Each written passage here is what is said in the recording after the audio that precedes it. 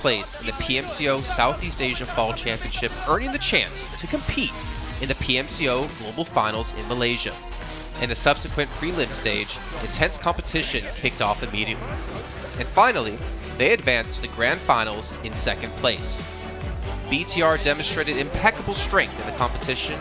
By the end, BTR was leading the lobby by a significant 106 points, bringing the first ever championship title to the SEA region.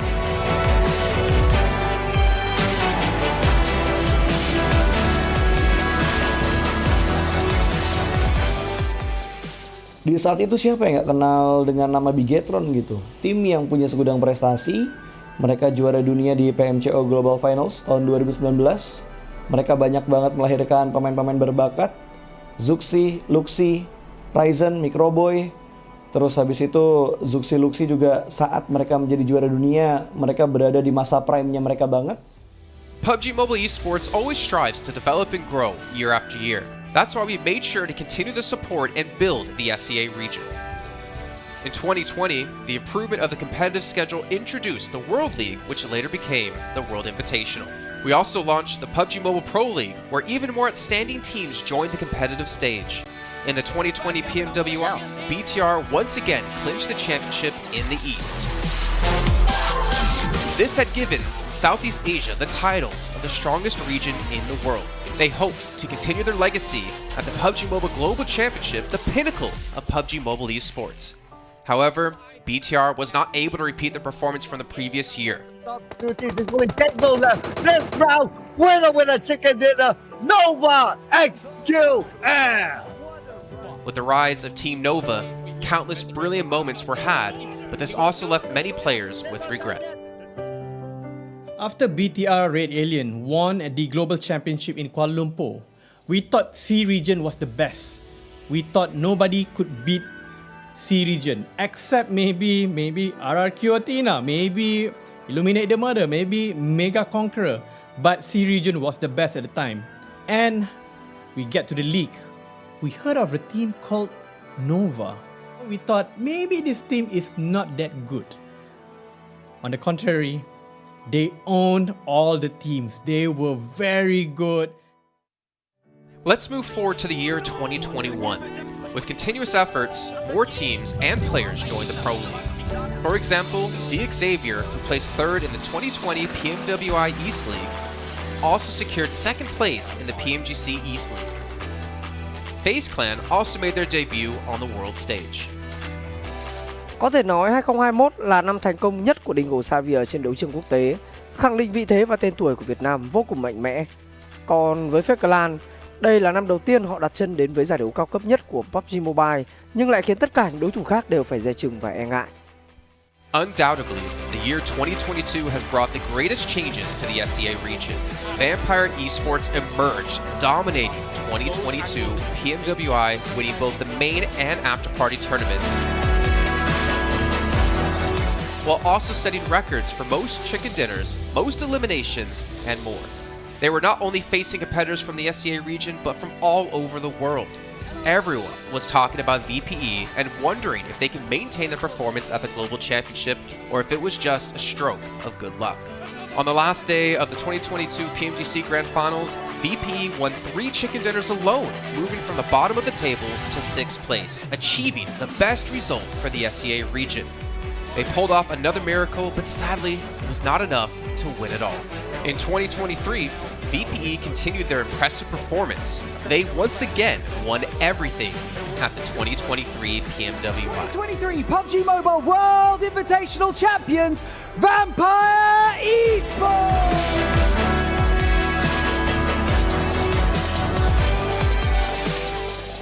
ก็ย้อนกลับไปในปีที่แล้วนะครับเอาจริงก็ผมมองว่าน่าจะโอ้โหไม่มีใครที่จะมองว่าทางฝั่งตัวแวมไพร์จะซักเซสได้ถึงขนาดนั้นนะครับเพราะยุคนั้นเหมือนทุกคนจะโฟกัสไปทางฝั่งตัวอินฟินแล้วก็เฟซแคทที่มีแบบว่าผู้เล่นดังๆนะครับแล้วก็ถ้าจำมันได้เหมือน PMGC ปีล่าสุดมากินไก่แบบเบิ้ลติดๆกันในวันสุดท้ายเหมือนเอาจริงน้องๆก็เคยบอกเลยว่าเฮ้ยเราเครียดกันไปหรือเปล่ามันเป็นตัวเองดีกว่าเล่นแบบปล่อยจอยได้แบบจอยเลยสุดท้าย3 ติดจบอันดับ 6ของโลกซะอย่างนั้นนี่นะครับแวมไพร์สปอร์ต เหลือเชื่อจัด But don't forget, Alter Ego, an Indonesian team, showed a very strong performance by winning the Super League twice. The SEA Super League was an upgrade to the previous championship, which by many is considered to be the most competitive league in PUBG Mobile. They could potentially become the next legend of the SEA region. Untuk dibilang legend, gua rasa belum sih untuk Alter Ego. Walaupun mereka sempat ngedapetin back-to-back champion untuk di PMSL 2023, itu menurut gua hanya sekedar untuk ngasih pembuktian gitu bahwa Indonesia tidak kehabisan pemain berbakat. Ya mungkin contohnya Rosemary gitu. Datangnya dia ke Alter Ego tuh bener-bener jadi ujung tombak untuk Alter Ego. Dan gak berhenti di Rosemary, masih ada Alpha juga yang didatangkan oleh Alter Ego untuk mengisi kekosongan atau kekurangan dari Alter Ego. Dan gue rasa PMGC 2023 ini akan menjadi ajang Global Championship pertama gitu untuk Rosemary dan juga si Alpha. Jadi wajib banget kita nantikan performnya mereka di PMGC 2023. Dan please di notes, pastikan tonton Alter Ego sampai akhir. Of course, there are many more teams we haven't mentioned, but these teams will all take part in the 2023 PUBG Mobile Global Championship. So what do you think? Who will be the ultimate winner in this year's PMGC? Will they be from SEA? Well, there's only one way to find out. Greetings, PUBG Mobile players! The long-awaited Frost Festival is about to commence. In the new version 2.9, we'll be introducing battles filled with a frosty atmosphere. Snow Battle is coming to town. Furthermore, you'll also get to experience updates to World of Wonder and Classic Mode. So let's dive right into it. In the Frost Festival, we'll be bringing you a series of snow-themed content, including a new Snowy Village-themed area, fun interactions with snow pals, and snow-themed items for more gaming fun and excitement. When miraculous December comes, the Frosty world will undergo some magical changes. Stay tuned for updates. Don't miss out. First, let's take a look at the new themed area, Snowy Village. The village covers a wide area of 280 by 150 and has loads of supplies. It's located near Stalber in Erringel, Iceborg in Livik, and Goroka in Vikendi. In addition to the buildings on the ground, the underground area of the Lucky Ice Tower is also worth exploring. Make use of the two-story layout to experience a completely new battle experience. Sound the bell in the Lucky Ice Tower, and you can even summon rewards. Additionally, the village also has a snow rail, which can help you quickly move around and gather supplies. It allows you to navigate flexibly between different areas of the village and also swiftly relocate to advantageous positions during battles for your team to counterattack more effectively. Of course, you should always remain vigilant to avoid becoming the target of an ambush. What's more, the village also features a special two-seat vehicle, the Reindeer. It's also a great choice for transportation as it allows you to swiftly move all over the map.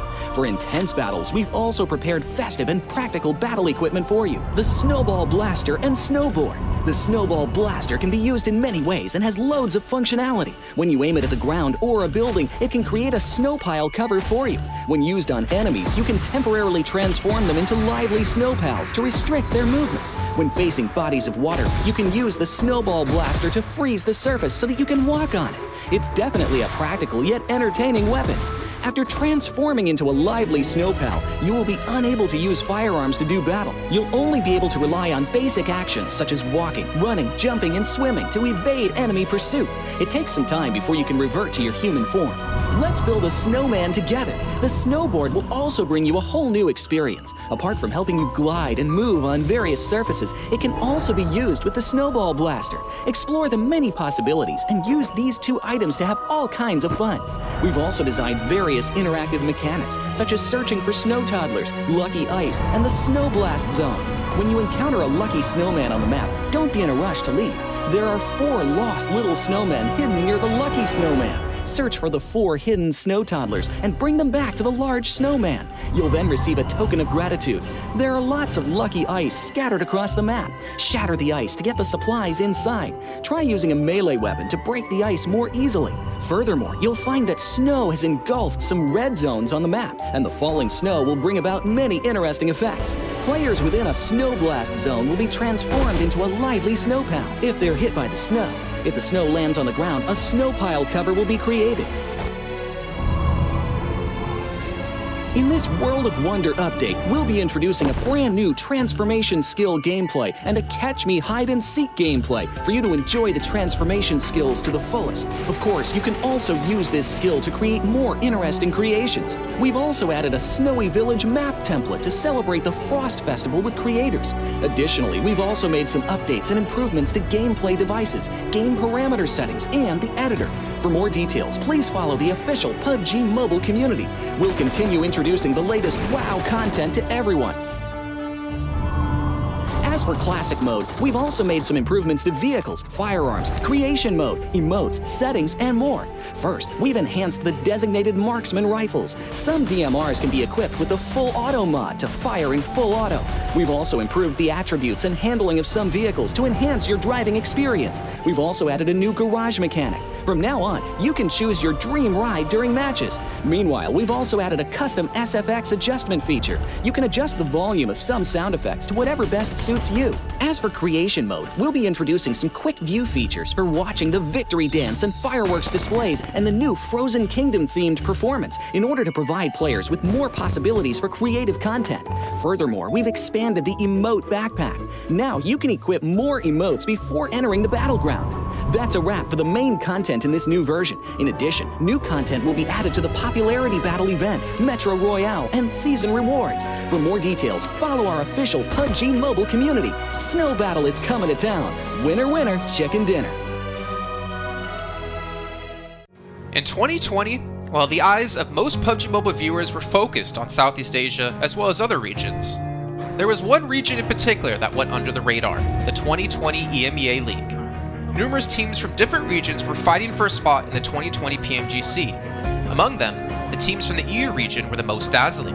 Kanina Power, which had previously won 3rd place in the 2020 PMWL West League, managed to break through and eventually won 6th place in the 2020 PMGC. Class Dilge Athletics from Turkey also successfully took 8th place.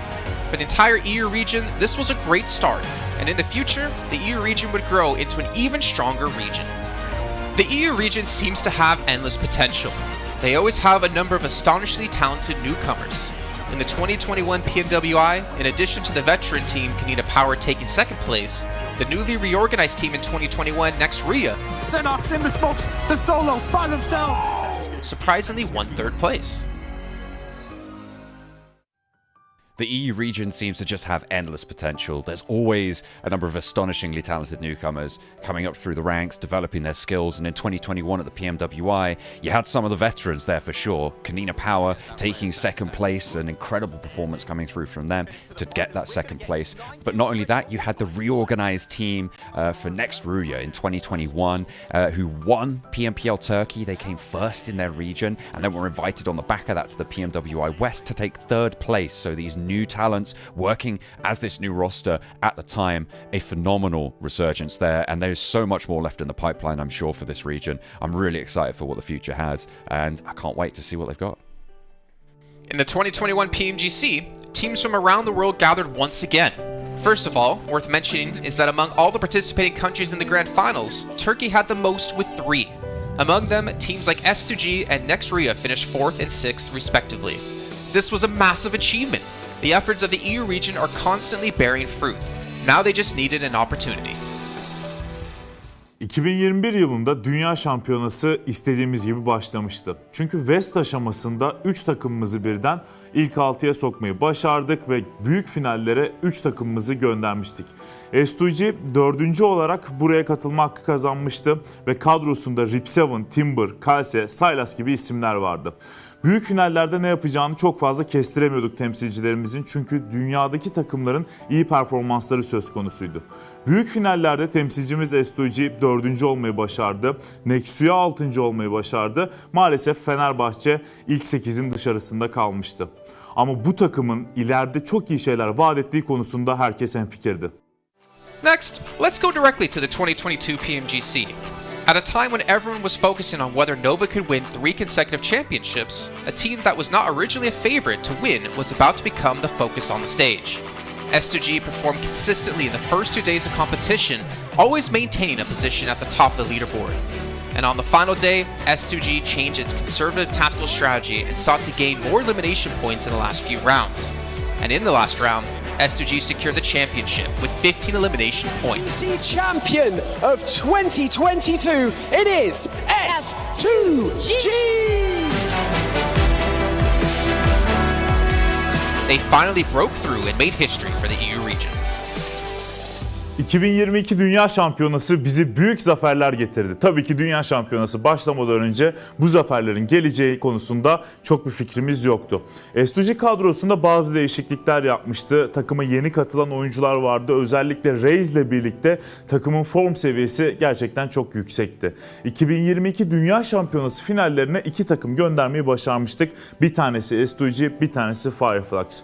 Maalesef 2 takımımızın kaderleri birazcık farklı oldu. İlk günden itibaren S2G sürekli olarak zirveyi kovalarken Fireflux için işler iyi gitmemişti. 3. gün geldiğinde S2G güzel maçlar geçirdi ve şampiyonluğu Türkiye'ye getirmeyi başardı. Bu Türkiye e-spor tarihindeki en unutulmaz başarıydı. This year, the EU region has continuously produced even more strong teams. First of all, G Gladiators won first place at the 2023 PUBG Mobile Pro League Spring Regional Championships and third place in the 2023 PMWI. Veteran teams like Nexria and Canada Power have been performing better and better this year and successfully qualified for the 2023 PMGC. Subsequently, hot recent teams like Mad Bulls, BRA Esports, Major Pride, Elise Esports, Demorte, among others from EU, have also successfully gotten a spot in PMGC. They all look forward to continuing the success of the EU region in 2023.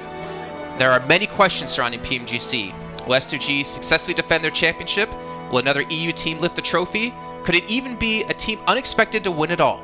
Let's witness it together in Turkey.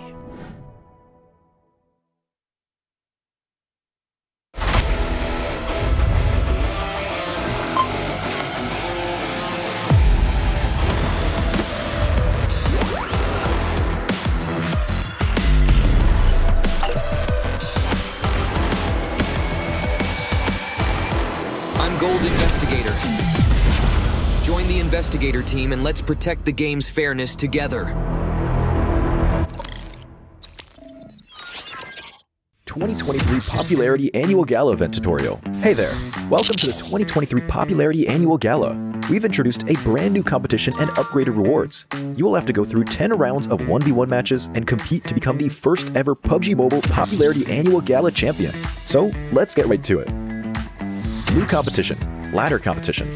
The Popularity Annual Gala event will be utilizing a new ladder promotion system. Players' initial ladder grade will be determined by their battle points at the end of the first round. Ladders are divided into 6 grades: Triple S, Double S, S, A, B, and C, with Triple S being the highest. Ladder promotion rules. Players are ranked based on the popularity they gain during the battle period. For rounds 1 to 9, the ladder results are settled at the end of every round's battle. Apart from ladder grade C, each ladder has 100 spots, with the top 20 promoted, the middle 60 retained, and the bottom 20 demoted. If you're trying to move up the ranks, be sure to stay within your ladder's retained threshold or higher before each round is settled. Additionally, ladder grades can only be promoted or demoted by 1 grade at a time, so your performance in the assignment round is crucial. Be sure not to miss it. Final Showdown. Based on the rankings from the previous 9 rounds, Round 10 will be the decisive showdown to determine the final rank and ladder grade placement, including the champion of the 2023 Popularity Annual Gala, who will emerge as the ultimate winner. New exclusive rewards. At the end of Round 10, rewards will be issued based on the player's ladder grade and final rank. For outstanding players, they will receive exclusive rewards that can showcase their supreme honor both in and outside the game.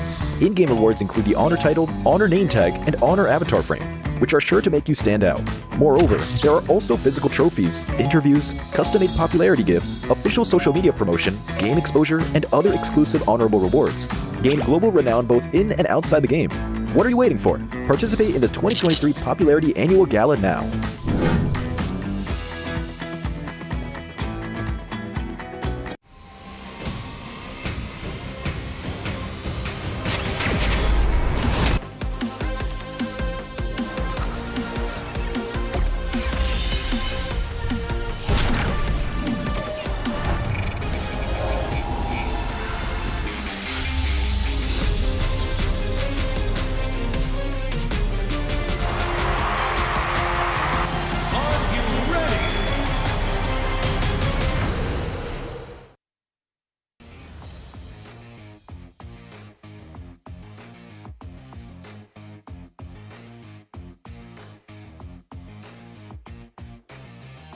Assalamualaikum. Welcome back, ladies and gents, to the 2023 PMGC Survival Stage, which is going to be marking our last day here for this stage. With me here on stage, I'm going to be your host today in Malaysia Battle Arena, Choo Choo. With me joining on the stage is going to be Yudu Alliance IGL rapper boy himself. Now, your playstyle, I know you're feeling good. We don't ask how he feels anymore, okay?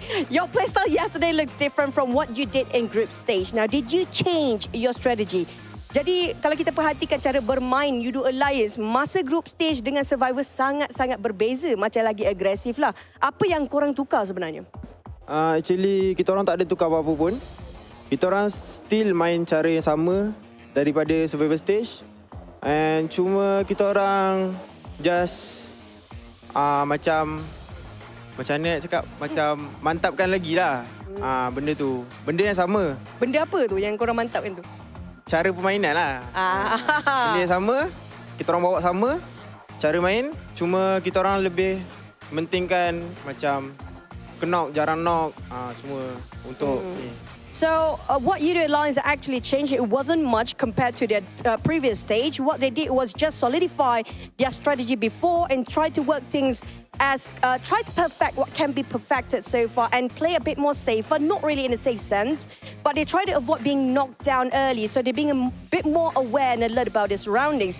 Now, last time I interviewed you or your team, it was Adik Look back then, you mentioned during the group stage, your communication was a bit unstable, a bit shaky between the players where the matches are not perfect. Now, I do want to know, is that resolved and how did you guys reset from that? Jadi sebelum ini kan, Chu pernah interview Adik Lu yang masa tu korang kejap tinggal solo je banyak kan masa tu kan. Jadi bila ditanyakan masa interview tu, Adik Lu cakap masa tu komunikasi korang macam agak berterabur sikit lah kan. Ada macam masalah, ada yang tak connect lah. Jadi sekarang ni persoalan ataupun korang punya masalah tu dah selesai atau belum? Lepas tu korang reset macam mana daripada orang kata kelang kabut tu jadi macam yang korang sekarang ni? Sebenarnya kita orang masih ada lagi masalah tu sebenarnya. Tapi cuma kita orang try ubah sikit-sikit lah. Macam try fix balik benda tu sikit-sikit sampai jadi macam sekarang. Dan kita orang pun, budak-budak ni pun rasa macam diorang nak pergi jauh. So dia orang kena ubah sendiri benda tu. Biasanya kalau macam korang cuba ubah sikit tu, apa yang perubahan korang buat sikit tu? Kita orang cuma fixkan balik lah benda yang tak betul, kita orang jadikan betul. Siapa yang cakap biasanya? Selalu coach and dia orang sendiri lah, dia orang nak perform kan. Dia orang kena buat lah benda tu. So what they actually change and try to make it better when it comes to their communication problem is not entirely resolved just yet. But they try to take baby step at a time, one step at a time, trying to resolve one by one and try to untangle all the problems or challenges that they are facing against. And I asked him just now who actually behind the scene that try to push them to fix their problems, usually coming out from the coach themselves. Now, who was your biggest rival when it comes to yesterday's group, which was a green group you're fighting against for yesterday's matches? And who do you think will affect you most today and who will be the biggest rival? Jadi semalam daripada green group, kita tahu group yang berlainan semalam dengan hari ni korang akan lawan dengan red dengan yellow kan. Jadi untuk green group, siapa cabaran paling besar korang? Tapi untuk hari ni punya group pula, siapa orang yang akan korang tengok sikit? Untuk group green, saya rasa Macbull lah. Sebab dia point tinggi kan. Tapi kita orang tak pernah jumpa dia pun. Tu kan. Tapi dia pencabar. Lepas tu untuk hari ni, mungkin saya rasa INF. Kenapa? Sebab dia first day dia dah dapat 70 berapa point lah, macam something kan. So dia dari ni mungkin dia boleh naik nombor 1 lah untuk hari ni. Dari segi point sajalah. Ya. Kalau dari segi dalam map ada so, tak? Dalam game saya rasa diorang tim yang kuat lawan. Diorang tak kisah apa-apa lah. Memang diorang lawan je. So kalau kita orang jumpa dia, mungkin kita orang boleh bagi fight lah untuk diorang. So, coming out from Yudu Alliance, the strongest contender coming out from Green Group possibly was Map Bulls because of how they can just pull up a lot of points within a map and how they can push themselves high up there. When it comes to today's group, it might be High Chance Influence Rage or INF, where they do have a bit of a contender when it comes to fighting, when it comes to team fights, they're pretty strong themselves. And when it comes to placement points and overall point ranking, they might actually have a shot at getting back that #1 spot. But when they're being forced to fight against INF, if needed to, in certain compounds, They will try to give their best fight there is. Now, how confident are you to get your last 5 slots? We do know that there's going to be only 5 slots to Turkey. And out of 10, how much you rate for your confidence right now? Kalau diberi point 10 mata untuk penuh, confident level korang tu untuk pergi Turkey tu nombor berapa boleh bagi? Confident level untuk pergi Turki tu saya rasa 9 lah. 9? Kalau kita orang dapat bawa gameplay yang macam semalam, insyaAllah sampai ke last chance nanti kita orang akan dapat benda tu. Tapi Cun nak tanya kan, kalau nak sampai ke 10, yang satu lagi point tu kat mana yang korang boleh letak sebenarnya? Kenapa bukan 10? Sebab kita tak nak target tinggi-tinggi. Sebab terlalu confident pun tak baik kak. So kita just buat yang terbaik and berdoa dan usaha lah. InsyaAllah. So they do have quite a confidence here today when it comes to the confidence level. Out of 10, you will give it a 9. I did ask how to fulfill that 10% confidence. How can you get a 10% confidence? And what was that one point that are lacking right now? Is that it's not really lacking that certain aspect. It's just, it's not great to be overconfident as well. That's actually a great insight coming from players. If you get overconfident, you are prone to make mistakes even more. Thank you so much, Triple for such an insightful interview. I think we're going to start off our last day of survival stage here. Who will make it to the top 16 to get into the last chance later on? We're going to toss it back to the casters. Have fun for today. See you guys in the next interview.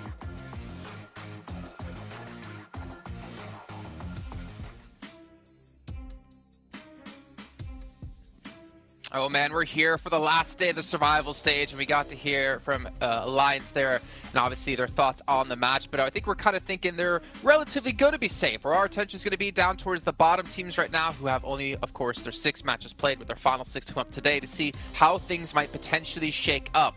Alter Ego, they're going to be looking at this and watching with a bated breath, hoping that they can hold on. But we'll see what's going to happen today. I'm your host, Jason Kappa, joined by Max Ben and Kalaris, and honestly, yesterday it was tough. Malise getting a victory at the very end of the day to catapult themselves up the leaderboard. For them, it might have been just enough to get themselves through to the next stage. Maybe.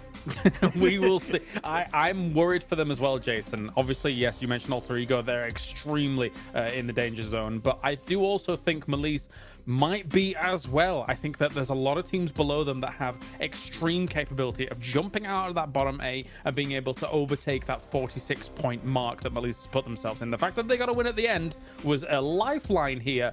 But it might be absolutely down to the wire for them. I don't know if it's going to be enough. There's so many teams that are going to be racing up there. Maybe they're going to be held by Influence Rage. They're just going to steal points of every other bottom team, apparently. But no, at the bottom is going to be tough. You got a lot of competition here. And pretty much out of all the teams competing for one of those bottom spots to make in top 16, half of them are going to be completely sent back. Well, they're going to be completely eradicated after these matches. That's a bit dark. But yeah, so it's going to be tough competition here. But one single win, because it's such a small gap here, Jason, could be enough between you going home or making it into last chance.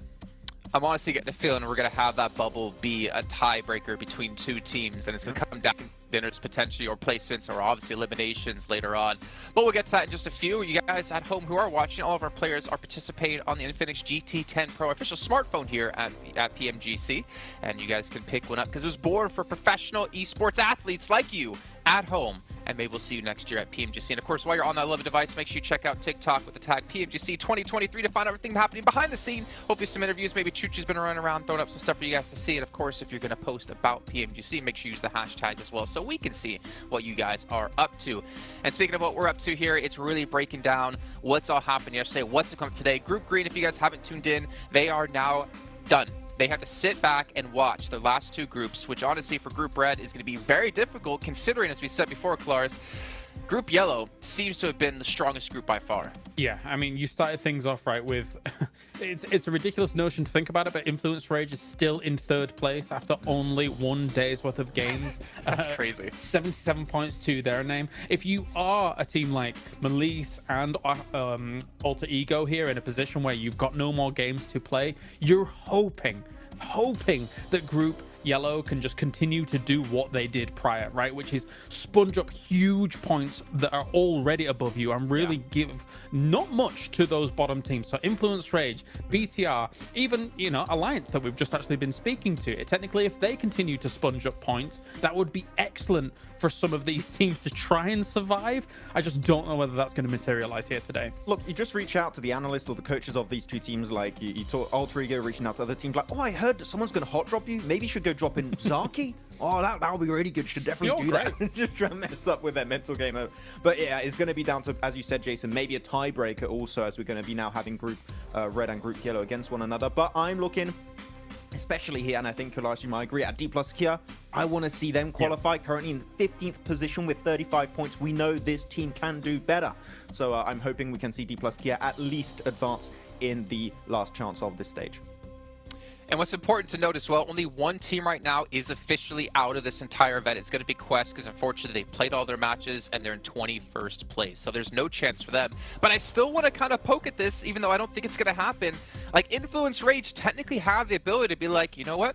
Why don't we just drop on BTR every single time? Because there is a world where they can prevent BTR from qualifying if they can force them to have these bad games. Oh, BTR. Why BTR, Jason? Is that just well, I'm just looking on the list in the sense of like who potentially could be one of their biggest competitors to get one of those only 5 spots available in the last chance event. I don't know. You're going to get a few DMs. We'll see. But yeah, of course they could do that. I think doing it on the first half of the day, Jason, might not be the best course of action. But I think if you do it later on down the line, if you see, for example, I'm looking at D+ Kia, I'm looking at your Nigma Galaxy, maybe also, as you said, BTR or Procedure Evos, if they are lower on the rankings at the middle point of today, it could be a good idea, especially if they drop next to you or they have a very similar rotation path. I think that's something you really need to look towards to try and clear that for the last chance if you really want to make it that far. So yeah, it could be something interesting for Influence Rage, even teams at the top that are going to be looking comfortable after these first few matches. But hot drops could be happening later on if they really want to clean up some competition.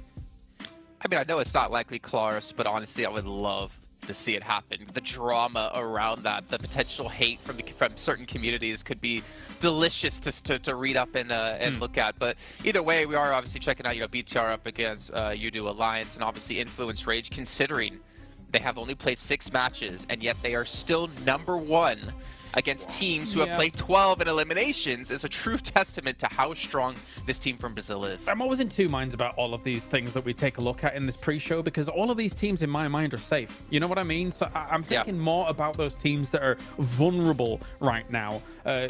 Influence Rage, yeah, you're awesome. BTR, you've only had, 1 day's worth. You're on 52 points. You're awesome as well. Good stuff for you. You're going to be going through. Like, if there's ever going to be, like, truly targeted things, Jason, going into the Grand Final, I think the last chance is a great spot to potentially do it, because it is so lethal, right? It's only 5 spots going forwards into that.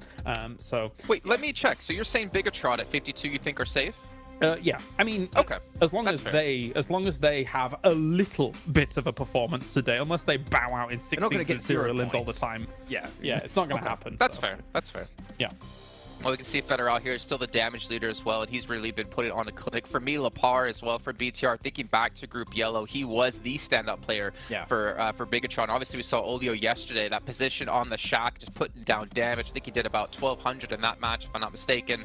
Really putting in work here for UD Alliance, where they obviously had a previous mistake on the Erangel before against Procedure. Yeah, it's cool. It was cool to see from UD Alliance that they can wrap up these games. As you said, Olio had a great performance in those 2 games, though we do have to keep in mind that on those 2 Erangels where they got a second place and a chicken dinner back-to-back, they drop northeast side of the map, right? Which is a very easy rotation. Those were, in my opinion, 2 games where they could very easily reach podium every single time, Jason. So that's good for right now.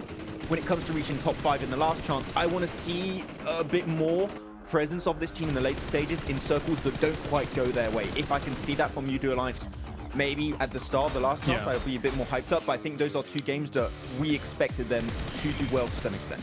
Yeah, I mean, if you think about their entry point to circles on these Erangels, right, they're coming in from the north side from 2 circles that were exactly the same, and there was no contesting really against them. In the first one, yes, there was, because, their approach was slightly different to that second one, but they were able to convert on it really nicely. If you do take away those 2 games, there are not in no man's land. They did get 9 eliminations in the game thereafter, as well as some placement points, but their position definitely looks a lot less healthy. But I don't expect Alliance to truly slip up here throughout the day.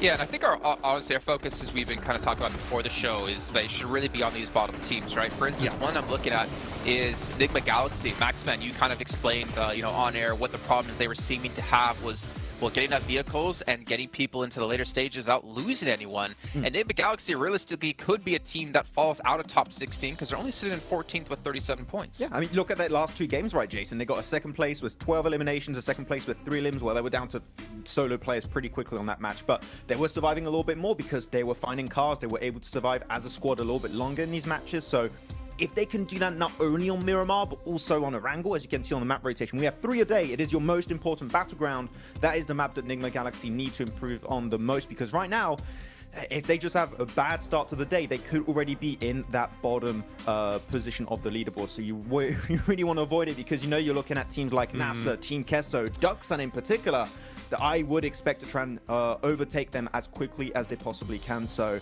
Enigma's got to be very careful how they play the earlier stages of these games.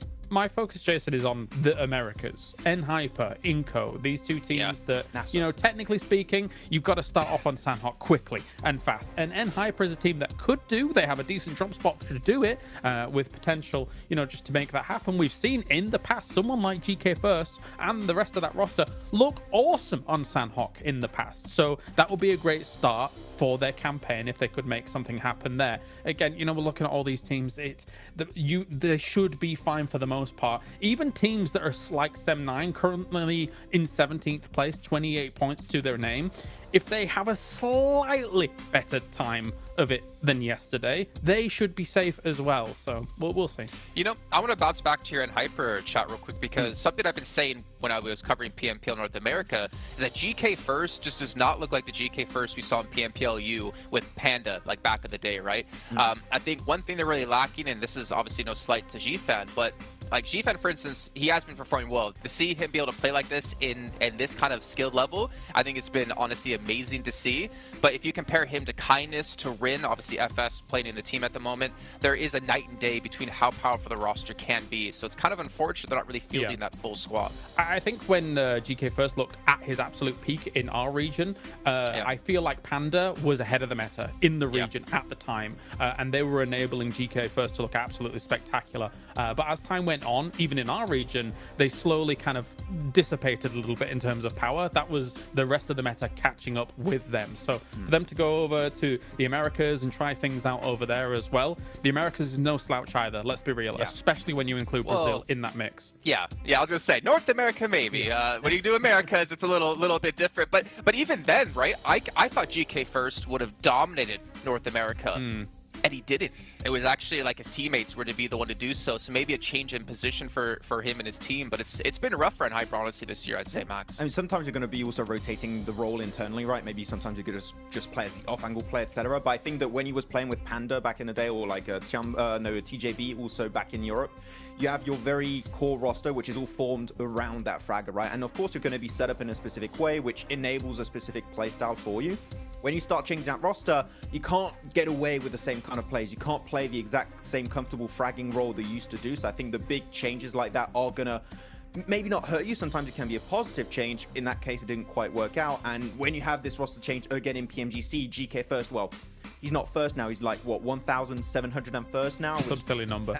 Some weird number. GK First was really good, but it does change the whole dynamic of how you are used to playing the game. So, of course, you just don't have the same communications. The angles taken maybe are different also in the fight. So he just doesn't seem as comfortable as he used to be. But we know he has that potential. Just needs to get back to that, like, glory day kind of.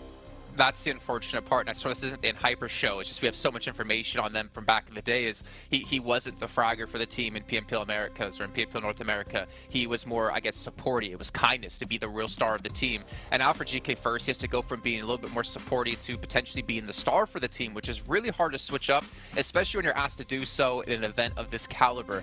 But maybe look at some other teams like Inco. If we look at all the Brazilian teams and the success they've had, obviously Alpha 7, Loops, Influence, Rage, Inco has been a little bit underwhelming. However, I will say one thing. Nenebetcha yesterday, we saw that like 1v whatever out of him.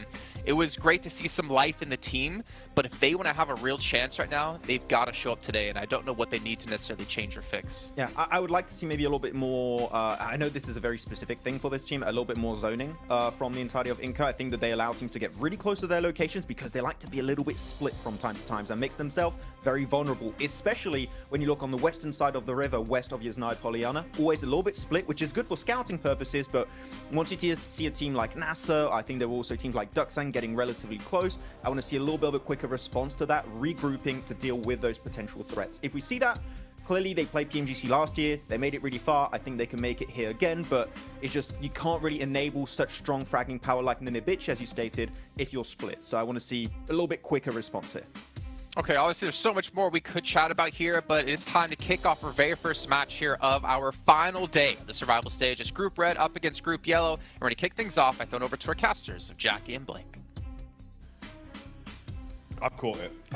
It's all right. Thanks, Jason. Thanks for throwing that over. As we're in position, Blank, for hopefully a day that continues on with the trend we've been seeing, because every day feels more explosive. It feels like the quality of games we've been getting has been really, really good. So I'm hoping that carries on now into what will be the last day of the survival stage here. Yeah, we've kind of been on that next hype coming into day 3. And it's pretty crazy, the amount of differences and changes that has been coming through. Obviously, we're trying to focus a lot more on those bottom side teams who are in danger, right, of not going through. Malise Esports was a big one yesterday. What an incredible win they had right at the end of the day, but has it been enough? That's the question. Alter Ego similarly in a struggle position just behind them, 44 points to Malise's 46. So we'll see what they can do if they can remain in the lead here. It's all very, very stressful. Nigma Galaxy didn't have the most amazing day yesterday, definitely stepped it up towards the end, but their rotations coming off the rip were catastrophic. It was a little bit stinky, I will say that. Yeah, a bit smelly. A little bit stinky. So hopefully there's improvements there, man, because it would be a shame to see him kind of like limping through it again. Because, yeah, I don't know what it was. It felt like they had an allergy to vehicles yesterday. Only one between the 4 of them most of the time. And a lot of kind of, I don't know, silly moments of shenanigans, really, where it felt like they could have just stayed pretty, sat where they were and been content. And instead, Blank, they were roaming so heavily, they were just getting picked to pieces. But we'll put a pin in that. It's a thought for another time. We'll see if they reflect changes today. And we'll see what we get here as we go into Sandhawk.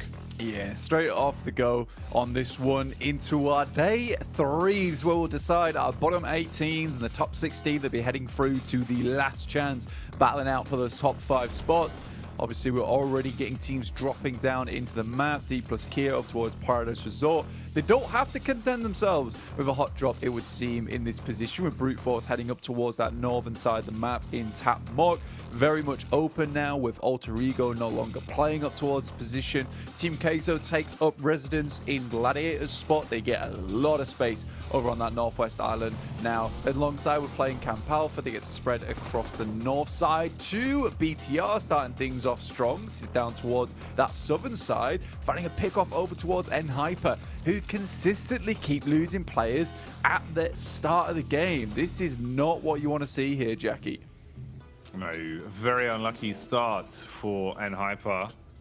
For BTR, Shu being on the other foot, this is a great opening storyline for them in the sense where, hello. Everyone's on a move. They might be taking a few shots here as IHC have caught whiff of Yudu Alliance battling their way down through the sky. But I say, man, for BTR, at least it's the fact that if you can come out, flex the muscles a little bit early, kind of put the pressure back on, I think that bodes well. Because we were saying on the desk, you know, there's chance that potentially some of our teams will want to target them a little bit. Similar story with Influence Rage, just because the sheer buffer of points they've already built.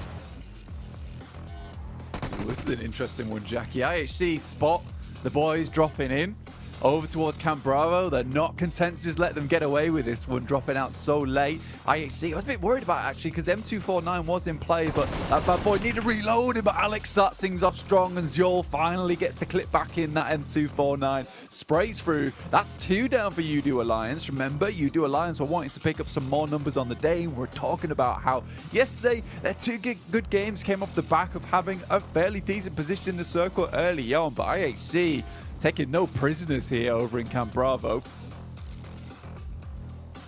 IHC as well. Honestly, they had some really impressive moments. I think the individuals on this side for me is what was giving me a lot of stock. I think there's room for them to kind of spread those wings a little bit more today as well and prove more of that. But that's an unlucky first encounter because both of them are looking to try and continue to keep their current placement relatively high up in terms of the upper echelons of the standings. So securing any early elims will be the dream scenario. Inco as well, clocked here by Duxan as they've been spotted on the rotate. Few bullets barreling towards them, but that's about it. I think for Inco, they're a fairly crazy team, let's put it that way. Some of their rotates feel very dangerous and dastardly, but they're able to get themselves into a fairly decent position here, grab themselves a compound towards that central region of the map too. So happy days for Inco going forward. Team that definitely needs to put the burners on right now because 21 points, that's not going to cut it at the moment. We'll need to get a little bit further into this match. Rook, we were talking about how we were impressed about this team, right? It took some nice central positions early on, and it seemed they were fairly decent at controlling those positions too. So I think for Rook Esports, this is a decent start to their game as well, considering where they are, just on the south side of Paris Resort, where the zone has pretty much sent itself up towards that northeastern side. So a lot of compounds in play, and it's a nice actual circle for Sandhawk to start the day off with because we're not flitting between the northwest island and the southwest island. Everyone's fairly certain where this one's going to end up. Uncertainty is really kind of a hot commodity on these Sandhawk games. It feels like, you know, nothing has been able to be taken for granted, really. It's all been a little bit explosive, a little bit more uncharacteristic every time. So hard to call a lot of the way these games are going to go, especially today, coming into it with the lobby shake-up as well, and how much extra pressure is going to be on these teams, knowing that not only have you kind of left it up to the fate of the other teams with the points they've already accrued, but that any mistakes made over the course of the next 6 games, that's it. No chopping, no changing. You are sealing your fate with these. So this Sandhawk needs to be a good stepping stone, a good springboard for some of our squads that are looking to have a huge day of it. I would imagine Influence Rage would want to be one of those teams. Definitely flying the flag high for Brazil. They had some barn burners when we saw them previously, and that was because of the way they played. Very aggressive, very in-your-face PUBG Mobile blank. You know, they were always playing for the elims. Even in games where they weren't really looking towards the final circle, they were racking up the elimination points. And today might not even need to be as aggressive as they were previously, right? You know, you've got a good safety net to work with, so maybe that calculated style of PUBG could be coming out from them as well. With Influence Rage having some of these bar burners, you're right, because they were absolutely smoking some of these teams on the side of Sandhawk on that day one as well. They came second place, only shut down there by Mad Balls, and Mad Balls had to make probably one of the best rotates and bit of gameplay we've seen from that team in a long time there on Sandhawk to make that happen versus Influence Rage. Even then, it did look a little bit dicey, but for Influence Rage, like you said, springboard is Sandhawk. It's a great way to start off your day. It is always a stressful one as well because you need to immediately get back on the bike as soon as you finish your Sandhawk because it can go horribly wrong. A lot of times in our league formats, we do have Sandhawk towards the middle side of the day, but Hyper does find Mamparang here from the Sem9. Sem9 taking the first few bullets. They will lose a man. He'll expire for now. Clap back on the streets as well as Rook are rocking the boat. The compound control working well for them. You push up close, you are going to get barraged with bullets. So they find a freebie on that one. No real room to trade or even instigate a fight back into it as well. So that's basically just one elim given up for nothing. Yeah, for Rook Esports, again, they're a great team when it comes to that defensive things and holding on to the central compounds. And I think, you know what? I will say that NASA got very fortunate yesterday because some of their compound crashes looked quite messy, but they were sort of getting away with it just because of their gun skill was fairly decent. But rocking up to a compound like that, you're not going to find an easy access, easy entry point, especially with some of these teams coming in from Group Yellow, who we know are absolute powerhouses. So for NASA, sort of an unexpected approach for them. heading over towards Root, just get immediately decimated. So they're stuck over towards that eastern side and barn for the time being. We'll have to start moving up and round. Luckily, Udo Alliance, after their first engagement, their first foray into the match, being hunted down by IHC, only down to 2 players, so not too much of a difficulty to be dealt with up in that top side of the region. Obviously, Nasa don't know this, but again, a pretty wild rotate from Nasa, flying in towards D plus Kia at the moment. We'll see if they do spot them out, and if a fight does ensue.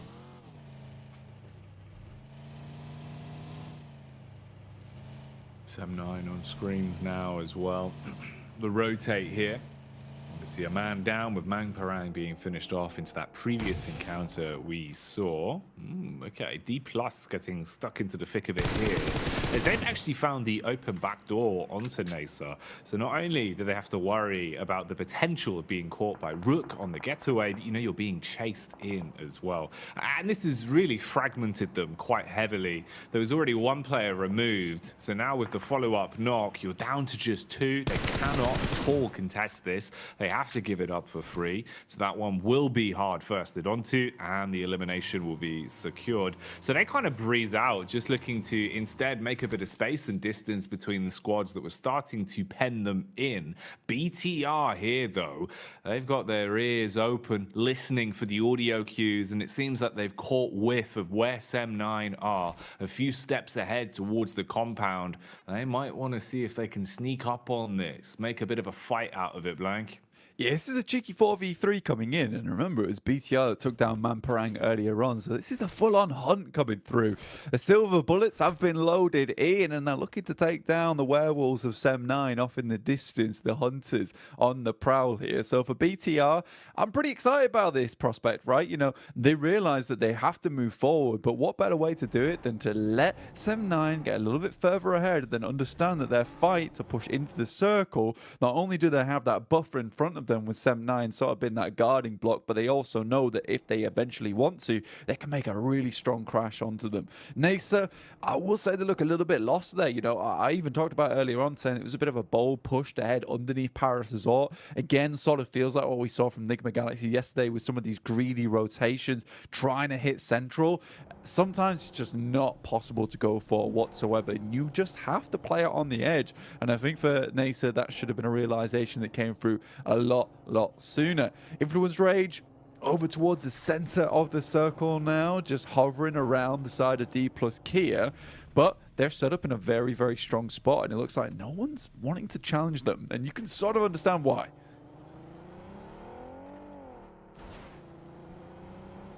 Mess around and find out. Probably not worth the risk at a time like this, with it being such an important set of games today. Nades detonating in air as the clash for control of the hill could be kicking off shortly. IHC just on top of Nasa as they're in position. 2 of the players down with their belly on the ground, looking for the push over the ridge side. Meanwhile, Sem9, of course, this is the side that we were waiting to get snuck up on by BTR. It seems like they have instigated the fight, finding a knock onto Kenny for free, and Sem9 have bailed out, going for the quick getaway. Pulling up to the party, though. That's what we're seeing here. Influence Rage get a chance in the limelight. A clash between the 2 teams as they go back and forth. First man falls as Lil Boy takes a heavy hit. We'll at least trade onto it. So you're looking at a raw 3v3, but the DBSs are singing, Blank, and the compound is looking a little bit iffy now. Nice plays from Team Queso so far. Some really good nade usage. Federal as well as Law last remaining, looking to push onto the building. Law comes in with the DBS from the side, looks to maybe pick up his teammate. Molotov out the window, prevent the run out, and there's a nice shot there from Federal, which will finish it up. And at least Influence Rage get away from this fight with 3 players. Looked messy at the start, but a really good comeback there. Nice bounce back coming through from Influence Rage, being very elastic in their engagement there. Good stuff indeed. Love to see it. I'm also happy with the fact that Team Queso decided that they take the fight on that one, Jackie. You know, I don't think a lot of other teams would have the balls to do something like that. And it started off fairly decently, but the amount of pressure the Influence Rage is able to put on like a switch, it's really difficult to deal with. No, there's a lot of key takeaways from that already. We're starting to see that some teams do have a lot of confidence coming into today, which is nice because, you know, we were worried. We were seeing it over the course of the past couple of days where some of our squads that we know individually have really good talent when it comes to kind of just going for those dives, using their gun skill, playing very proactive, very confident. They weren't sticking to that. They'd kind of broken out of the mold. They wanted to play a little bit more respectful, a little bit more defensive. When we're seeing dives like that, it's impressive. And I was right there with you as well in the sense that it seemed like Influence Rage, they were kind of overwhelmed on that one. It was super messy, Blank, but mop and bucket action by the end of it. They cleaned up and do hold on. Having 3 players still alive is all right as well. You can build off the back of that, and it's still 4 elims. And with their total point score already, that's going to be pretty damn good for them. Sem9, they've just been getting punched around the battleground, Blank. It doesn't matter where they go, where they try and find safe haven, they just run into someone that wants to shoot them, and it's happened again. Yeah, unfortunately for Sem9, it's just really not a really bad situation for them, though. And I mean, 90 Depp is 90 feet deep at this point in time into the ground with Inco taking him out there. But BTR, I think, have just caused them so many issues from that get-go. And I love teams that, you know, you find one pick-off and then you just follow a team into the circle, right? Because eventually you're going to find a way in. As long as you keep tabs on that team, it's very, very nicely done from the Indonesian squad. So very much happy with the way BTR played that one out. We do get another circle shift. And to be honest with you, these circles have been pretty hectic, right, all over the place. We started over towards this western side, moved a little bit further towards the east, and now we're heading southeast again. So in this situation, you're looking at NHyper to have a decent spot, which it would be if they hadn't have once again lost a player early to BTR. It's just this carelessness in the early game that seems to be coming back to bite them a lot of times. And with a big old set of teeth as well. No nibbling, big bites are what we're seeing. Awful lot to get done into this one. Then FaZe seem to be taking a couple of pot shots from Duxan as well. Duxan have actually looked a little bit more proactive. Similar kind of story for them. They've been getting thrown into a few of the fights. Fighting is all that we've seen from Udo Alliance. Even from the moment they tried to drop into the action, they were losing players. And again here, they will finally go down as they fall out of favor towards the end, being finished off. And in the fashion of feeding points to the last place team as well, giving over those 2 elims. D-Class back on screens here. They've also been roaming quite a bit, looking to put the pressure on where possible. Wow. Influence Rage, in the meantime, seem to have found FaZe and just wiped them off the face of the earth, Blank. They're gone. That was a very, very swift amount of eliminations going through over towards FaZe. That's Mela down and out as well. I wonder if that's their last player, but I think they do have one final squad mate out inside the blue, currently trying to wander his way in, but Influence Rage were having none of it. And again, this is what we sort of expected from that team out on that western edge, just to hold and play that edge play style, guard some of these teams, gatekeep them out on the outside, and then push in later on. It's a team that just loves eliminations. They're up to 6 already, you know. Again, that was one of their main MOs on that day one, which was picking up eliminations every single match. It was very hard to keep up with them in that, right? Nice shots here from Nigma Galaxy. Again, we said that some of their rotations were catastrophic on that first day. However, they did bring things back somewhat in a fairly safe position if they keep putting up these points. Right now, they're holding their own versus Nigma Galaxy with Coops on the outside, taking down many of the members here from D+ Kia. Back and forth affair, bullets being thrown all over the shop with IHC on the outer edge, even finding opportunity to punish towards NBE Sports. DK Plus trying to back off somewhat here as well. They've got a nice amount of map geometry, at least, with some of the rocks providing cover from the fight down towards the hillside where Namiga are pushing from. Duxan go out in the meantime as BTR have won the battle there. It seems like nades with a real big payoff as they blow them away. And this is just so much utility that's being drawn out from our teams as well. Constantly bullets firing overhead as you're so closely grouped and you're looking to at least contest, basically trying to weather the storm on this one and survive with the amount of infighting we're seeing from different teams. Third party alarm is ringing for DK as they see the opportunity to strike. Running away as quick as you can. I don't know if G-Fan's going to be able to make moves quick enough to get out of it, Blank, as they are hot on his tail. Yeah, just about makes his way out of there. FS looking to deal with Brute Force now, who wants some more points on the game. Tries to get the quick flick off with the DBS, but flies around the corner. Wings sprouting out the back of his back there. Looked really, really good. And it will be YDD to make himself into a little compound, keep himself safe for a little while. We get a northeast shift on the circle. Does support IHC somewhat, but Influence Rage still gathering the storm on that western side, starting to push their way in, getting shot at by 3 different teams, yet they're about in the circle now. Oh, the last second heal here coming in.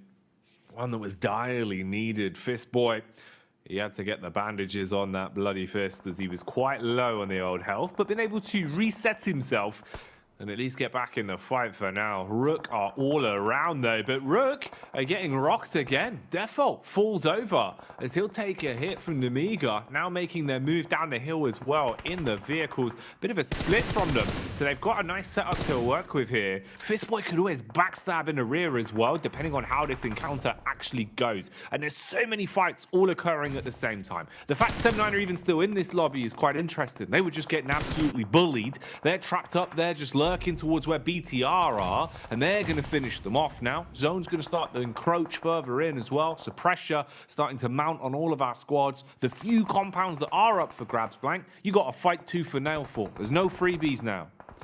Influence Rage leave the game, but with 7 eliminations, feeling pretty happy about this one. Similarly, BTR have been doing fairly decently in this match, and you got to love the way they've been pushing in, slowly taking out teams, more of like this an assassination playstyle. Nigma Galaxy up to 5 eliminations now for themselves. Coops and Co on the top side of things over towards that western edge.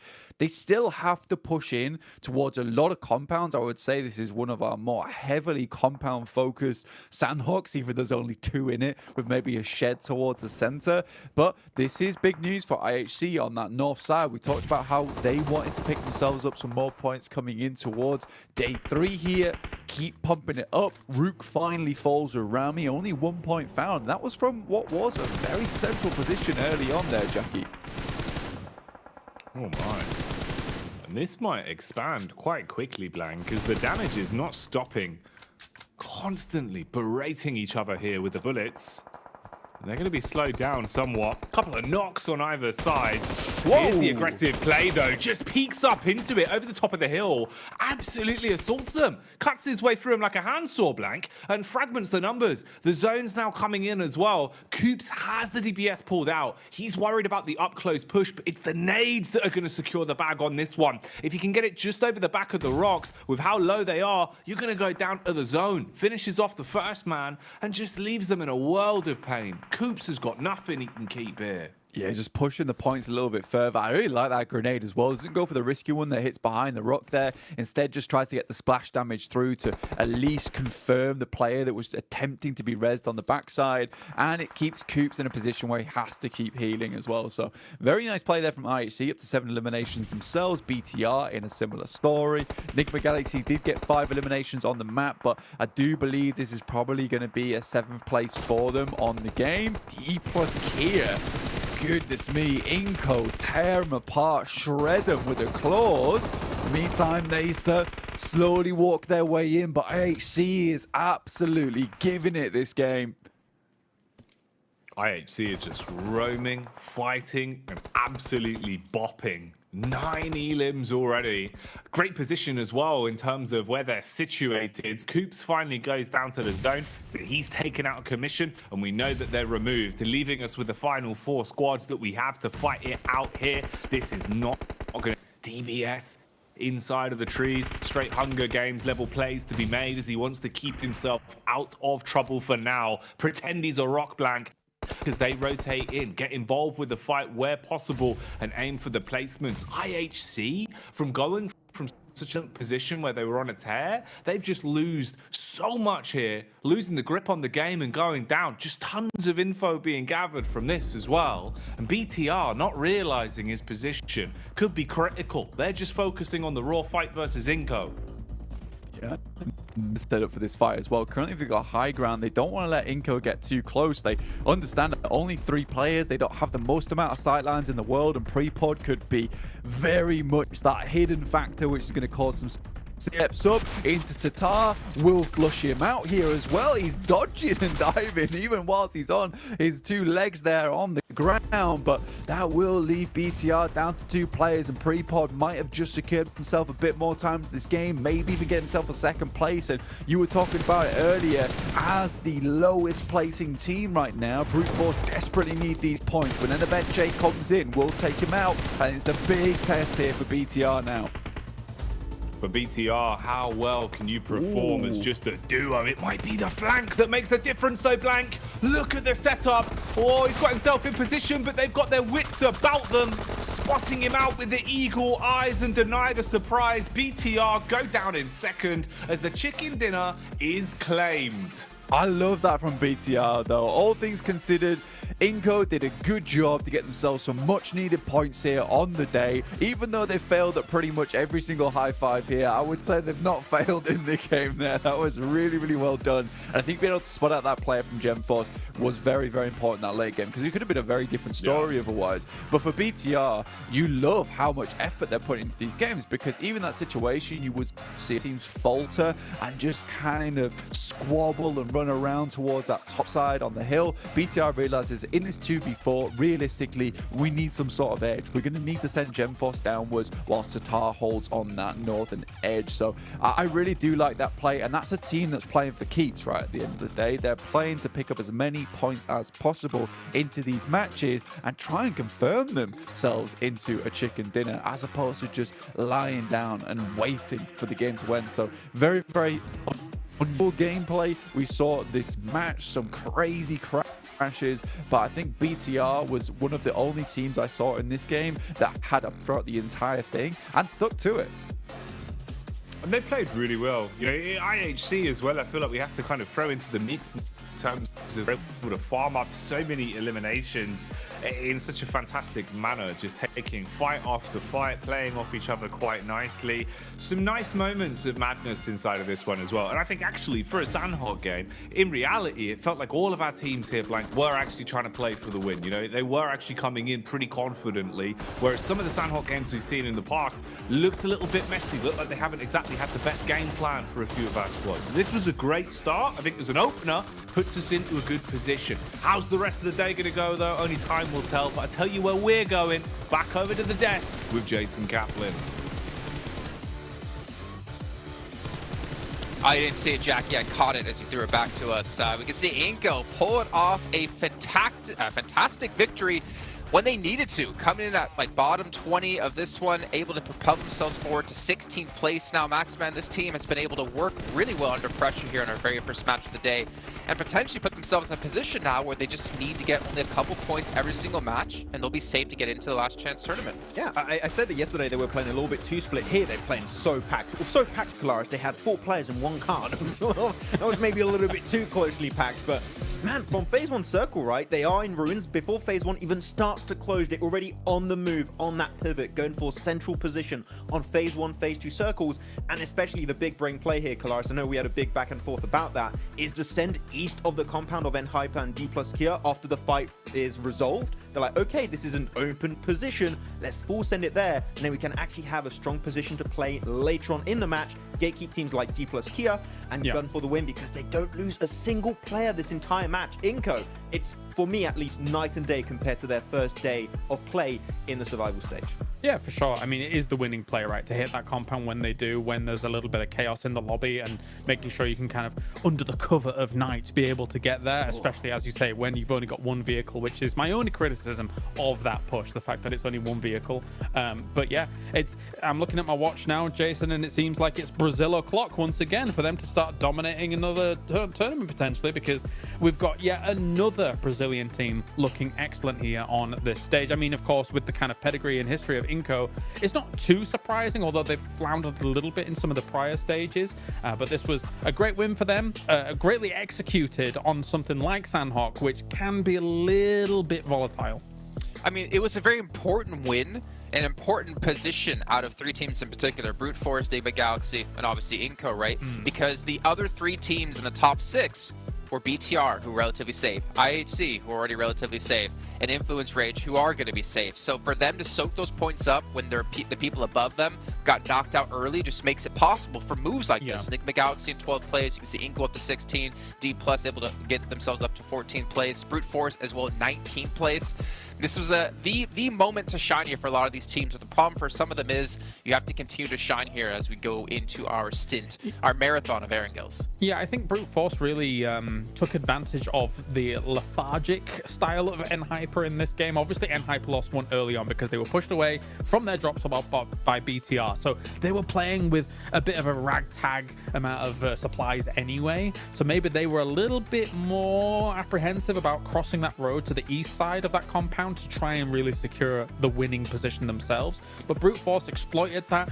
They came in zooming whilst Enhyper wasn't really willing to move whilst that's going on. And that benefits Brute Force, especially since they also had one up in the fields in the middle of nowhere that was able to take one from BTR at the end. So, I mean, that's an extra little point on their shoulders as well. It's something that James actually said, Max, while we were watching that match, is just how deadly and how much of a different mindset Influence Rage can play knowing they are safe because they have no pressure on them, which means all the other teams out there need to be definitely aware of this team and maybe a little bit afraid of this team. Yeah, everyone is just stressed out at the bottom, like, oh, we got to qualify to survive to last chance and make it in. They're like, these are scrims? We're very chill right now in this lobby. We're having a good time, yes, and then maybe they can have an impact in the lobby later on if they want. But and even though they were not really maybe trying hard, right, they still got 7 eliminations. They are, I believe, going to be first place at the end of the day. I don't think a lot of people are doubting that for Influence Rage, so they're going to be chilling at the top. But I'm looking especially at the bottom teams because, again, that's the big storyline for today. I don't know what was happening for NASA. In particular, they're going from bad position from Barn to then Southern Paradise Resort fighting D plus Kia, losing 2 players, going back to Barn, fighting IHC. I want to see a little bit more structure for NASA because it seems like they don't have a clear game plan in mind, which you're going to need if you want to be able to deal with teams like Inko because, again, that limit at the bottom is going to be very rough to overtake. It's going to be rough to overtake. We're going to continue to see some shakeups happen as we head back into our second match of the day. It's going to be Erangel with Jack and Blink once again. I was going to try and do like a little steering wheel bit and we could maybe make something about overtaking Blank, but we'll workshop that. We'll do it for the next throw, you know, we'll work on it. It's I'll get in the car. You know it is. Yeah. 100%. Just get the GoPro, you in the front seat, you know. It'll be banter, mate. We'll have more cars than I've seen some teams use over these games. Yeah, we'll have at least 5. Like this team right here. It's kind of worked out perfectly. Oh, what a nightmare. Oh, dear. Whew, right, well, chaperone-related banter aside for driving cars around, let's get into what we're working with here then. The first of the 3 back-to-back Erangels that we get into. I'd hope that, you know, this is normally the portion where first game, maybe there's a hot drop, maybe there's something crazy. Game 2, game 3 feels a little bit more calm. First game of the day, though, with Sandhawk Blank already had a couple of surprises in it. So who knows? Maybe the script for today has been ripped up a bit. Maybe we're looking at some unknown quantities here in the Erangels. Yeah, I mean, to be fair, for that last Sandhawk, it really did feel like everyone was trying to pump as many numbers as possible. We saw a lot of teams with a lot of eliminations there, and you can just tell how hungry some of these squads are to pick up those points and pick up those eliminations early and just give themselves a good chance to get towards that top 16, which is making it quite difficult for a lot of these other squads. And I mean, Kale was talking about how, you know, for Group Green, they really hope that some of these squads at that top side would be vacuuming those points. After that, Sandhawk just doesn't feel that way. It feels like a lot of teams are really absolutely pushing against the tide here, just swimming into it as fast as possible to attempt to get towards that top 16, which does leave teams like Alter Ego and Malise Esports feeling slightly queasy, I would say, at this point in time, where they're on this really kind of the cusp at the moment. You know, Malise Esports already dropped in from a 7th place all the way down towards an 11th now with 46 points. Enigma Galaxy slowly closing the gap. Alter Ego in 13th place, 44 points, and I think it's likely by the end of the day that's going to be a 17th, 18th place team. Well, here we go then. Let's see how things start to shake up off the back of our first game of Erangel. Plane path is locked in. Teams are diving out all about the coastline here, Blank. It's like booting up DayZ for the first time. Except it's Erangel and it's PUBG Mobile. We're back in it, yeah. But obviously this is a pretty horrendous little playing path for us down towards the south side, just crossing all the way. And I mean, teams got to make like this difficult decision of, do we want to drop down towards Sosnovka?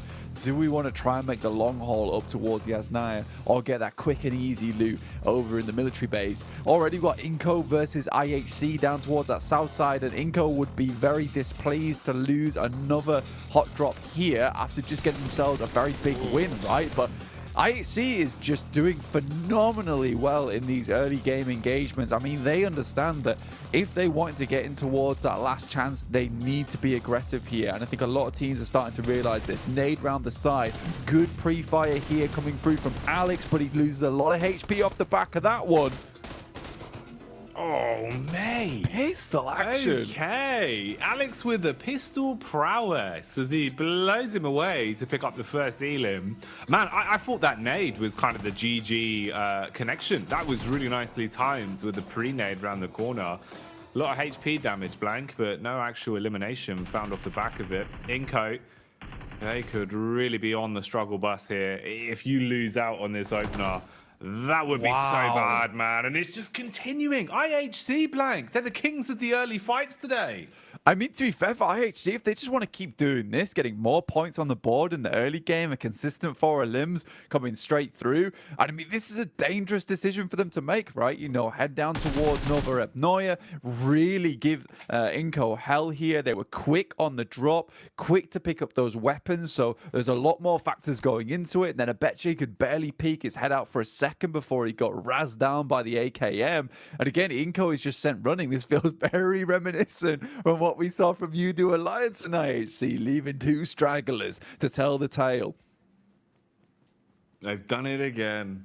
Man, okay, IHC, this is cool. This is really nice to see him playing so aggressively as well, because someone's got to take those points. And it seems like, you know, that mindset of playing a little bit more calm for a few of our teams is there, whereas others, they've gone the complete opposite direction, really putting the pedal down to the metal and looking for those early fights. IHC happy with 2 elims. They can now play out the longevity of the game. We'll see what more they get done as we tune in for them throughout the course of this one. Overall, though, seems like other than that, it's been calm at least. No one just throwing their lives away for no reason. Relatively clean, other than the fact it does seem like we have at least suffered 1 elimination there on Brute Force, as they've gone down a man early. Brute Force, of course, going from last place up the standings somewhat off the back of finding a few elims in the last game, Blank. You know, getting a little bit of momentum for themselves, because they hadn't really had too much of a chance of it. Kind of felt like, you know, they were just sort of in the background for a few of the games we'd seen from them previously. Yeah, for Brute Force, they did pretty decently on that last match, right? And Hyper similarly been able to get up that first elimination over towards them on Mine, just running them down, which is that flip-flop almost in the sense of Hyper just constantly losing members in the early game, able to finally get themselves a little bit of retribution. I would say it's sort of mean, right? You picking on the squad that was 24th place just to make yourself feel a little bit better off the back of that one. But for Brute Force, they'll have to continue onwards. I think that last game they were able to rack themselves up some nice points, especially with pre-pod surviving up until that 3rd place last game.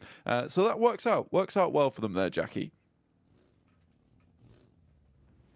Ooh, are we going to see more combat going on here? Waiting inside of the building. Team Queso, what have you got for us here? DBS peeks in. Oh, bullets coming all over the shop, though.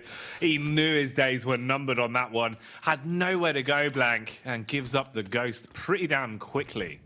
Yeah, I think for Team Queso, that Otter is really, really quite good at holding down as the first man available to really lock the gate on the stronghold, right? But there was a little bit too much man and Hyper where they were able to take a 3-pronged attack against him. I think that no matter what happened, he wasn't getting away with it. Even if he got 1 knock, I doubt that it would have resulted in elimination. So Team Queso just send away. And it is sort of surprising that we do see such a quiet start to this game, especially with basically one of the most horrendous playing paths we've seen so far, all the way on this south side. Makes things very difficult for a lot of separate teams.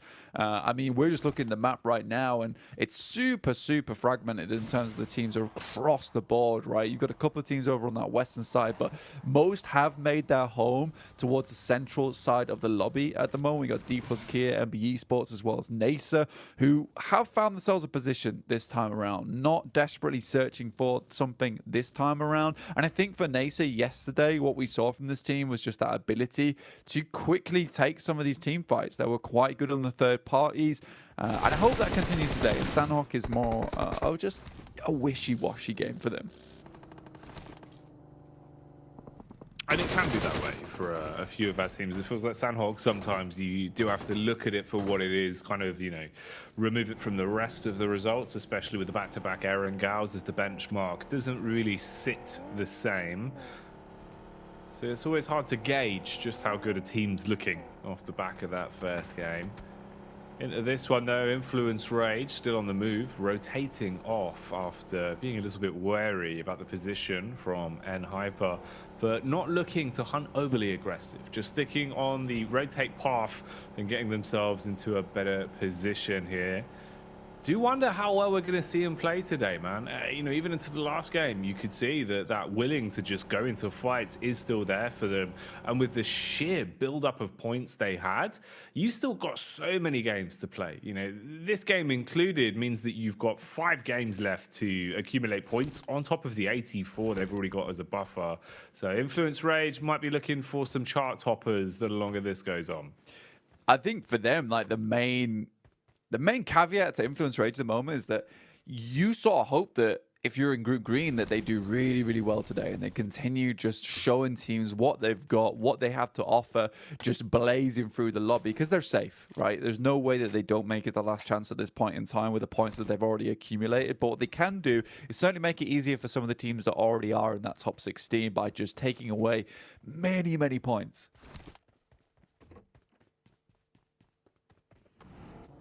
Stealing them, putting them into a little jar, keeping them out of reach from anyone else. No one else is allowed the points.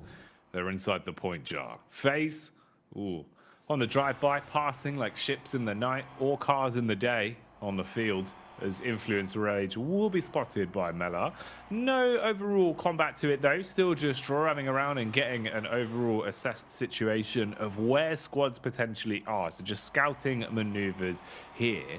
They basically lapped each other though, and then Hyper followed the trail that was left from Influence Rage. So you've got those 3 squads all up towards one side. The late rotate coming in from Inco down towards Prison as well. Zone centers up, and it looks pretty good for some of our squads here. A lot of early center that you've got to fight for. FaZe in a pretty prime time position. D+, similar story for them as well. But everyone's going to be bustling their way to get closer in now, like atoms being sucked together. Oh yeah, I mean, it's going to get very hairy soon. We might see ourselves a bit of an explosion towards the end of it because we're heading towards Pochinki right now as our central point, right? We've got teams that might want to shift their position, shift their weight over towards Potato Hill, try and take control of some high ground, get some scouting done early on. But I would say some of these teams on that southeast side will have a bit of an advantage here, being able to just pass through Pochinki, just slowly shove their way in, get themselves a bit of an urban location to play around with, maybe even head up towards some of those storm drains as well, play off the back of them. But again, it's a difficult circle, and with the way the playing paths set themselves up, a lot of teams are in this location to take precedent within this. So I think we're likely to see some early fights going on here. Some teams might want to avoid it, get themselves some consistent points on the game. I think for Udo Alliance, IHC, BTR, consistent points will be absolutely essential for them going forward. They know that they're in a strong position right now in terms of point scoring.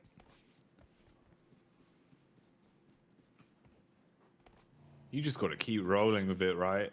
That's the big part, man, is even though they've already done so much and looked pretty damn good into their previous games, these 5 games you have left to play out, all of them have to be successful. Even if you think you're safe, it's far better to keep it in your hands, play smart, play for those points over the course of things, and always keep yourself in the upper echelons, not giving it up to anyone else to decide your future for you, with how much is riding on this to get out of the survival stage, move into last chance, and be that stone's throw away from potentially booking your tickets towards the live finals. A lot on the line, and something that's definitely going to get everyone loud and excited, roaring away with the course of the game. A little bit slower here in terms of the fights that we're seeing, though. Erangel playing out as you'd expect. Freak, no need for that, discharging the gun.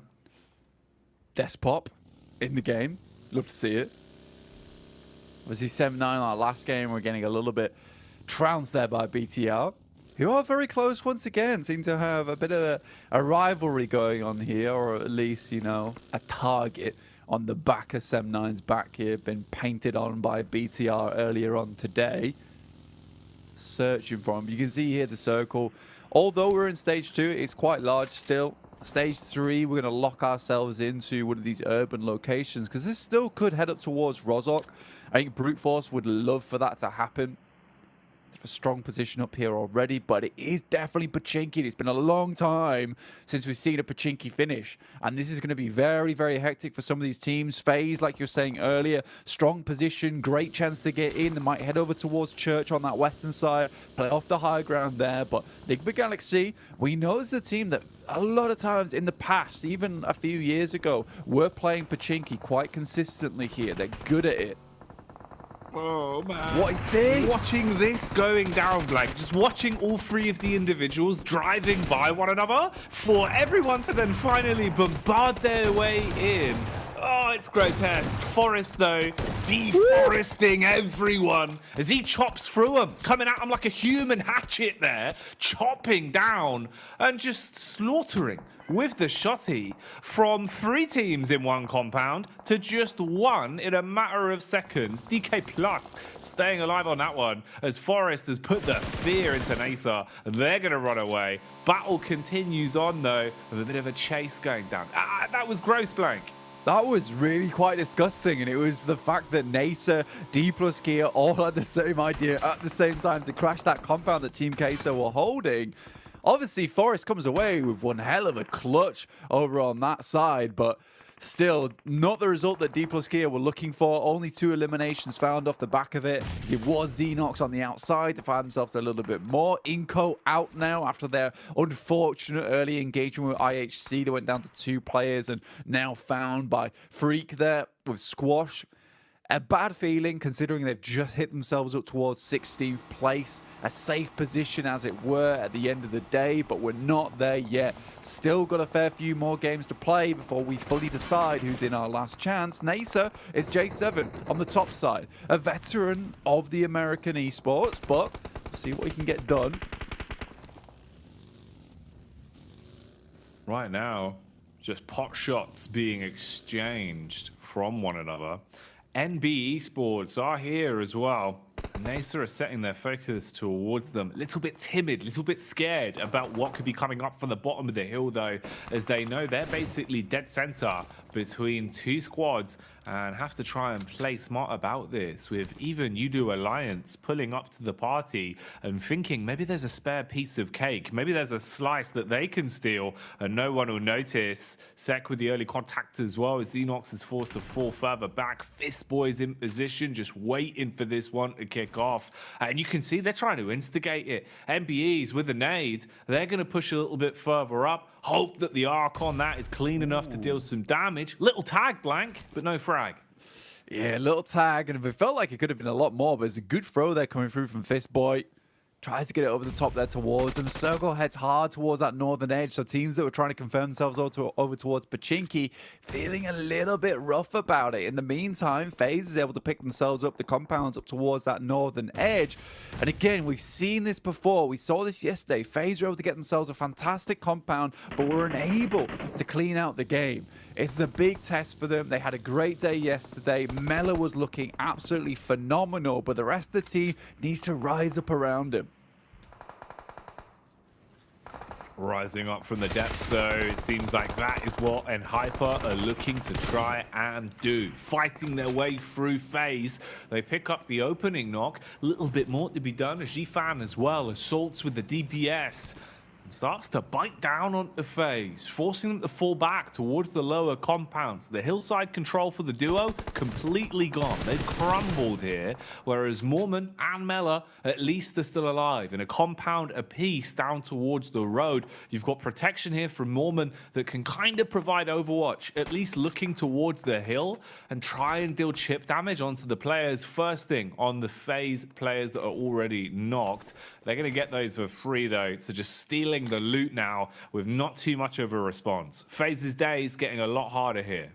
Yeah, I mean, honestly, I feel like the two players were phased out over on that northern edge. They were really looking quite spaced. And in terms of the fact that, you know, you get a circle like this, heads up towards the northern side, you have one of the few good compounds in this area that you can play out for the rest of the game. You sort of understand that you need to hold on to that ridge side, right? Because life becomes very hard when a team could look down towards you. But at the same time, you could also just play safe, right? Send all 4 players in towards that compound, hold on the 3-story, hold over towards the 2 stories.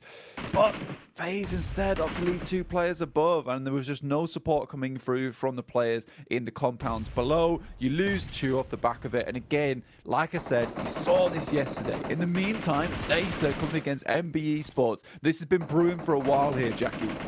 Yeah, they've been wanting to kick this fight off for so long, and Nasa have been the one playing defensive. Instead now, though, they're aggressive, peering out through the smoke. Oh, it's like a horror game at the minute. Silent Hill level plays as they just keep peeking out and jump scaring everyone from MBE Sports one by one, securing the bag on those knocks. Sem9 as well thrown into the chaos as BTR show up and deliver. That is grotesque.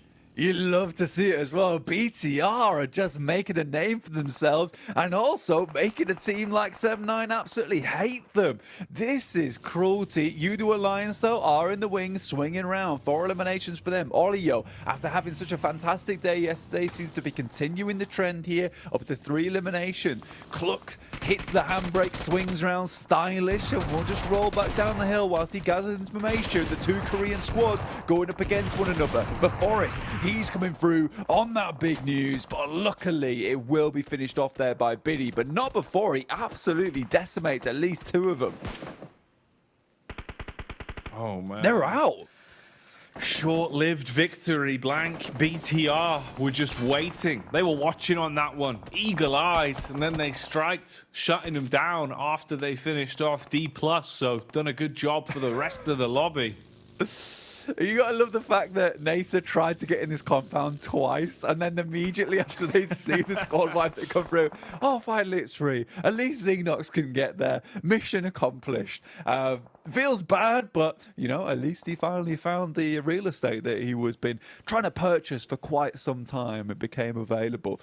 Forrest, though, able to pick up 2 eliminations off the back of that, with the immediate squad wipe coming in through not too shortly afterwards. So, honestly, I think the team can be very pleased with him. I mean, Forrest has been consistently such a strong player for DK. And honestly, that will take them up to, I think that's 43 points now off the back of this game. All basically just down to Forrest. Really big clutches. Almost felt like he was going to go for a 1v4 there as well. At the minute, with how a lot of these squads are playing, it feels like that's a possibility. Ooh, everyone's really trying to give it the big one today, so clutch potential through the roof. Right now, though, it's all about the aggression on the compound here. FaZe, you might remember it was a little while ago when they got picked to pieces. Since then, they've just been looking to keep their noses clean. Here, it's aggravated as they're getting pushed up on. Enhyper looking to try and crack down on FaZe. They get a tag off at least, but there's a third party on the scene as well as Influence Rage. They smell the blood in the water, Blank. They know there's room to try and get stuck into this one. See if they can steal away a few of the elims. Low HP. Oh, this isn't going to end too well. You've taken so much damage, but at least you finished off the players that were alive on FaZe. It's not going to be very easy, though, for Enhyper. Influence Rage looking to get the fight going as well, but this is up against IHC, so they take on the Mongolian side, and it's the shotguns that are delivering.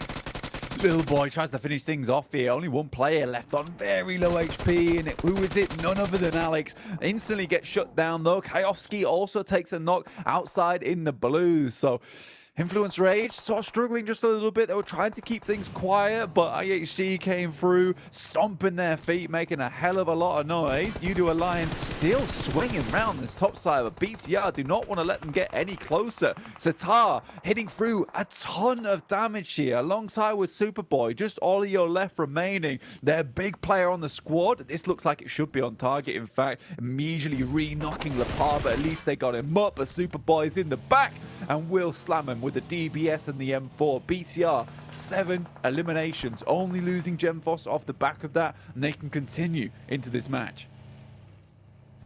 And Superboy, he's already playing for Info Blank. Oh, gets in behind the rock as well, just as he takes a burst of damage from that M4.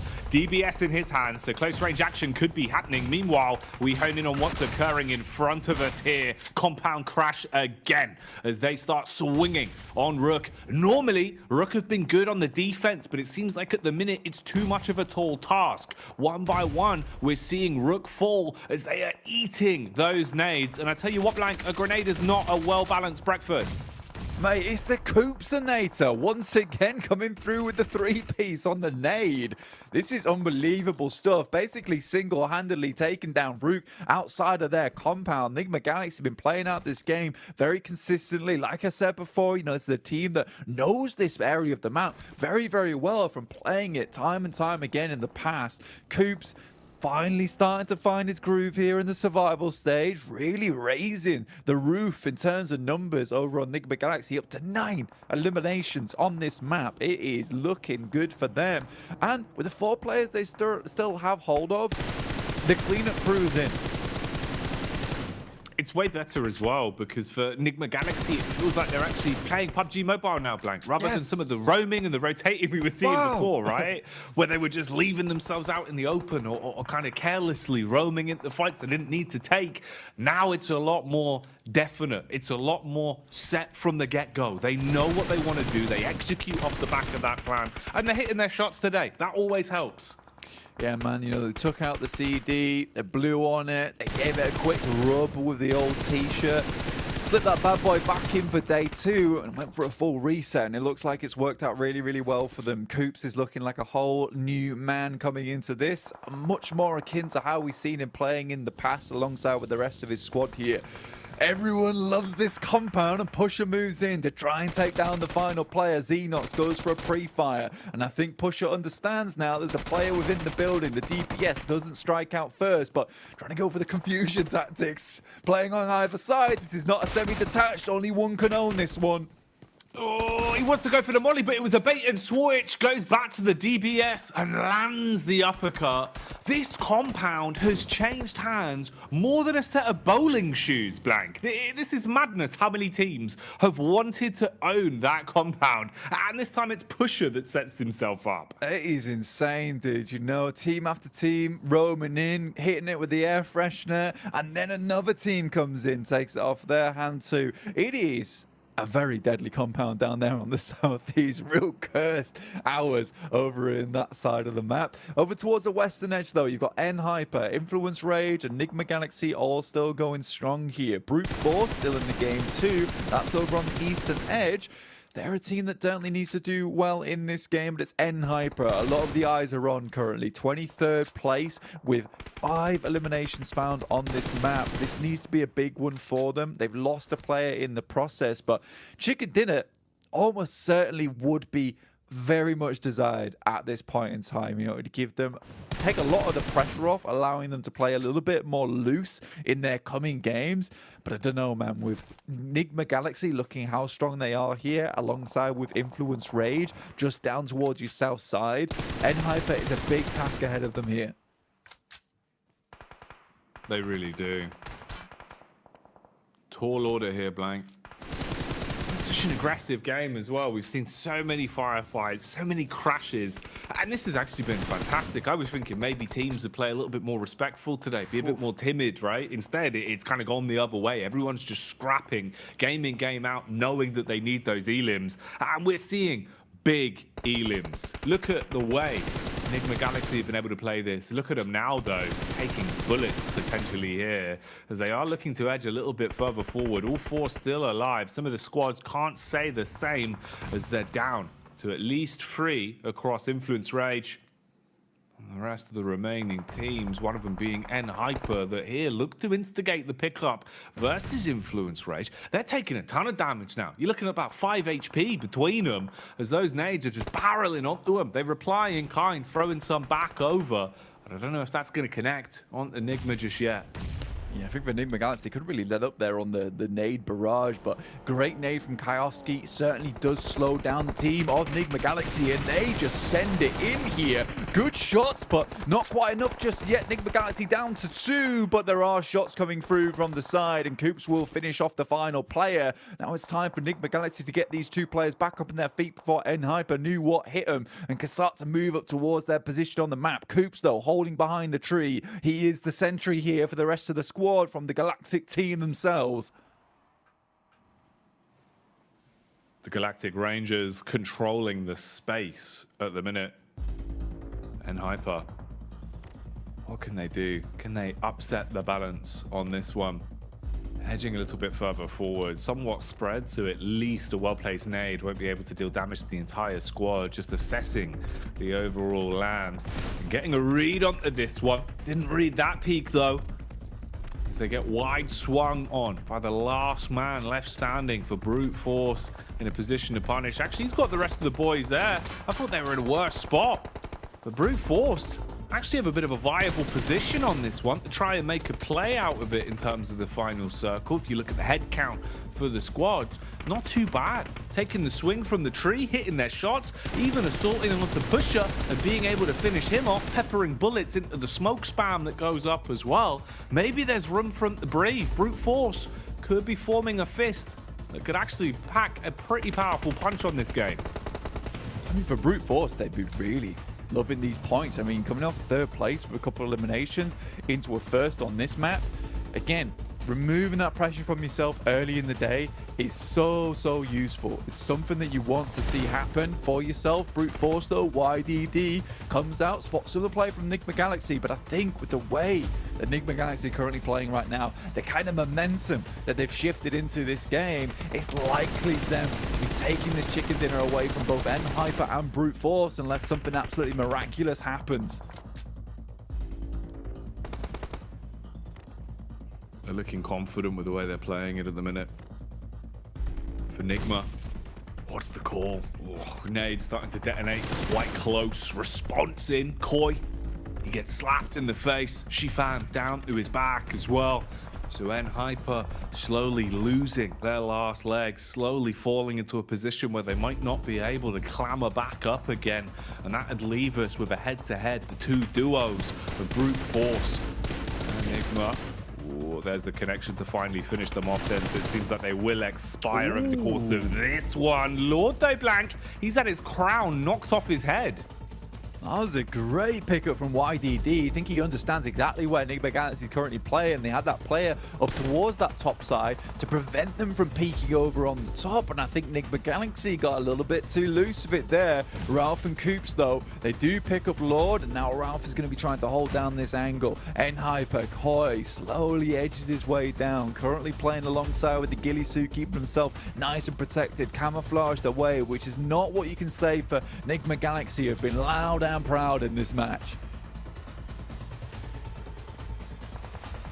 Boy. Oh, eats the nade. Fishing with dynamite. As they're able to get that one right on target, and this has instigated the final fight, knowing that at worst it's a guaranteed 2nd place. So they start to put the pressure on, charging further forward. Coops takes a heavy hit, backs up, nice throw on it, good lift on the nade. We'll see if that one's able to decimate, because the bullets certainly are blank. They're losing their grip on this. Brute Force looking like maybe they've got brains to back up the Brawn.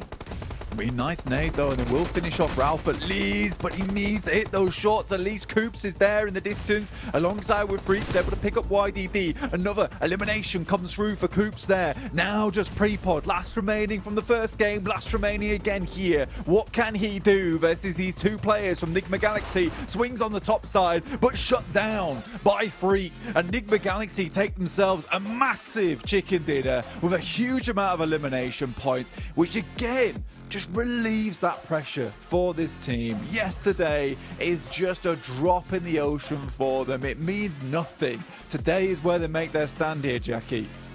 It's beautiful to see as well, Blank, because it's not about the bad things in life, right? It's not about what goes wrong. It's about how you react and adapt going forward. And that's what they've shown us. Even with the rough games they had, 6 of the 12 total not really being anything for them. Today, it's a whole different story. A lot better to see him smiling as well, looking less deflated. That was one of the other things. And we saw them on the player cams yesterday, Blank. Didn't really look that lively. Today, it feels like, again, the mindset has changed and the results are changing because of it. Yeah, Killer Coops is back in there as well. I mean, this guy is such a great addition to the team. I mean, Ralph, Lord, Freak been playing together for a very, very long time now. And I mean, they've had to make some significant adjustments from the past where, like, pretty much a lot of their points just came from placements. They played the heal off over in Sandhawk, but they have really rallied around Coops. And you're right, it's so nice to see them looking less deflated today, much happier with themselves.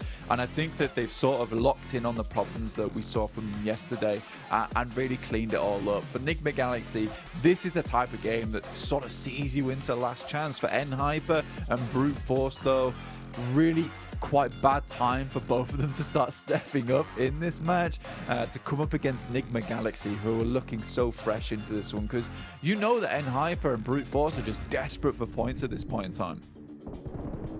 They're just trying to get something out of it. At the very least, it was a better game for them, but in reality, if you're going to be able to get enough points, you've got to do it consistently, time in, time out. And there's only one man I know that's consistently good looking. It's Jason Kaplan over on the desk. I'm not gonna lie, I was very confused there if you're actually gonna say me or say someone else. You just keep toying with me, but they came out the good way this time. I'm so happy to hear that, Jackie. And as Blank was saying, Nigma Galaxy, the performance they put on in this match pretty much just secured them a place into the last chance kicking off tomorrow. A really well played out match for Nigma Galaxy, a ton of eliminations, securing the victory as well. They have to be very proud about this considering how they really went about their first 6 matches.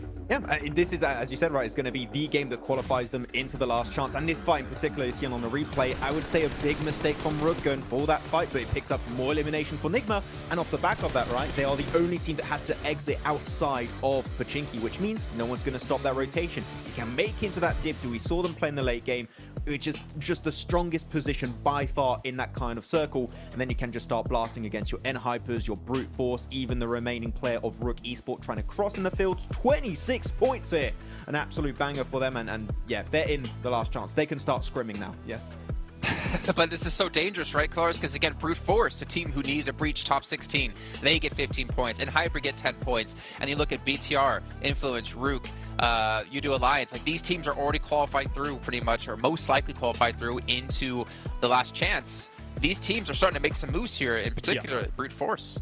Yeah, absolutely. And considering the move that Max was alluding to earlier with, it was Rook, of course, that crashed onto Nigma Galaxy, and then later they identified that they could have all transitioned probably towards that east side. That could have given Brute Force a little bit more of a run for their money, except, as Max says, Rook identifies that a little bit too late and makes the wrong choice to start things off. So for Brute Force, that's fortunate for them, but they've moved themselves up to 14th place here with that 15 points going their way. So very important, but as you mentioned earlier, Nigma Galaxy guaranteed now. And then Inco falling out of top 16. Again, they cannot just depend on that one match they had prior. They have to continue to perform here. But they are tied up. Obviously losing the tiebreaker when it comes to placement points here up against FaZe, but they still have a chance to continue through. D+, though, this is the team that's really worrying me. And I know, Kalaris, you're a huge fan of this team. They are getting ever so close to not having a chance. Obviously, Max, we saw Forrest kind of clutching things up there, but it really wasn't a win at the end of the day for them. How many crates were in that one house, by the way? I don't know. That was great. Just crashed it. That was massive. And he did get a few eliminations for his troubles in that position, but yeah, D+ got to be a little bit careful when they're split. They're making themselves very vulnerable on those kind of breaches. Though I do want to highlight Brute Force here, man. From last place, now up in the top 16 position. That is a massive comeback from them. Not getting contested too heavily, but they're just going for very smooth rotational paths and just making sure to avoid all the early skirmishes they can and just pick up some eliminations at the end. In particular, Prepod has been hitting 6 shots these matches. So, man, Rook are going to make it in, it seems. And it seemed like maybe Brute Force, the second African team, might qualify into Last Chance. That is a big surprise to me. What you're saying, Jason, though, about D+, I'm not so worried about them just yet, but I am worried about Doksan, right? Like, which is another of the South Korean teams that I really like. South Korea, it's kind of cool. So I'm hoping that they're able to step it up a little bit, because really nothing has materialized for them at all. Even the second place that they got in their first day of gameplay was still only 3 eliminations. You need to be getting more from something like where you're able to capitalize off of like a podium finish, for example. You can't just go out with 3 elims and really not get anything happening in the other games. So yeah, South Korea's not doing so hot here. They do have other representation that we've already seen do great throughout this tournament, but I'm not too worried for D+ just yet. You know who I am getting worried for, though? Alter Ego. 13th place, they're gone. 44 points. Brute Force, 43. D+, 43. FaZe, 38. Inko, 38. Nbes, 34. Nazar, 34. Yeah, I don't think they're going to have a chance here unless somehow the top teams just start soaking up every single point possible. The worry for Melise becomes even more compounded by the fact that all of these little teams are doing well to start off the day, right? Yeah. So them only, 2 points ahead of where Alter Ego was as well. You had great. You had a win as well as 11 limbs at the end of your last game, but it was a little bit too late potentially here considering how well these lower teams are doing. No, they're done. I'm going a bit early on the limb here, but there's only 2 matches in. You still have 4 matches remaining. Teams at the bottom are looking really, really hyper to get those eliminations, reach the late game every single match. I think Alter Ego are out. I think Melise are going to be out by the end of the day, so which opens up 2 extra slots for these bottom teams, which makes it even more competitive. So these 4 next matches are going to be really, really hard for these teams to deal with, because there's going to be a lot of pressure on their shoulders. I'm just hoping for that reverse Maxman curse where we start to see Influence pick up like 30 eliminations every match, or BTR doing so, and none of the bottom teams get anything. But we are going to head to a short break in just a moment, but not before reminding you guys about the Frost Festival. It's currently now live within PUBG Mobile. Make sure you guys pick up your device and you guys download the new updates so you can play with not only snowball mounds, not only snowmen, but also snowboards, everything cool related, because things are, well, because it's almost winter, or it is winter, I guess we could technically say. Not to mention we have the popular annual gala happening, the 2023 one. We have from the November 15th to December 19th, people can play in 10 1v1 to potentially earn themselves some exclusive rewards that they can show off to their friends, so make sure you guys check that out as well. Not to mention, while you're doing that, the Gandhi collaboration is now live in PUBG Mobile as well. You can pick yourself up the Imola or the Zonda R model, which colors, I won't have you do the shout out this time about it and how much horsepower and brake power and torque it potentially has. It has enough to run people over. That's all you need to know in PUBG Mobile, and it makes you look fly as well.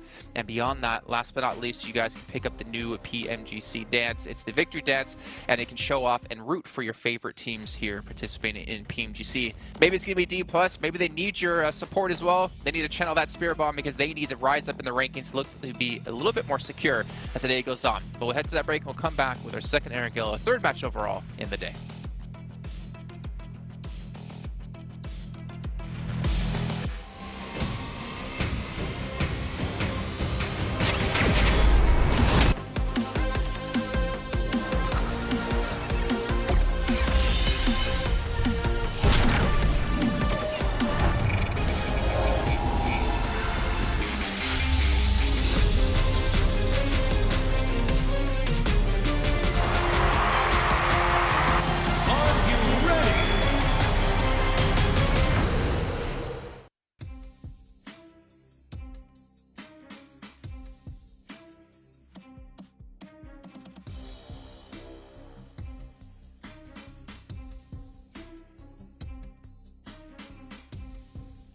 We are back in position for another explosive game here. They've been delivering today, Blank. They've been aggressive. They've had so many fights. I think the carnage is not what I expected today, but it's cool to see so many teams playing with that confidence, playing with that level of lethality, really.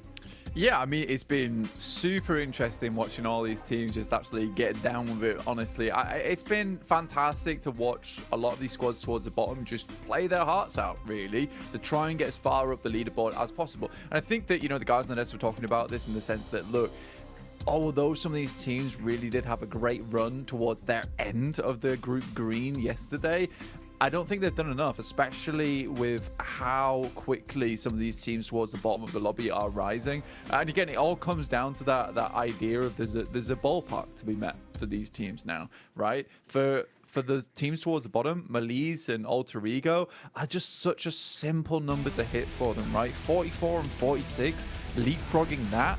That's what most teams are aiming for. Yes, they'll probably have to go a little bit further on towards the end of the day when we start to see some of these teams leapfrog that and then set the new ballpark. But for now, they know that if they want to get in, they just need to leapfrog that. As we were saying, Nigma Galaxy off the back of that last game, 72 points. What a banger coming out from them, up to 44 eliminations total. This is extremely good.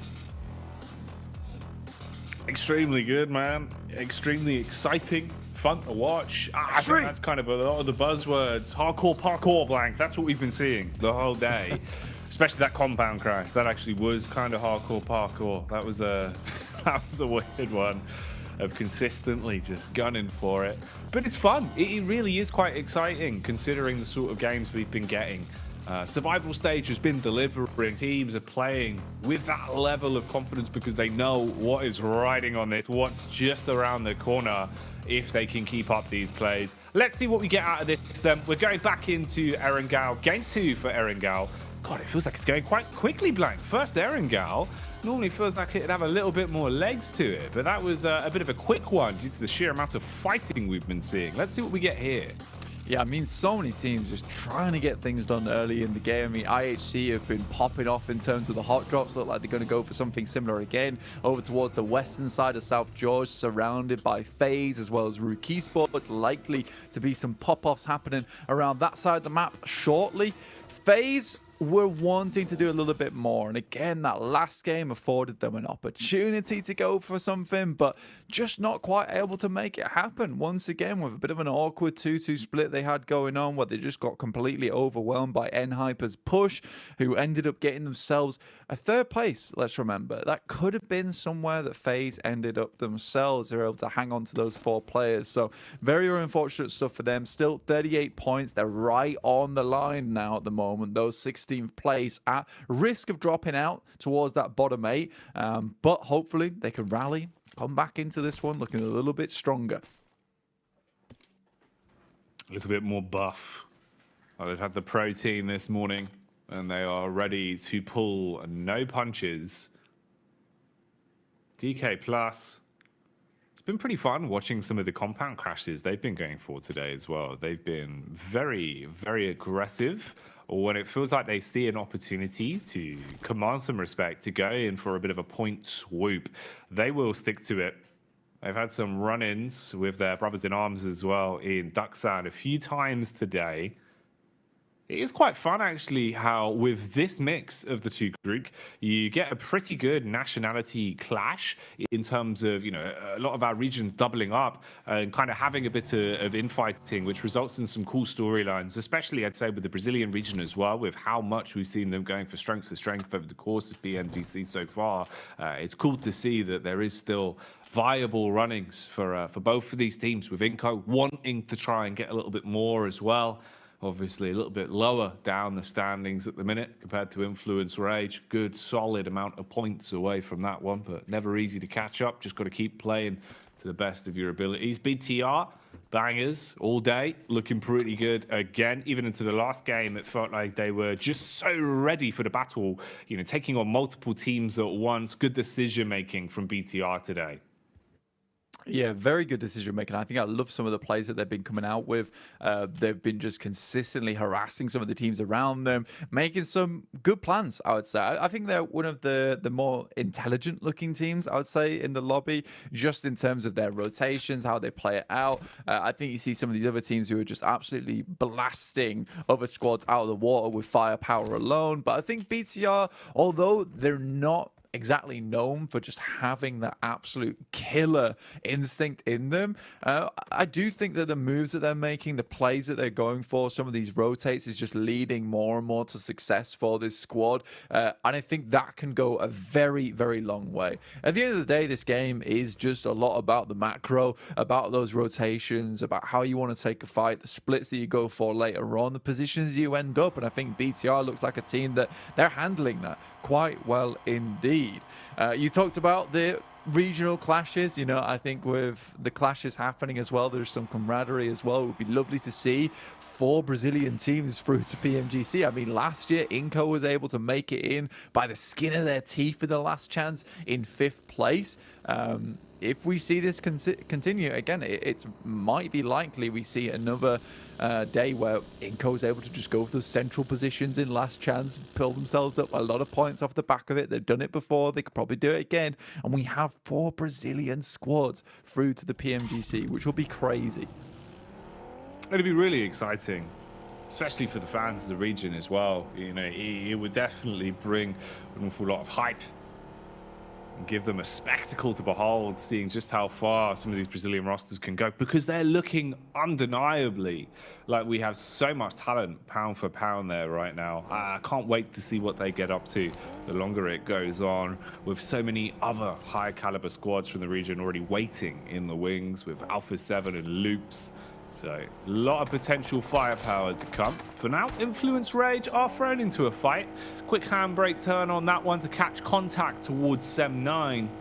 But are they going to want to bite on this potential bait, fall in to what Depp wants here, them over? Doesn't seem like they really fancy their chances. Won't be reeled into the fishing rod on this one.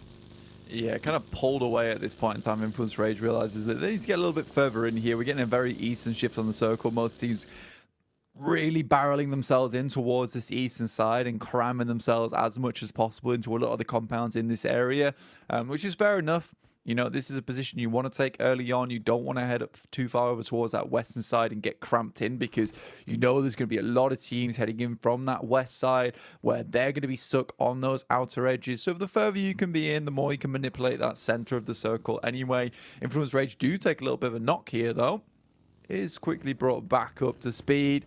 And they're going to be picking up over towards Heaven's side of things. Really trying to take control of this high ground early on. Nice to see from Influence Rage, a position that I'm assuming they'll be able to hang on to for quite some time. A little bit of a scout out, perhaps holding over towards the outer edges of Yasnaya Fields, just in case they have to move into there later. But we'll wait and see. We can speculate all we want about that team. Sometimes they just make some crazy maneuvers and it works out.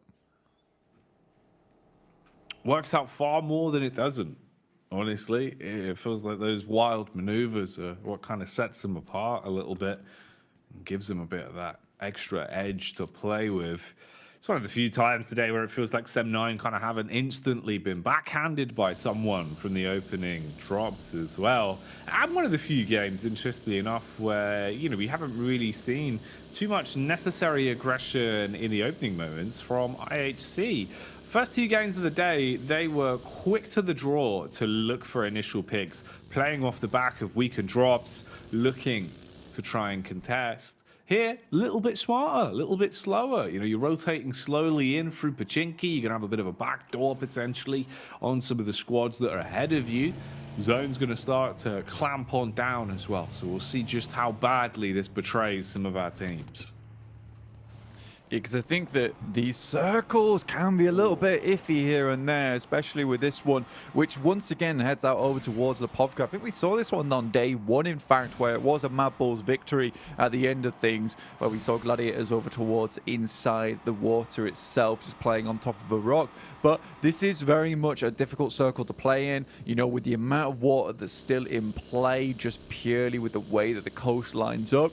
Does really create a lack of landmass, in which case you're going to see a lot of teams fighting off early, potentially teams heading back over towards Lipovka rather sooner than later. So we'll see what happens. I mean, Brute Force over towards this northern side, I think so far they've been having a pretty good day, up to 43 points. I'd be happy to see Brute Force continue on that push towards some more of these points today, because although they haven't had these massive strikeout games so far, they're consistently getting themselves in towards at least that top 3, and they know more than anyone that they needed points at the start of the day, being in 24th place as we saw it.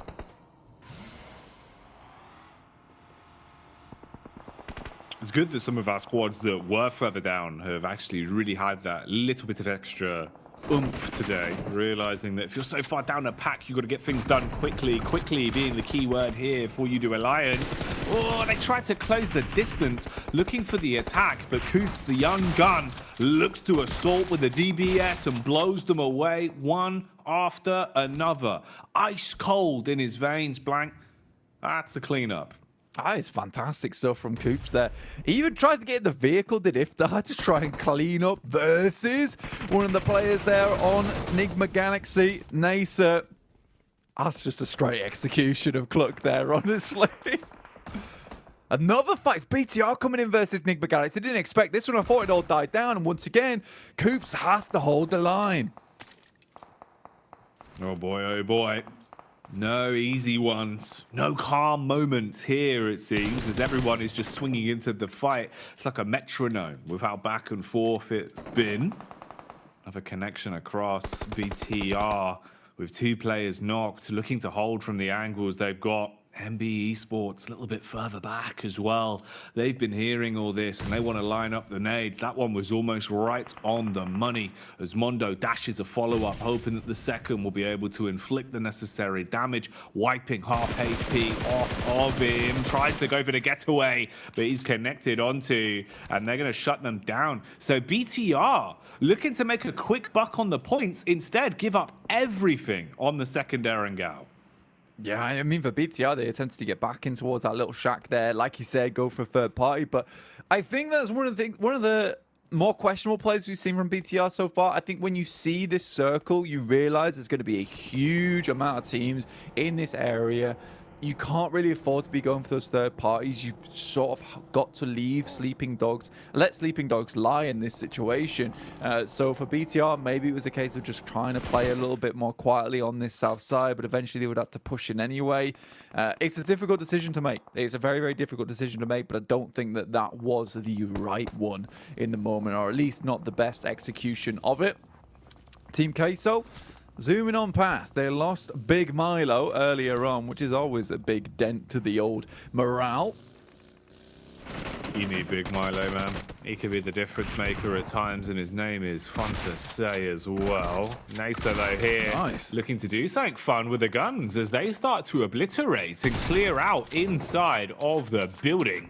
Buckshot after buckshot, they obliterate the Brazilian team in Inco quite cleanly there, actually. So Nasa looking good to get some extra points, Blank, because that is now their 6th elimination of the game this far. I think as well, it plays into a big part of the storyline, which is a case of Inco can't just rely on that big game on Sandhawk to give themselves the points they need. And that's twice in a row that they've gone down with very little points, basically 0-0 on this match, definitely. 38 points down to 18th place now as more and more teams start to rise up above them. MB Esports only 1 point behind with the 3 eliminations they've currently found. They're looking for a little bit more over towards IHC as they zoom on past. Fist Boy comes up against Yol. A lot of damage taken, but no knock there, and that feels really bad. Tries to finish it up with a Molotov. The little bit of spread there will be good enough to get him back up on his feet, and Yol immediately takes him down. Very nice plays. Big moves. You got to maintain this. You've got to see what else could be done. IHC collapsing down a hill and looking to attack the man on the getaway mission. Barely getting out of there. Leaving some marks on the ground as he burns the rubber, getting back onto the road and trying to find a pathway towards his teammate. Quick pit stop to grab him, and that duo can now look to just clear the gap, make distance between themselves and IHC, and hopefully find somewhere to rest, as you have just had to fight through hell and back on that one. Yeah, for MB Esports, down to just 3 players now. 3 eliminations on the side of Mondo so far. Duxan off the distance, pretty open to a bit of a spray there. More crates on the floor, a little bit of a resupply perhaps here for MB Esports after there was just absolute carnage in this location of the map. It's nice to see Influence Rage as well, currently in their position on that northern side. You can see them there. And almost a little bit of respect to the Mad Bulls because it's the exact position that they took on their win from this map. Influence Rage, that respect coming through, or potentially they just think it's a good spot. Which it is now. Oh, yeah. Now it's just gone up in price even more. Like DJ Khaled, the price has gone up and they're going to be holding it. All right, then. Who dares to defy the current rulers of this city? We will find out. Moves coming in. So rotate, start to adjust. Sem9 could be in the path to potentially detect that one and have a bit of a fight versus N-Hyper. They're also bypassing the one man that's been lurking in the trees, but it's brute force previously coming hot off the back of a good game that looked to assault somewhat. Couple bullets into the vehicles. They're going to head straight on over towards Nasa. And now you're all on top of one another. Nasa ready for the contact as well. Uh-oh, this is all going a little bit wrong now. Damage being done. Nasa starting to get the pickups. N-Hyper crumbling under the pressure. FS not really in a spot to help his teammates. And they know where he is, Blank. Easy damage done from the distance. First thing onto the down players. And someone else comes into the mix. They're not giving up on this one as now NBEs are here. MB Esports coming hot and fast, and it's J7 with the DBS once again to hold it down, lock down the fort here. Drops a little bit of a bandage at him. I think he meant to drop the Molotov. That should burn him out. Here's a bit of bandies for the burns you're about to take from this Molly. Will get the hit on it. I'm not sure if he'll take him down afterwards. Spec comes in from the side as well. Nakaze is allowed to heal. FS coming in with the nades, looking to try and capitalize off the back of this one, but immediately shut down. Sit down, lad. You're not part of this fight. What on earth? Akaze there, blessed with the bandage. It was meant to be the grenade, Blank. It was meant to be the Molotov to burn him away. Came in slightly too late. He survives with a trickle of HP, but that's all he needed. Star, though, he's got the power of Maxman on his side with a Bison in his hands, looking for the contact, throws the Molotov, ignites the pathway in, so at least it's not an easy push through the one choke point. Has to worry about both of these entryways. Smoke's on either side right now, but you can see how paranoid Star is. He knows he's going to be tested.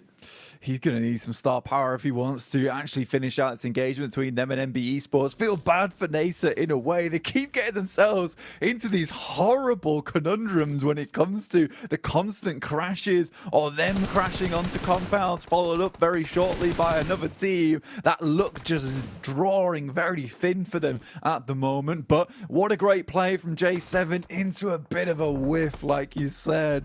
It felt like a friendly unit on the other side. Have this bandage. There you go. Oh, quick, let me heal you. No. I meant Molotov. My bad. The difference it could have made as well. Like, it was a really smart heads-up play, dashing a Molotov onto him. It's just those micro adjustments. Oh, in a game like PUBG Mobile makes all the difference. A split second there can cost you your life, and that's one that's going to haunt them. I actually haven't cleared the shack yet, and Ralph is just sitting inside, desperately trying to keep quiet off the back of this one. Here comes the clear now, though, and Ralph is looking the wrong way, still keeping himself tucked in, and they don't know. They have no idea about this. They do now. They must do. Ooh, they thought he might have seen him on the jump spot. Wow. Tries to go for it, Blank. A sliver of health. Oh, that's pitiful. That's such a shame. That is very, very sad indeed. I mean, Ralph, he knew the jig was up as soon as the jump spot came through. Had to jump out. Only had the Bison in hand, which just isn't really good enough for you in that situation. Duxam, over on the top side, we're observing this fight between Nasa as well as MB Esports. And we may as well say N-Hyper as well, who, honestly, that push from them, I'll be frank with you, Jackie, I hated it. It was It felt like you can crash onto that spot if you have a general idea where the players are. If you have a general idea if you want to go further, maybe take the backsides of the warehouse in that situation. The only reason MB Esports crashes onto this one so marvelously is because they see the massive engagement. Like, we need to take advantage of that confusion if we want to have ourselves at least a little bit of a slice of the pie here in Lipovka. You got to know the percentage of the risk you're running. And obviously the percentage play there for MBEs was a little bit higher, a little bit more achievable of a goal. Especially when you get bandages thrown at your face, it makes your life a little bit simpler. For Duxan, they've been trying to keep their noses clean into this one. They've had a few backstab opportunities and have farmed themselves 4 eliminations to this point. So not too bad in terms of the eliminations, but you've got to be thinking about the longevity of the game and wanting to double or potentially even triple this if you're going to start to accrue enough points to lift yourself up from the depths of 21st place. So a lot more that needs to be done for Duxan. IHC have been doing bits relatively consistently. They've actually looked pretty damn good today in the way that they've been playing, and this kind of represents that as well. Confident enough to focus on the buddy system, go for the 2-duo setup so you can play the 2-2 split and work off one another. Alex wants to join the pack though, goes for the quick drive in, team knock onto IHC, so this will just be a raw setup from the 3-pronged players as they are in position to defend themselves. Nades are raining in though, and you can't protect from those. So much damage done onto Demo. He's weak blank, and Junie will knock him. Junie's happy to pick up the points on this one. I mean, you talk about Duxan, the favorability of how they're going to go into this game. I really like the way they've done this because they leave Junie behind. They know equally, just as much as anyone, that they need points desperately. They're currently in 21st place, so leave Junie behind. They notice there's a massive amount of commotion going on this side of the map. Junie pickers up some points. The 3 other players, and Zipian, Binny, as well as Hoxie, are going to move forward into Lipovka proper and try and get themselves placements and eliminations on that side. So it's one of those game plans where it's like, we're not likely to get ourselves a chicken dinner off the back of this, but we can rack up some big elimination points and hopefully, maybe, we get ourselves like a 2nd or a 3rd place, because it was Duxan to be able to take away 2nd place in that last time we came exactly on this circle. So it very much feels like deja vu just a little bit for Group Red.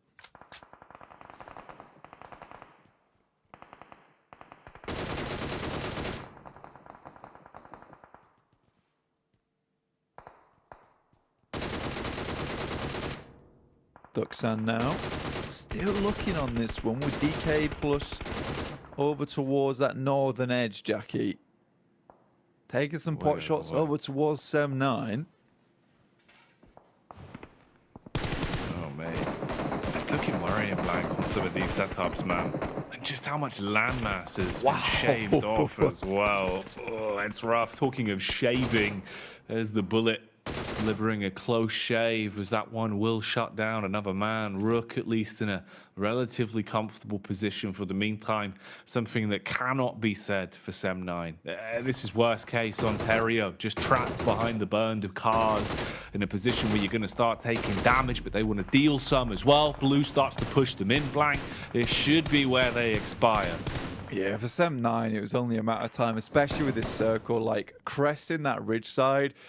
Realistically, we saw how Gladiators played it. They had to push down towards the south if they wanted to make anything happen. But with IHC, MB Esports, as well as the rest of the team, all just chilling there in the meantime, that is just such a difficult push.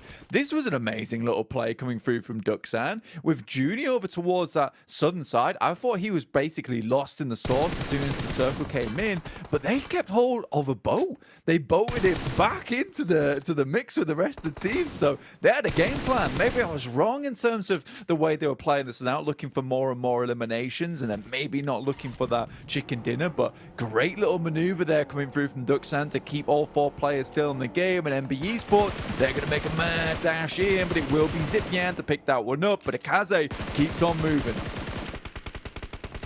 He's been so good at getting his head down and staying alive in positions where he should have gone out so long ago. So, Kazi, just how much longer Can he survive? Or how much more annoying can he be? Alex taking damage here. Exchange of nades. Akazi wanting to drop the smokes. Nades are rolling in on top of his head. Half HP left on him. Has one of his own to reply back towards Duxan. Pretty good arc on it, but not going to be enough to find a heavy hit. Looked like it did tag onto Juni though and leave him relatively low. There's the repeak onto Alex, who thought he finally had a window of opportunity to make the dash. Instead, he's knocked. IHC losing numbers now. Backstab onto this could mean everything though, Blank. Basically a 1v2 compound clear that's got to happen. Breaks the door for the audio queue. He's tucked into the corner with a DBS. You're going to have a teammate to work off as well. This is going to be so hard to clear. And as he goes running into the doorway, he eats the buckshot and IHC are gone. Papi Botra holding down there, but Zjol got way further into that engagement than I thought he would have done. Again, just the resilience coming from IHC in these games, just a terrifying prospect for a lot of these other squads because they look voracious, rabid for points at the moment. Almost unstoppable at sometimes, but finally they're put down. And we're back into stage 7, closing it up just a little bit with the 2 Korean squads over on that eastern side, playing on the edge of the coastal arena. Influence Rage towards that center edge right now. They've not done too much, but sort of have secured themselves one of the best positions in the lobby now, Jackie. Oh man, we've just seen so many plays from this position. Last time it was Gladiators that had the blessing of giving the coastline a good run for the money. But man, these final fights are so scrappy. When we get circles like this, it's so uncomfortable. You know, it's like the neighborhood of nastiness. Everyone has the compound. Everyone's got buildings to play off. But you have to just try and pick your way through the teams. It gets scrappier and scrappier as more and more squads are forced to fight one another. If you expose yourself towards the coastal side as well, you're just going to take so much damage. Even here, Rook are trying to test the waters of aggressing towards Influence Rage. But you can see, you get the first knock, sure, but you've already taken a fair amount of damage. And if you peek up, you expose yourself. There'll be the opening in the windows where coastline-wise you're exposed. You're going to start getting shot at from other squads as well. It's all about the nades at the minute, though, as these bad boys are blowing away Influence Rage. They are going to be raging about this. There's some great nades coming through here from Rook, honestly. Keeping him in check, bouncing it off the windows, so the flashbang bounces and explodes just outside the door, just keeping this team under wraps. Just Kayovsky as well as Law remaining. And Influence Rage looked like they had a really good shout into this game, but Rook has sort of sent that one blowing out of the water. D plus Kia as well as Duxan over on that southern and eastern edge. Not really finding too much value from these positions so far. That we saw yesterday, a lot of these teams taking up these positions were just constantly peppering squads through the windows and out.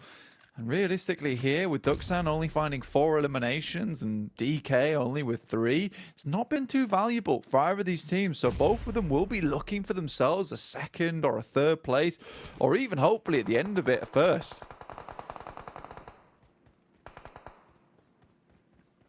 It's one of those games where it feels like it really could go either way, honestly.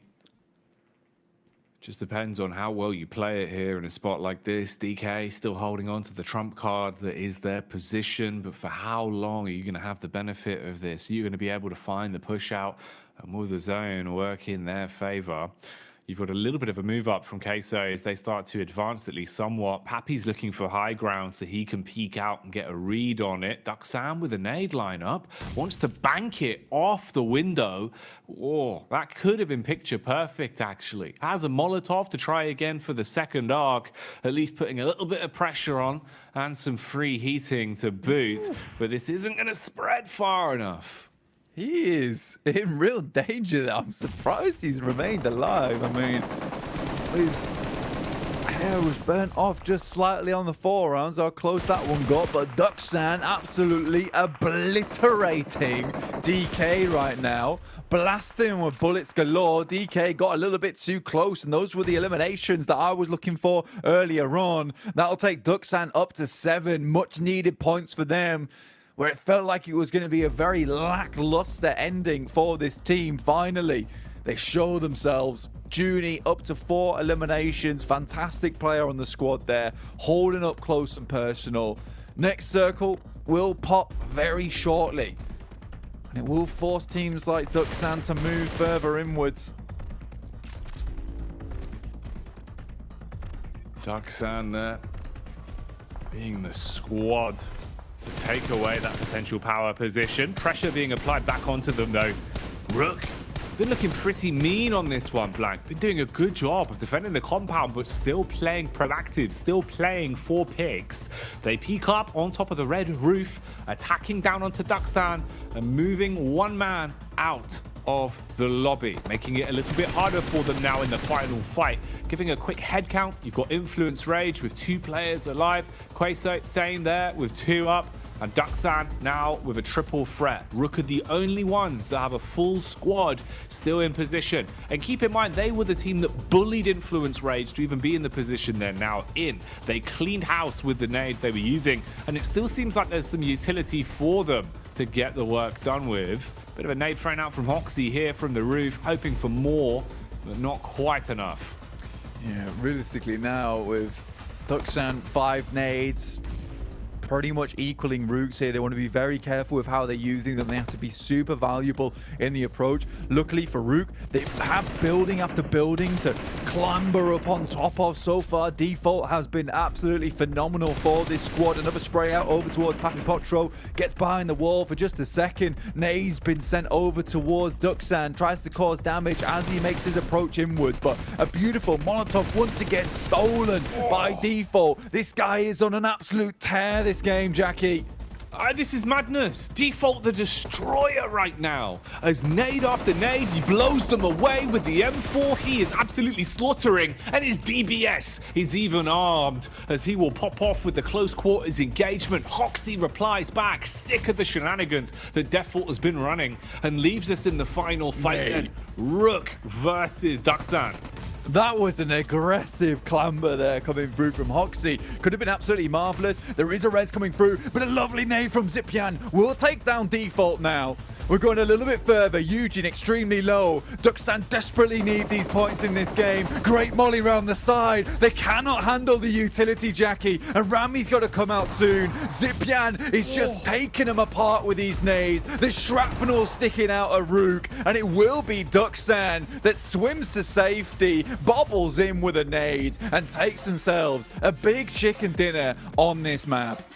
Oh my, Duxan saying Anahasayo to the chicken dinner as they will be happy to grab that one. A big pickup, Blank. A game where, you know, the moments of madness we saw from them were really clean. The fight they took towards the coastline to actually take away a power position from D+, the way they played it in the final fight versus Rook as well, that's huge. Especially when you add the caveat of how on fire Default was looking. Man was actually playing a masterclass, Blank, and they were able to at least stop him and go on to pick up the chicken dinner. So they deserve the win on that one. Big game. Root just gets too big for the damn boot, honestly. At that end game, they go really balls to the wall at the end there, just taking shots and fights after fight. And honestly, let's put it this way, Default did a ridiculous amount of work for that team. Really, really well. But I think they just took things a little bit too quickly at their end there. Allowed the real threat in Duxan to get close enough to deal with them. Regardless, Rook racks themselves up a huge amount of eliminations. But I think there was one crucial moment in that game for Duxan, in the sense that, like, you saw them try to take that fight with Team Queso. Hoxie decides, you know what, I'm going to hang on to my utility and I'm going to leave this for the late game, and they're really quiet with it. Barring their big fight with DK, they really held on to so much utility, all for that ending moment, and by God was that utility useful. It really was. It gave them the extra leg up that they needed into some of those encounters, and it goes to show just how influential it is to have those nades to play with and have a smart idea about how you want to use them. Someone that's always smart, though, it's Maxman. So let's get back over to the desk as he'll be making an appearance there alongside Kalaris and Jason Kaplan. Yes! I'll take it. I just jumped Shut up. up, Max. Oh, okay. Come on, Max, you're the smart one. You should know how to... Oh, okay. There's a okay. What a cool game. We had an Impovka. No, really well played here coming out from Duxan, and especially the double Molotov play coming out from Zipyan to secure himself that win against the entirety of Rook. Like, come on. Like, that's just the best play of the tournament for me. So well executed. Yeah, you're apparently smart, but that was smart. Zipyan, the zone is the nade into the position. I mean, they had the middle of the circle anyway, so they were kind of just playing for that, forcing Rook into a very uncomfortable position. But Rook, regardless, they were absolutely blasting. Default especially, Spider-Man on top of those roofs, shooting at everything, doing a lot for his team here. That might have secured them a spot, man. I was thinking more Punisher, because I don't think Spider-Man actually shoots. I think that's kind of against his. He doesn't kill people, but Punisher doesn't really care about that. It's a universe. Yeah, maybe. Okay, all right, all art stuff. Obviously, yeah, fantastic job by Default. As we've been saying for I think a while now, that easily the best player on the squad and definitely a star player in the region as well. But we have to give some credit to Team Queso. 10 points. They were a team in desperate need of every single point they could possibly get. So this helps them move up the leaderboards just a bit here.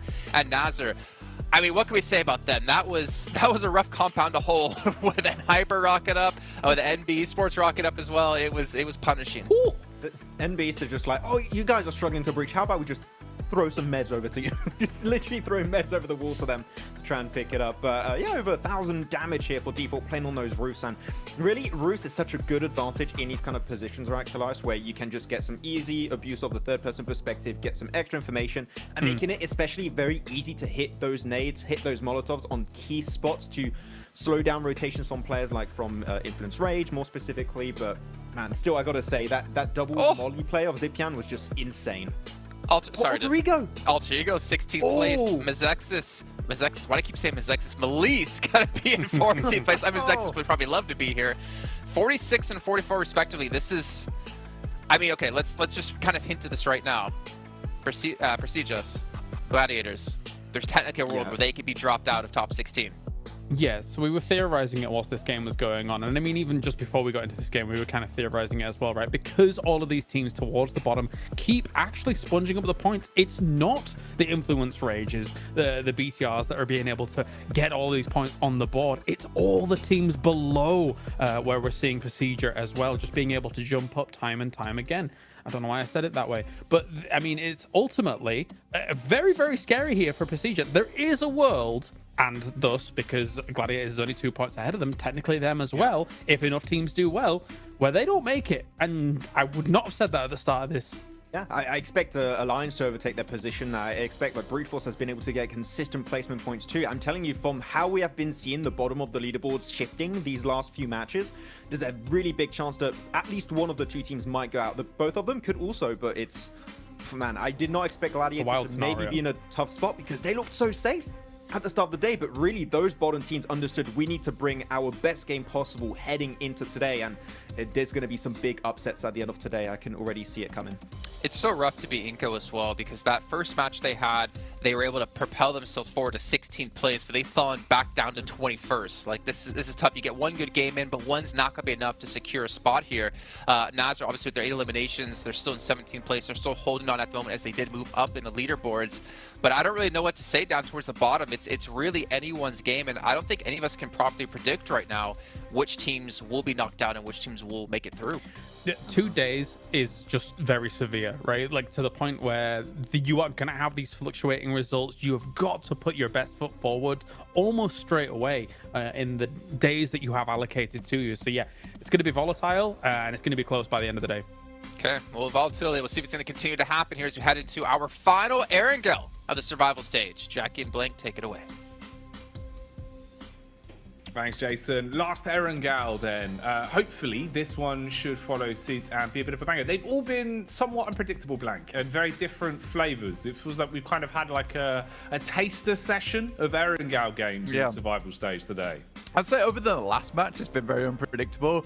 Yeah, to be fair, that last match was sort of unpredictable towards the end. The circle wasn't, considering we saw it yesterday. It literally was just the same circle 2 days in a row. Really odd. But back into it once again, over towards our angle for the final time before I hit up our 2 last Miramars to decide everything coming through here. You can tell there's a little bit of nerves coming through for some of these teams making their way towards that top side of the lobby. A little bit difficult for a couple of these squads. And I think that, look, realistically, it is time to start pumping those points again. For Nasa, there's been some extremely aggressive plays from this squad. It's been working out somewhat. I mean, they've been getting points on board right now. From Sem9, on the other hand, Sem9 are really struggling. And I think that all comes down to BTR completely battering them earlier on today. And I think, you know what, maybe that's even a targeted approach from BTR, considering that Sem9 drops in very similar locations to them across the map. Getting rid of them would be fairly nice for BTR coming in towards that last chance. Last thing I'll talk about, Jackie, before I shut up for a little while, is Malice Esports and Alter Ego. Okay. Alter Ego 16th place, Malice Esports 14th. I don't think that they're going to be making it through to the last chance, unfortunately, unless things go horribly, horribly wrong for a lot of these teams underneath. It's always the worrying part, man. You know, it's why we said how important it is to decide your own fate for yourself, right? Get as many points as you physically can. Have as many good games as you physically can. Because the difference of having one bad game when you're sat here today, just watching the other 2 groups play against each other, you know, knowing, oh, we might lose out on a spot with a difference of 1.5 points, something that could have been achievable. It just kind of leaves your heart in your mouth, you know. It's a gut-wrenching feeling, never something you want to leave up to another team. So it's a shame, but the thing is, Blank, not everyone can make it. Competitive format here, you know, one of the brightest sparks, the biggest events of the year. So much riding on this, the chance to have that title and that prize pool in your back pocket when all is said and done. Making it to the live finals is a tall order, and only the cream of the crop can make it there. That's why in these next 3 games, if you're going to show up, if you're going to find those chicken dinners, get some extra points, now's the time to do it. Last Erangel for the day. After this, it's Miramar Madness. 2 final games, and then we will know what the last results are. Which teams are going to make it out of survival stage into last chance, and who will have their story at PMGC 2023 ended in the next few games. Let's get into our last Erangel then, Blank. Plain path on screen as the drops are coming in. Very, very kind here. Pretty nice arc on this bad boy, at least straight line in this case, but we'll be heading straight down from Kameshki to Ferry Pier. So one of the best playing paths, I would say, in the game for most teams, right? It gives you that ability to get to wherever you want to go on the map, with it slightly leaning either towards the left or the right hand side. So I think for a lot of these teams, quite pleased with this one. We'll give them a very, very good chance in their last angle of the day. I think we have to reiterate that point and really hammer it home, because this is the last time to get, I would say, some of the most reliable points that you'll find in PMGC survival stage. Miramar gets a little bit hectic sometimes with the circles. Sometimes you get placed in absolutely unplayable terrain where your rotation, no matter what you do, is gonna be rough to play out, and you need to have that gun skill behind you to pull it off. And there's just not a lot of feeder teams left in PMGC anymore. It's a case of everyone is very, very strong. So coming up against a team and trying to just bash your way through brick wall after brick wall isn't as possible anymore. You know, the sledgehammers just aren't in play. Some sledgehammers definitely still are. But most of them have been dulled. Most of them aren't hitting hard enough to, like you say, just play with that level of aggression. Here, though, it's Alex that assaults from the rooftop. AK Play hits onto the first man and gets a knock. They hop straight in the car and want to go and confirm this one. They want to make sure that they convert this knock into some juicy, juicy points, as it will mean so much at a time like this. The rest of FaZe have bailed out. Oh, give him a second. Let him line it up. Oh, dear me. This is cruel. Doesn't even waste the knife on him. No, I know, man. I mean, for FaZe, this is not great news whatsoever. This is a fair few times in a row right now where they have just been losing players, squad mates at the start of the game. And I think for FaZe, again, as I said, last reliable way to reach those points. I don't know if FaZe is going to be able to make it, right? With teams underneath them looking like they're very, very much trying to push for that 16th position. I know that, you know, those spots are open to overtake over Malice Esports and Alter Ego, but the way that Team Queso has been playing, the way with MBE has been playing as well, these two teams I feel like could really start to make a bit of a run out towards our last 3 matches of the day. And FaZe has just been making quite a few mistakes here, Jackie, which I've not been a massive fan of. Yeah, FaZe have had some very unlucky runnings on top of the misplays that we've seen from them, which I think have, you know, just kind of all congealed together to result in some more disappointing games for them today, compared to having a little bit of excitement to it, having some real firepower into the first 6 games we had seen yesterday. Not as clean, nowhere near as nice for them. Influence Rage have been maintaining the pace that we've seen, though, almost breaking over that 100-point cap at the minute and pushing themselves a little bit further up. In terms of the overall standings for that as well, with the 2 teams that are above them that you're not seeing right now, that's DX Xavier with 100 points and the Mad Balls with 104 points, just further ahead. So clearing that and taking the guaranteed top spot for them does seem like it will just be a formality over the course of the next few games with how many points they already have. So they're going to be content. BTR looking good as well. Few misplays into the last game in terms of outstaying their welcome potentially, but definitely going from strength to strength. And I think, you know, one of the bigger facelifts we've seen really has been Nigma Galaxy blank, especially from those first 6 games we had to where they are now. It feels like a whole different team. And I was hoping they'd impress us because during regulation with the group stage, they had some big games. They had some great form back to back on a few of the days running. And, you know, we just didn't see that. We didn't see that at all over the first few games. Whereas now they actually look like a well-oiled machine again. They're looking like a far more drilled squad. Yeah, 5th place right now, 74 points. It looks great. It looks really, really good. I'm super pleased with how things have worked out for them. Some of our Korean teams right now, 49 to 48. Very similar performance. You know, I don't know if this is intentional or not. I don't think it is, but it's sort of interesting to see these 2 teams go hand in hand. Again, Korean squads usually do take a while to adapt and perform very, very well over long format tournaments. That's where they tend to really blast out the most. And it's where they sort of need to improve as we move further and further into this tournament ruling of just quite quick formats, quite little sprints that we have going on in the survival stage and last chance, even in the group stage of league stage as well, where you just have 3 days to mark your position towards that top 3 to get the direct invite. But right now, I do think they're great teams, and Duxan just showed us one of the best plays coming out from survival stage so far versus Rook Esports on a 3v4. It was such a well-designed play from them, from the Molotovs to the nades to just the overwhelming force where they locked them in. They move forward at the right time as well. We're starting to see these incredible moments start to pour through from the survival stage as teams really try and lock in their position towards the last chance. It's one of those exciting moments, right? Because you kind of take the best elements of everything. Not only do you have the land buff for some teams that thrive on the big stage in this environment where they know, we have to give it the extra 10%, guys. We've got to really be zoned in and try and find ourselves in a flow state. These are the stage games that matter. These are the ones you look back on when you're thinking about your career later on down the line in PUBG Mobile. And then you add in the fact as well, you know that your chance of even continuing in a tournament and making it just a stone's throw away from those live finals results on how well you play over the course of these handful of games. You've got to go even higher. You've got to go even further, give it that 25% and really have that big buff. Everyone needs to step up on a squad right now. You can't have that one-star player. Definitely have to pass the baton a little bit more liberally between all 4 of the members. And some squads have taken that in their side. Some of them have really displayed that. Others, not as much. Definitely struggling. Some of them, you can see the pressure really has put a dampener on things.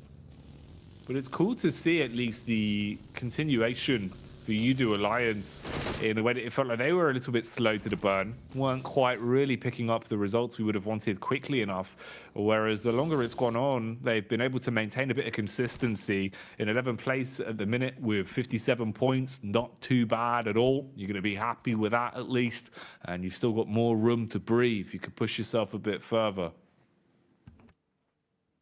Looking at the circle now, where we're centering up, again, sort of feels like reminiscent of our first angle of the day here. We went over towards Pachinki side, FaZe playing the exact same spot as before, but this time suffering on that knock-and flush that came through earlier on in the game, and they'll be forced to play as a three-man in this situation. But we move further down towards that southwest side, not really centering up over towards Pachinki at all, so Team Queso get themselves a nice position on that southern edge.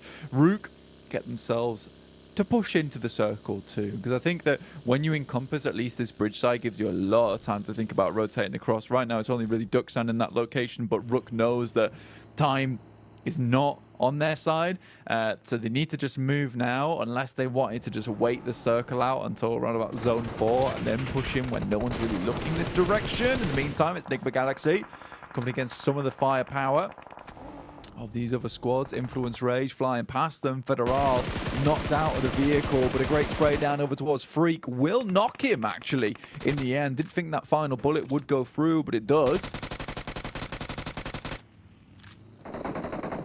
A lot of infighting going on as well.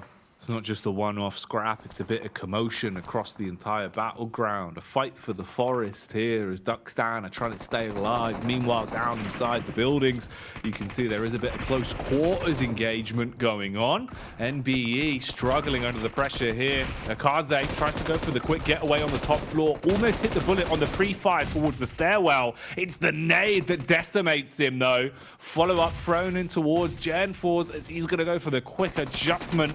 Oh, mate, this is a fight that's going to leave no victors blank. With how many players have already been knocked for either side, looking to get out of this one cleanly is not going to be an easy task. Not at all. MB Sports keep themselves and their nose clean.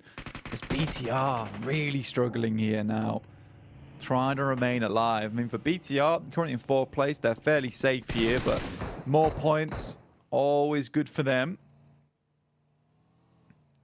Sam9 also towards this northeastern edge, really desperate for these points at this point in time. 23 points total, 23rd place in the standings with 32 points overall. BTR looking to finish off the final players from MBE. It's a decent nade, but it bounces off. Well, hello. IHC, they're doing good today in terms of knowing what fights they can fully commit to. When they need to calm it down a little bit. This is one where it seems like confidence is at an all-time high as they try and close the gap. Coops playing for keeps, goes for the stutter step and looks to try and hit the shots. Nice re-peek into Alex, but not quick enough on the draw. So Coops, the young gun, goes down as he's shut off by Alex. And the rest of the team is just running. They want to get out of here. Meanwhile, NBEs are still fighting inside of the building. Shotties galore as all of the barrels are going off and everyone's taking damage. But it's the side of BTR that are starting to crumble now, looking like maybe they've let this one slip blank. NBEs could maintain control here as they've actually got time to reset as well. Whereas you're just facing, you know, 1 or 2 players that remains alive now for BTR. Hello? And Sem9 have come in to join the party. I mean, for Sem9, this would be a lovely bit of revenge over towards BTR, who have harried them all game. Luckily, BTR is able to get 3 players back up on their feet somehow, some way. But Sem9 is just lobbing in the Molotovs, heating up the fire. Lapar goes down to the burning foot, and it will be 90 Depp now moving in with himself, a nade in hand. Looks to toss it on towards that top side. Takes out Mondo, potentially hits him for a very hard amount of damage, but BTR backs things up, waits for the end game. Another nade goes through, but won't find its target. 90 Depp just expending utility here, and Mondo feels fairly safe. Not anymore. Oh, throws a grenade right at his big toe and hopes that he will stand there and eat that bad boy. Mondo, there he goes. It's off the back of Tam as he'll line that one up through the outside window.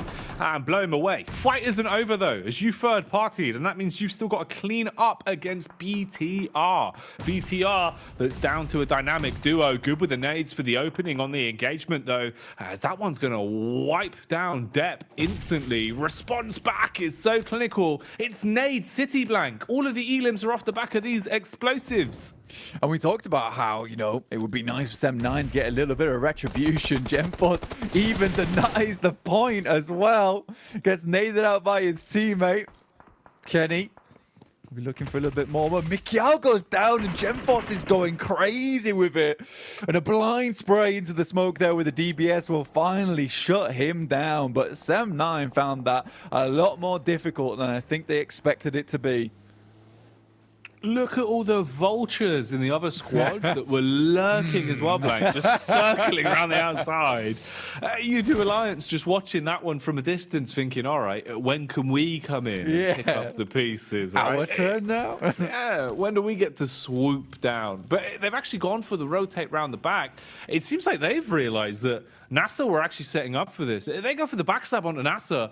Ooh, okay. This could be sick, Blank. You've got so many squads that are right on top of each other. And Sem9 want to move as well. They want to actually just get stuck into the fight after getting that first knock. So Kenny plays for the info, going for the quick roam up. IHC still here, still looking for a piece of the pie as well. What on earth is going on? I mean, this is a lot of hate coming through towards Sem9, and they're doing a fairly decent job of holding these teams back at arm's length. But to be honest with you, it's kind of surprising. We can even see it here, the amount of teams that are actually towards that central arena of the map. There are so many on this northeastern side, all trying to hold each other out. Udo Alliance, Sem9, IHC, Nasa, as well as Ducksam in a difficult spot. And what a horrid circle here on our final angle. I said it was reliable points. I take it back. I put it away in the backpack there because I have lied to you all. I have lied to you terribly. Oh boy. Oh dear, Blank. Sem9. I'm surprised they've been able to survive through so many of these awkward encounters and keep the team in a good position. You do Alliance, though. They've been playing a very slow, methodical, just lurking and looking for a high percentage opportunity before they dive into a compound or run the risk of even really going for a trap card play. They thought they saw their opportunity inside of the forest. Instead, they've kept their cards close to their chest and are still holding for this fight to be instigated from someone else. Let another squad make the first mistake. Brute Force seem to be pitching as well as they're going in versus Zenhyper. And able to pick up a couple of pieces here and there.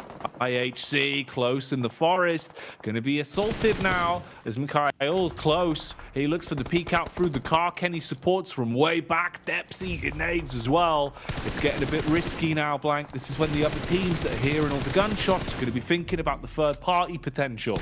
Mate, Alex has no clue where Tam was shooting from. Finally finds his number. And IHC hanging on at the moment versus Sem9, who have tried to get the beat on him. Mikiao tries to move away in the vehicle. Some great team shots coming through. Won't finish him off in the time being. Kenny as well off in the distance. And it will now only be one final player of Sem9 to make it through. It's so unlikely that Kenny will get much further.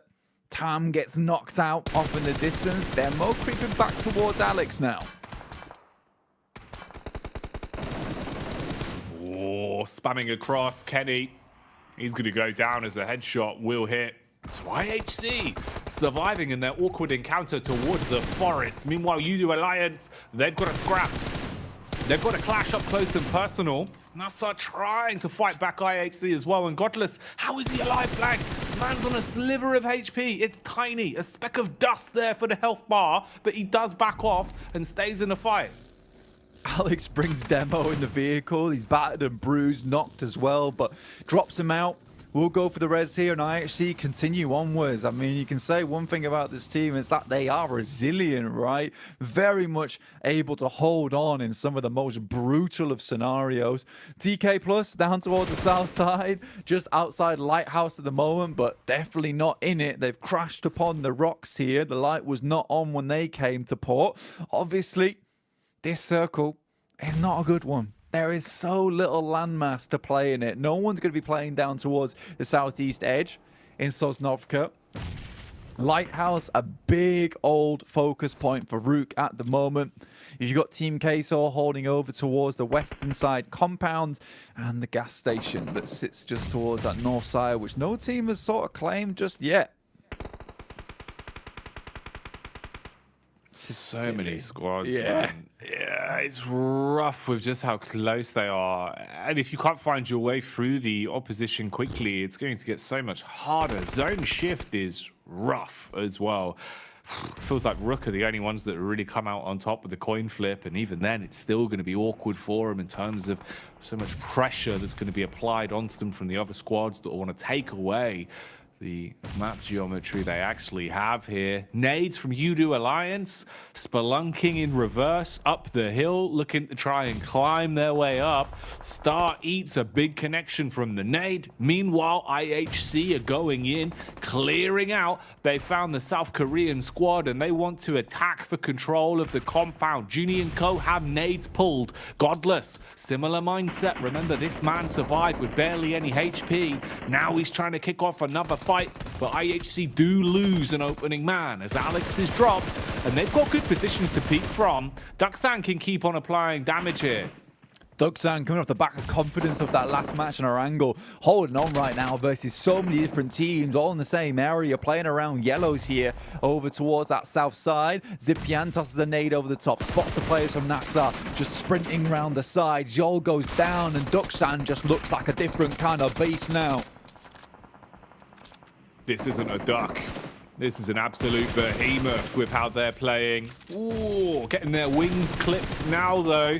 Shots coming back in as Godless tries to stay alive for IHC's hopes and dreams. M9 as well, even getting stuck into the mix with the last man, the solo dolo, dealing a bit of damage. Quick getaway for Godless as he goes full James Bond blank. Takes the car into the water.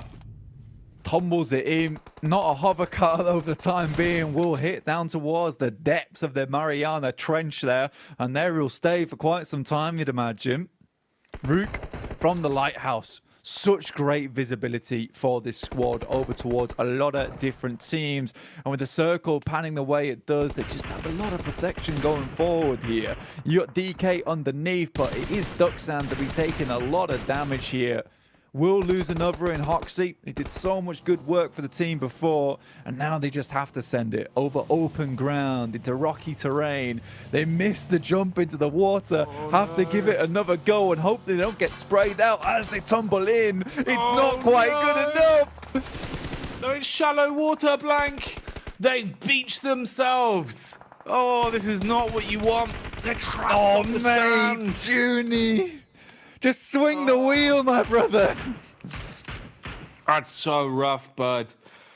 The second attempt to get into the water, and even then you hit the shallow bank and eat bullets. They're gone.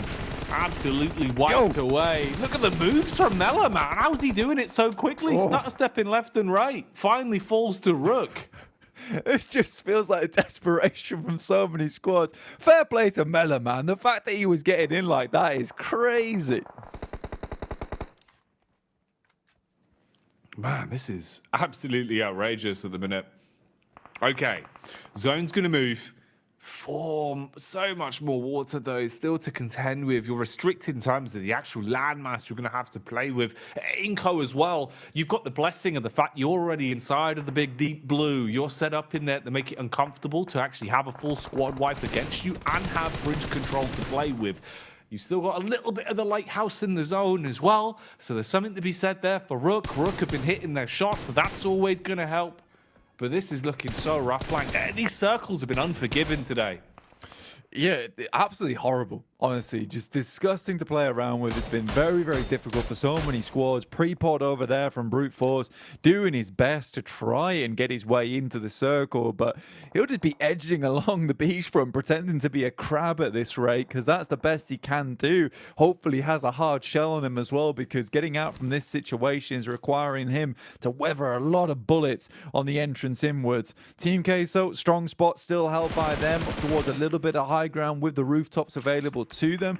Inco sort of blessed from their position where they came in from that eastern side of Sosnovka, swung in from the coastal edge, and it's kept the bridge in for such a long time. They basically haven't had to do anything in this match, which is very fortunate for them, considering that they've got to jump up quite a few placements in this game if they want to set themselves up for a good chance to get in towards that top 16 at the end of the day today. This has been one of the most cruel games to other teams and one of the most fortunate teams to Inco. Just so many miraculous things inside of this game that have made it pan out the way it has. U2 Alliance sharing the territory here. They formed an alliance, it seems, with D+, at least for now. If you expose yourself, if you make yourself visible, I think that alliance will very quickly start to crumble, and you got to worry about the fact it's some sort of reverse fireworks show, Blank. They're just throwing the grenades down at them, and they're detonating right on their heads. It will finish off U2 Alliance first, as they're now out of the equation. D+ stuck in the same spot as well. The only blessing is they're starting to run out of nades, Blank. Yeah, Rook just ripping away points from these teams underneath. They want to go as far as they can into this match. It looked like it was fairly on target. Mikiel so low HP, and Pusher will find him off the back of that one. The nade took him down so low. But Mikiel able to get those final couple of bullets in to do the rest of the job. Then Abeche over towards this side from Inco. Vitali still towards the bridge end of things, actually. And Inco desperately want to win this game. Regardless of what happens, they will get somewhat of a decent placement point, I would imagine, here, with Squash holding on the bridge itself. Brute Force, though, able to actually move themselves up towards that northern side to start facing off against Team Queso, which the circle most likely in this next one will push them further down towards that south side. So you've got to respect the plays coming through from Brute Force here, able to get themselves in a position where they might just be able to do well in this game. Inco finally getting an opportunity to put the bridge control to good use, as well as they spam shots onto the players lurking in the water and finally finish off D+. New zone acquired, though, and even more land gets stripped away from our competitors here. The battleground getting smaller and smaller, and with so many squads inhabiting it, it's not going to be easy. You're going to have to fight for that room to breathe, fight for some sort of control of the map now here. And Inco, they're looking pretty confident with how they've been playing it. Haven't overly been tested by Rook, though, because they've got the angles to keep themselves safe. Rook still blessed in the sense that they can hold on to their high ground position for a little bit longer, and that might just be enough to get them into a spot to shut this one down. They've had 7 eliminations in the game so far. They're looking pretty damn mean with how they're playing it, and they're going to want to take it all the way to the bank and secure the finish. Squash, meanwhile, looking for the lurker in Rami, playing under the bridge, and the nade is absolutely spot on. That is beautiful. Yeah, that's banging there from Squash there. I think that just comes out from the fact that he has a little bit of an inkling of whether he'll be playing Team Queso, though. It's Arta coming up against Brute Force. Again, Arta on the case, looking forward towards these teams. Papi Potro, last one left alive, but it's Vitali to finish up the job over towards Brute Force, and Team Queso should now be able to get all 3 players back up, but no! Vitali threads a couple of bullets with a Mini 14 and puts Team Queso to rest. Okay, here we go. This is what they've been waiting for. Inco, the battle of the bridge has been going their way, and even finding countless opportunities to third party and first onto knocked players. They are adding to that total tally of points. They've also got the edge of shutting down one of the key players from Rook with that fantastic use of the nade, blowing him out of the server and leaving them down to a 3-team setup here. Just Pusher, Default, and Eugene up against the full squad of Inco, Blank, and this high ground that's worked wonders for them won't exist for too much longer. For Inco, they've got so much control now as well, and Farouk, like you say, coming down off from the lighthouse puts them in a very bad situation. They'd have to get some clear knocks to start things off here versus Inco. 1 nade left remaining here for Rafa and a Molotov, but overall, Inco's supplies are looking pretty healthy. Default, though, moves up. makes it to the bridge. Gonna try and snake his way through, get something done off the back of this one. If Default can find at least a good nade over to one of these players. But once again, it's Squash with a killer grenade from the top side. Default dropped everything, tried to keep himself minimalistic and hidden. It doesn't matter though, because Squash has got the X-ray vision in this game apparently. Squash, more like swish, as that's the noise he's making every time he throws out these nades. Countless 3-pointers, Blank. It's been so good from him. I don't know how he's so calculated, but the trigonometry from this man is perfection. Every time he lines up a nade, you know it is going to be an absolute banger. And that's an impact frag player that he takes down with it as well. Default today has looked unbelievable. His gun skill's been through the roof. His mechanics have been on point. So the fact you take him out, you remove that chance of a potential upset clutch from Rook massively. You've left them down to just a duo now, Blank. Chances of this one being an upset are slim to none. Inco are licking their lips at the idea of the chicken dinner now. For Squash, basically done it single-handedly from this position underneath the bridge. He has been so influential on this map. Inco with 4 players, then Abeche wants a little bit of the money too, sends a nade over the top here. Oh, it's close, it looks scary. The tracer showing you it whizzing right on by. The bullets, though, are hitting. Play zone coming on in, and with the tag that was already inflicted onto Eugene, the zone was enough to finish him. Pusher will be getting pushed away as he goes down, giving up the chicken dinner to Inco. Double chicken dinners on the day for Inco. We said that one wasn't enough, so they gave us 2. For Inco, this is much needed points, but sort of gifted as well to them here at the end of the day. But again, you've got to look at the way that Squash played out that game, and I think that you could sort of give him the credit for just nailing each and every one of his nades that he sent through. Some great vision. Even I think the team looks a little bit confused with how on point his nades were there, but it takes them through, gets themselves a chicken dinner. This is going to be so massive for them in their long run. Well, that is the thing as well, especially, over the course of the tournament, Blank, we've seen just how much of a blessing it is if a team has got some fantastic grenadiers on their side. If you're hitting those big nades, if you're being able to come across for the double nade perfectly, it just sets you so far apart from the other squad. So the fact that Squash is able to land 2 blinders all off the skin of his own back, perfect damage dealt on him, you got to give him props for that. Nade usage on screen as well. A lot of roaming for Inco. You can see with the miles traveled only really being bested there by the side of Brute Force. But wow, that's a big game for him, Blank. And honestly, towards the end, I'm kind of glad they just played smart. They didn't get stuck into the game until they absolutely had forcing the issue. I mean, the start on Sosnovka, right, was quite amusing because they must have rotated up towards the eastern bridge. The circle was for, like, themselves, this is a horrid circle. Let's re-rotate back here. In the meantime, we're going to rotate on over back to the desk with Mr. Jason Kaplan, Maxman, and the Kalaris. That seemed like an hyper rotate right there, to be honest, Blank. But as we did see, Inco closing out the game yet again. Their second chicken dinner on the day. And going into this match, they were in 21st place. Where they've ended up after, well, that will be left to be determined when we get to our overalls. But again, a much-needed game to make them feel so much safer and have a little bit of wiggle room if they have a bad final 2 match. Yeah, I mean, the point gap at the bottom here, Jason, is so small.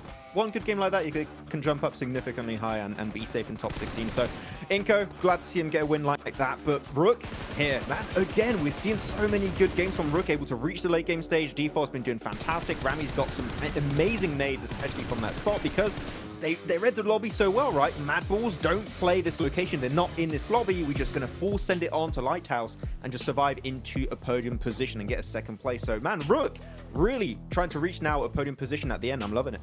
Are you calling them an ALT here, Max? No, it's no, not an Avenger level threat. No, okay. But they're good. I like them. It's cool. They're good. Team Queso as well, though. Kalaris obviously getting 12 points. Brute Force getting another 9. Again, teams who desperately need these points have been able to do so consistently today. Yeah, these teams at the bottom zooming up the leaderboard like a Zonda are really fast here up towards the top, and it's impressive to see. I do think when we get to the overall leaderboards, though, that our theorized procedure and gladiators potentially being under threat, I think by the end of the day, I think they'll be 15th and 16th. That's my prediction here as we take a look at it. Yeah, it's getting close. You can see 9th place and 10th place respectively for those two teams, but two teams who unfortunately will have to just watch from home and not have a chance in the last chance stage. It's going to be Melise and Alter Ego. They just got that WhatsApp message, guys. Your plane is tomorrow morning at 2 a.m. You're going back.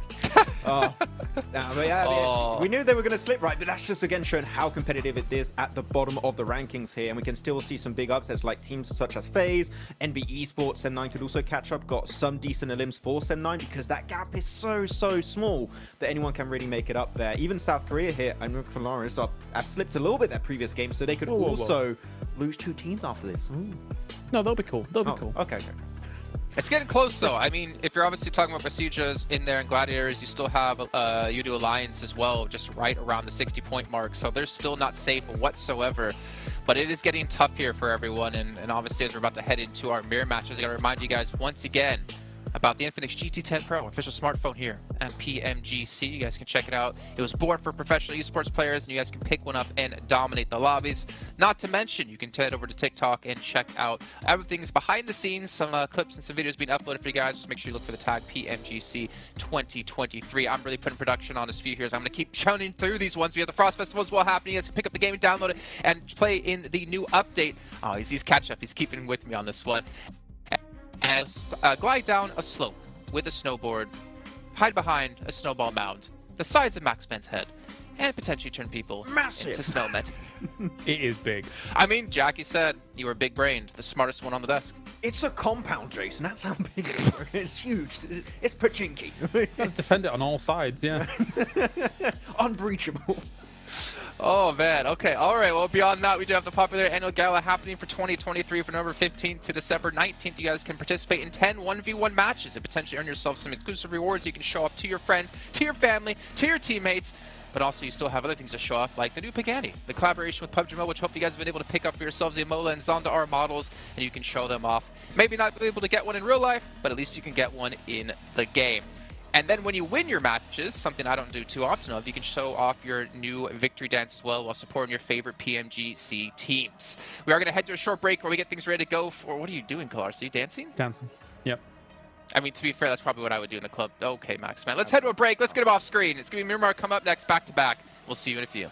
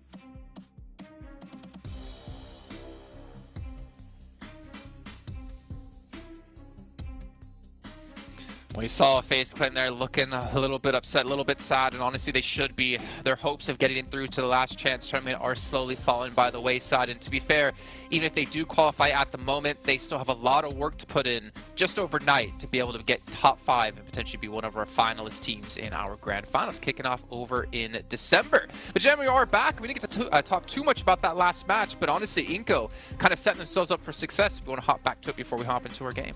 Yeah, I love especially the way they were playing Nineveh here down on the beach side and having 3 players over onto the top of that bridge, able to get himself multiple angles during that match and making sure that teams, especially coming from the west, like N-Hyper, Brute Force, Team Kesso could not really have a chance to compete in that game. So just having those 2 positions, those 2 angles were really important.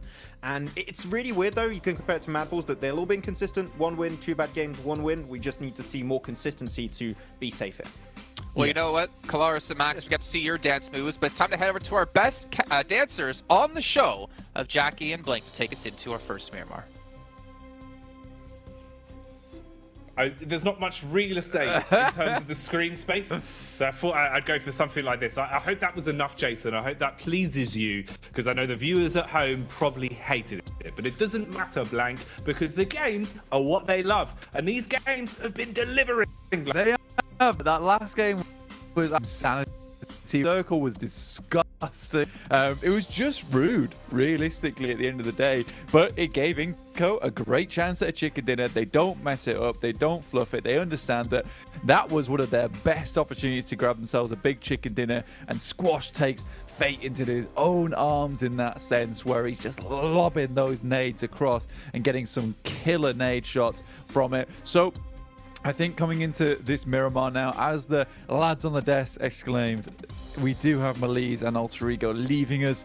They're confirmed not to be going. Maxman was quite cruel, talking about flights being WhatsApp through. I mean, come on, man. They only just lost, dude. Come on.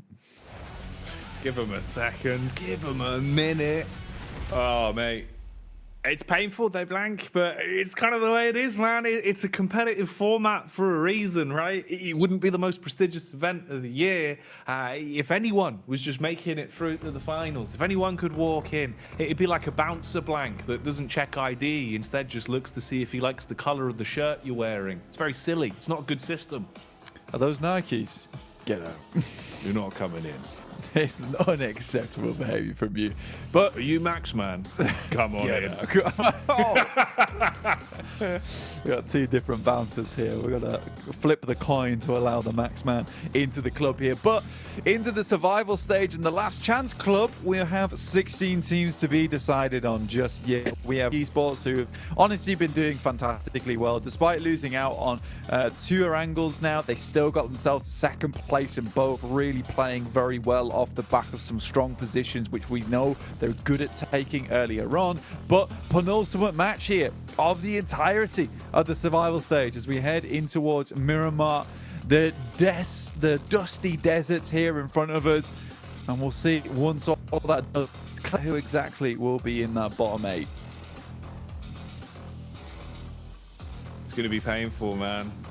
It is going to be a rough state of affairs for our teams that don't make it through. But some of them have to. Some of them got to get themselves into the upper echelons and soldier forward into tomorrow and the preceding day, where we'll have that last chance, those last few moments of madness to decide which teams move on out of it. So this is really where it is all do and die for a couple squads. Little bit of a shift, little bit of potential still remaining in terms of some of the placements for these teams. So accruing an extra couple points here today can be a big one. So we need some large finishes for some of our squads further down the pack here on the back-to-back Miramars. And I do wonder what sort of form we're going to be seeing as well. Seems like fighting is going to be part of that, as FaZe, who really have been hit with the unlucky stick, Blank. You know, they look completely different to what we saw when they came out swinging initially into last chance, well, survival stage rather. They were looking a lot better. The longer it's gone on, it's just felt fragmented. You know, it feels like they really are always leaving themselves susceptible to these attacks, and they give quite a free opening elim on this one. You know, for nothing really. FaZe just drop far apart, and a man gets spotted instantly. Yeah, and I mean, at this point in time where we are hitting these last two matches, 20th, 21st, 22nd, 23rd, it looks terrifying. Hyper have just been really struggling to get any points on the board, despite trying to live towards those end points of the game. Even on that last match, just swimming in the water for an extended period of time. Even Mella on that last game with a right good jiggle over towards on that top side, trying to get in towards the water himself. It's just not happening for these squads so far. For FaZe, I do think that the days are numbered, or at least the matches are numbered. Just 2 left to play now for themselves, and already moving into this Miramar in the first couple of seconds with 3 players. Inco feeling much more secure now. 12th place, 55 points. Happy days for them.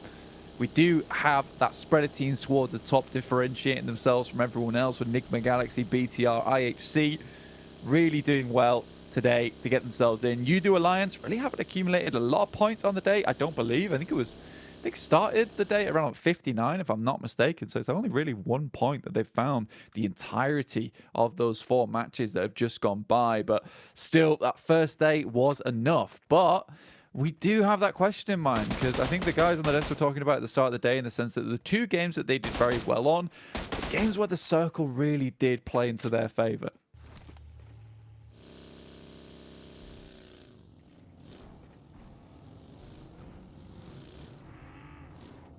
Inco's on our screen at the moment. Squash, as we said, the right arm of God on this guy, honestly, Jackie. Yeah. Incredible nade plays from him. Enigma Galaxy off in the distance. Another team that I'd honestly like to see go out with another bang here at the end of the day. Maybe get some more points towards the top side of the tables. You'd hope so, because it's definitely looked a lot better from them, at least with getting more momentum into the games today. You know, it was really quite rough when we saw them initially.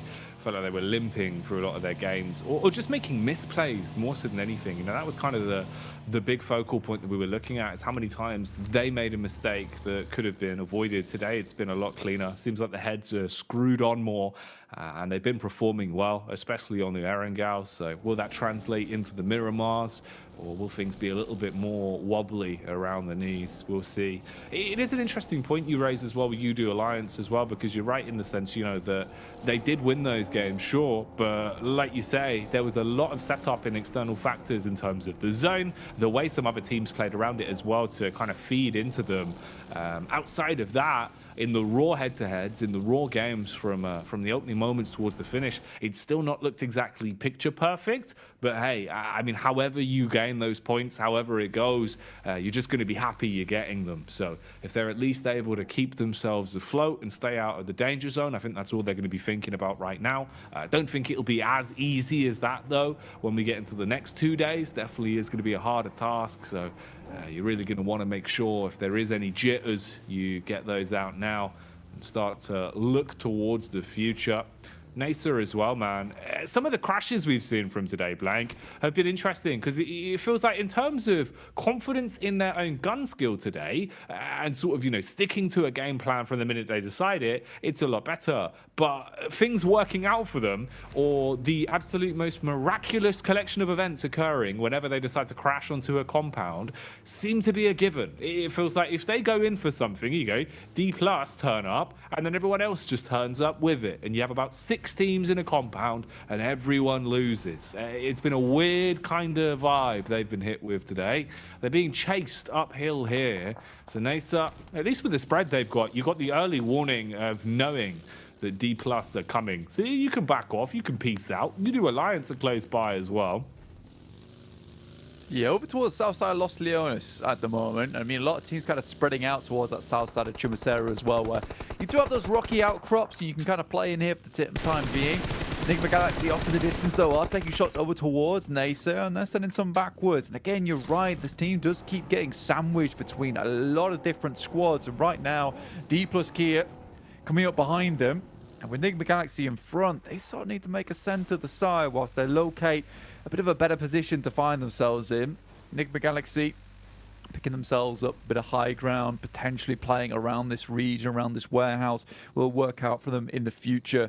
But realistically, it is that stage 2 that we're waiting for, where it is a massive shrink on the circle defines a lot going forward for a lot of these teams as well. So right now, get as much loot on as possible, as many nades as possible. I think a lot of teams will be looking for that 5.56 ammo as well, because you know that in that late game, when you do huddle up in towards one of those compounds, you're likely going to be expending bullets that you're not getting back anytime soon. Having all the extra bells and whistles on Miramar does go a very long way. And we've seen that as well, especially proven true with the utility usage we've had today.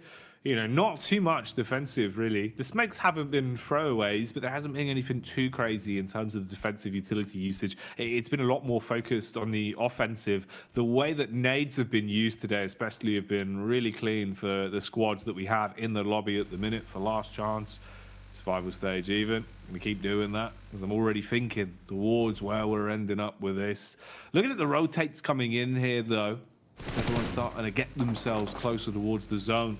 Rook are going to want a gun for dead center pretty early. They've been doing a great job of finding themselves inside of the zone, setting up in a compound and playing defensive. That's where they are a level above their usual selves. Talking of being above here, though, it's a bit more literal, as Freak and Co are right on top of the hill and they're looking down towards DK. They spotted out D+, they know where they are, and now they're going to start the rock on down. Utility in the pockets for them as well, so you've got nades you could throw in if you want to deal the chip damage. Instead, it's just Lord bursting off a few bullets on his own.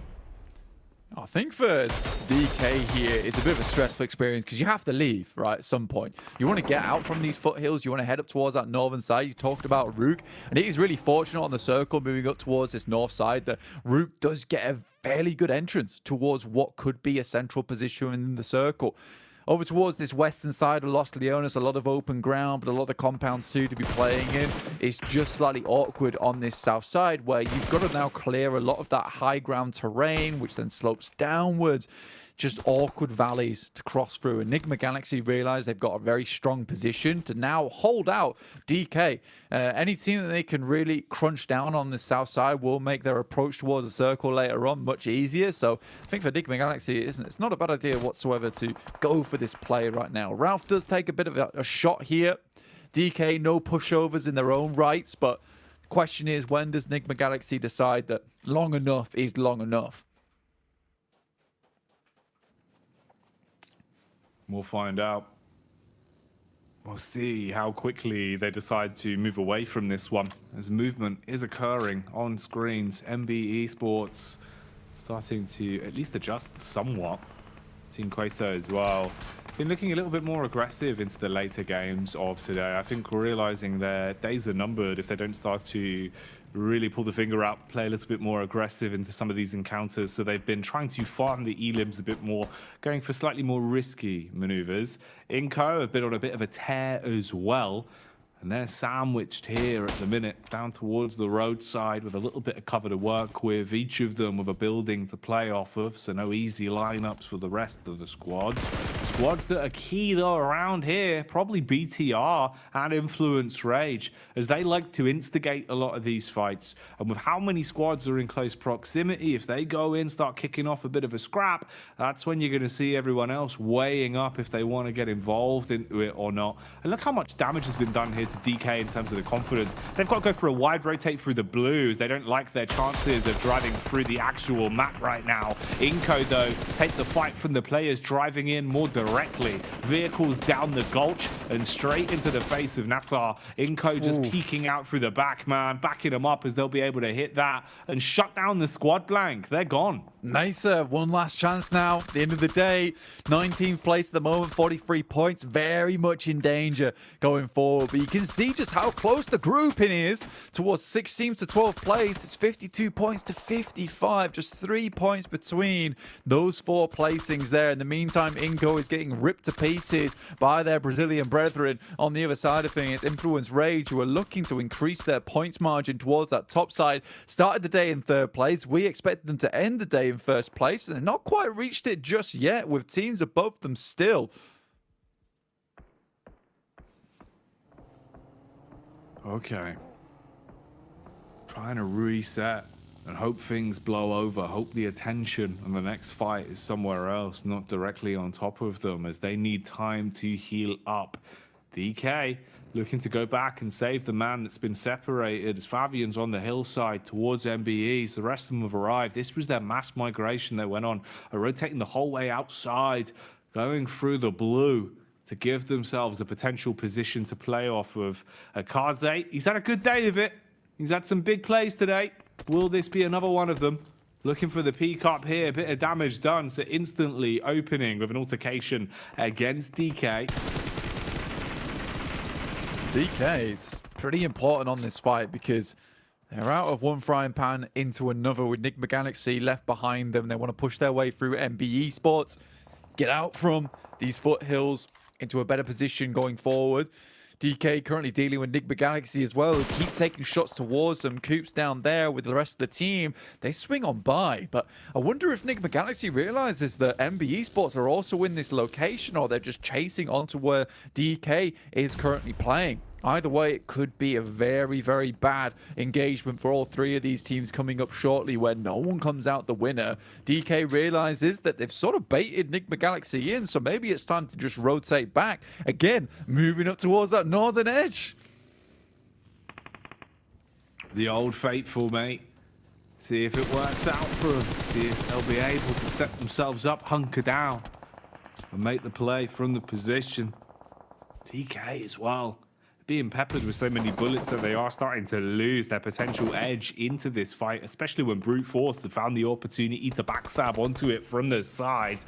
So you really are struggling now. Here comes IHC with a compound crash as well. Haven't seen this for a few moments, but it looks like they've wound themselves back up and want to let it rip. Going in for the swing towards the top floor. FaZe Clan holding on the ground as well, as they will hit with the shotty, strike against the first and leave him slumped down on the deck. Alex clearing the building. Oh, it's a late reaction, but he does still find the flick at the top of the stairs. And for FaZe, that's such a terrible prospect for them going forward. 42 points left remaining there in 19th place, Jackie. IHC have been constantly chasing this team down, and I think they've single-handedly ruined their chances to get towards that last chance now. One last game for a big match, but with the way FaZe has been playing today, it just does not seem likely. For IHC, on the other hand, been looking like one of our most aggressive squads today. It's awesome to see from the Mongolian squad here. DK, though, still stuck on this ridge side. Osal goes down to a nasty shot from Enigma Galaxy. It's Freak on that top side. The rest of the team just not with him. Lord's even looking this way too, as Fabian dashes his way across. Nolbu looking to hit these shots over to the side, but it's not to be. And Duxan similarly heading over towards where Rook is currently playing. Duxan were able to take them down on our second angle of the day, but they are looking bruised here. Seriously wounded. Need to patch themselves up here and get back into the foray.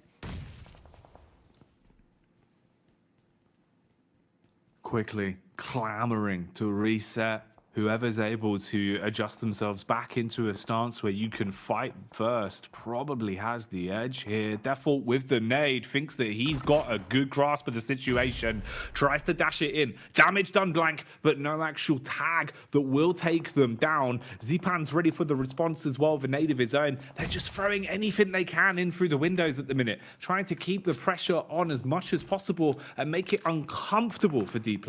Default, he's been playing a blinder of a day. Overall, he's been hitting so many shots and looking really crisp. But here, you're up against the chance that if your teammates start falling, you got to do it all on your lonesome. And with how low they are, that could be a very achievable possibility the longer it goes on for Rook. BTR and a backstab as well towards Root side of things. IHC, though, coming through over towards Duxan.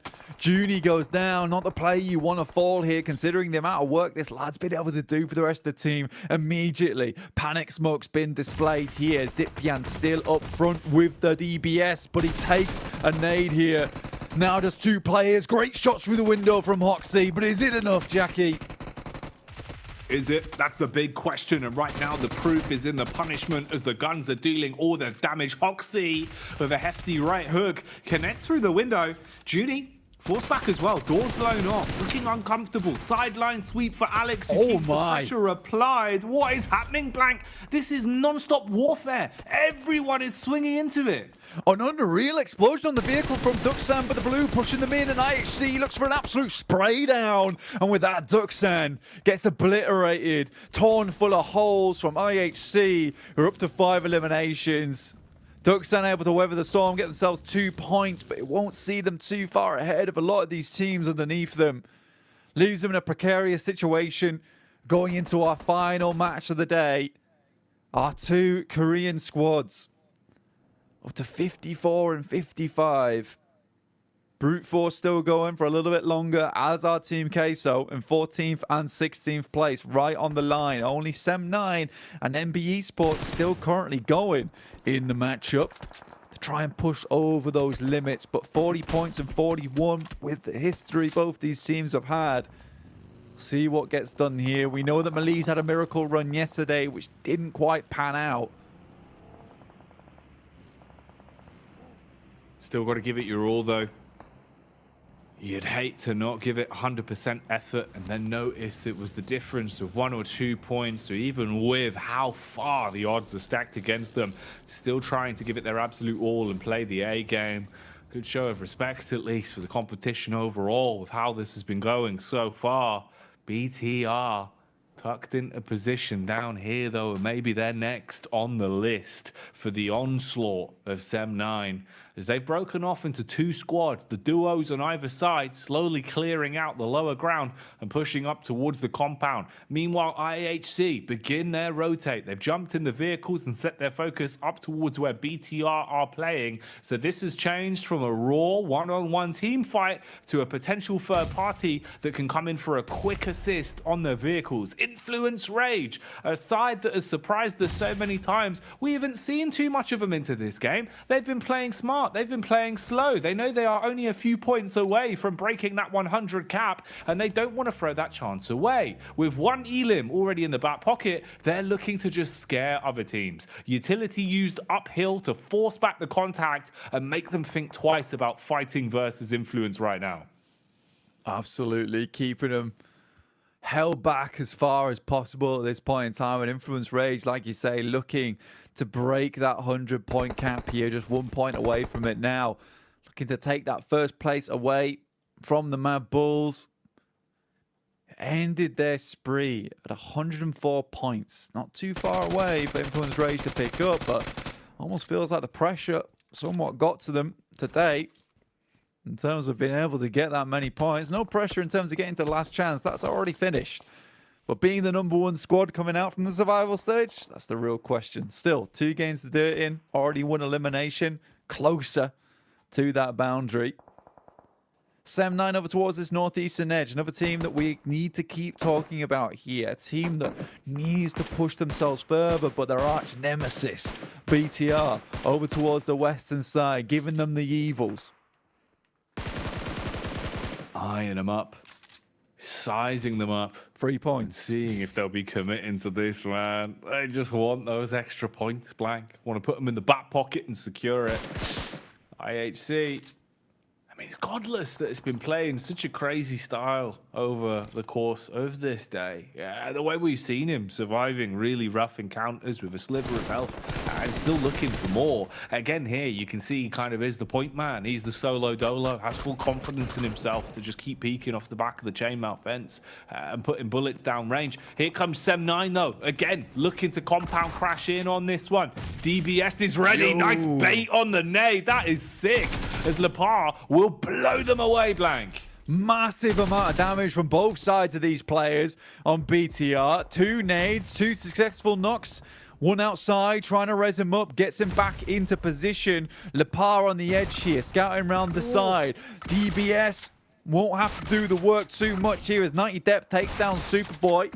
Will finish him off here, but Sem9 certainly struggling on this push versus BTR once again, seeming sort of like their kryptonite. Lepar, last player remaining. Nade in hand, run directly into one of Sem9's.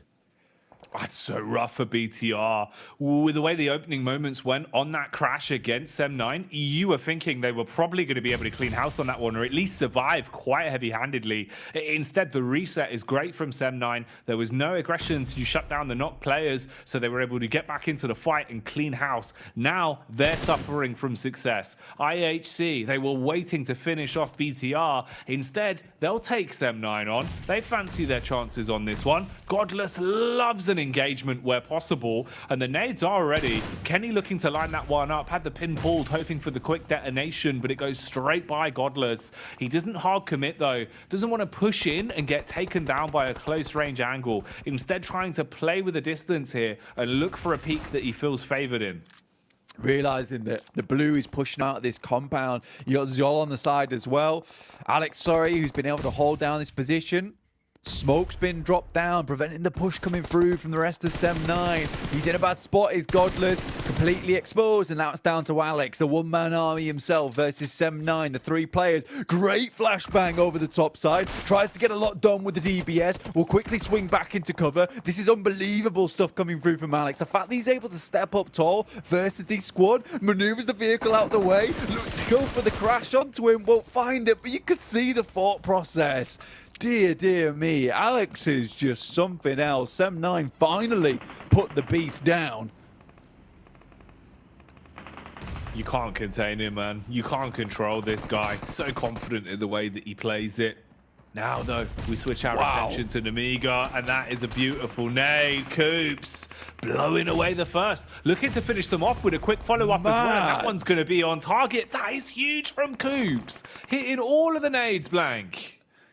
Coops is just the Grim Reaper of the lobby. On Enigma Galaxy, he just sends some disgusting nades over the top and he's not stopping. Little boy's got one of his own, looking where to place it. Another nade will go for the air pop. That looks pretty good on towards Coops, but it is a quick flick over the top side there with the DBS. Man, Coops armed with a shotgun or nades. That's all he needs, it seems, as he will be punishing. Okay, quick detonate on the minivan, so at least that can't blow up and be used against you. Hard commit onto the Reds now and try to reset the fight, so at least the Niga still have more to fight with here for the Galaxy. Okay, Sem9 as well. They've been so aggressive in just looking for these very aggro third parties to swoop down and deal damage. Even here, looking for a little bit more. You've got high ground at the minute to play with, whilst the rest of the teams are just scrapping amongst one another. And we're losing a lot of players. Squads now starting to dwindle down as well. So the longer this one goes on, the more these fights are going to look very scrappy. MBE Sports Team Queso, Sem9, all looking good for a game here that will take them above and beyond in towards those top 16 teams. Sem9 with 8 eliminations, one of the best matches we've seen from this squad, all survival stage. So they need to take this just a little bit further, you know, because if they can secure themselves a chicken dinner with the 8 eliminations, maybe a few more, you know, that's going to set themselves up very nicely around the 60-point mark, which sets them on side with Voodoo Alliance in 9th place. Influence Rage finally put down, 2 eliminations found, a couple of placement points, but not above Matt Bulls just yet. One more game to make that happen. Freak takes down Tam though, as he quickly peeks over the top side. Enigma Galaxy just aren't finished yet. NBE Sports gets ripped to pieces by this team, torn apart like paper. The claws have come out and they have been fed through the shredder blank, leaving it down to just these 4 squads now. So who's going to be standing tall when the dust settles? Who can get that extra juicy chunk of points from the chicken dinner here on Miramar? Death with the early damage firing off towards Lord. With a mini 14, you can see he's confident. He wants to take this peak and try and hit a nice shot, but after losing so much health, he doesn't want to go for it again. Slows down a little bit and won't re-peak just yet. Has to play for the slow heal, gets smoked off by his teammates, so at least he has some cover as well. Quick resupply here. There is the death crates to some of the players coming through over towards MBE Sports, but it's brute force flying up towards Team K. So there's nades coming out. Papi Potro sends in a blaster. will explode. Two of the players from Brute Force and Neo's only last player alive to try and fend off against his squad, but Papi Potro puts him in the bin before anything more can happen. Sem9 also take this opportunity to send down the hill. They lost a player on the eastern side, but they're in towards a top 3 position. This is good for them, but they need to go further. Otherwise, this last game still will mean a lot to them. Enigma Galaxy, how far screwed onto their heads right now? Are they in a position where they can play this right, play this smart? They've had some moments of absolute madness, but they've got to do even more here. Peppering bullets onto the rotate from Sem9. Sem9 that are still playing so crazy, so ridiculous with some of the rotates we see from them, some of the moves they've been making throughout this game. Even here, where they're in a final fight between 3 squads, they're still willing to be loud and audacious on their moves. Team Queso, they're just holding. They're just defending. All they've had to do is throw nades onto Brute Force. Outside of that, they've just been sitting pretty and waiting for the fight to come towards them. The longer the zone moves in as well, the less space between them there will be.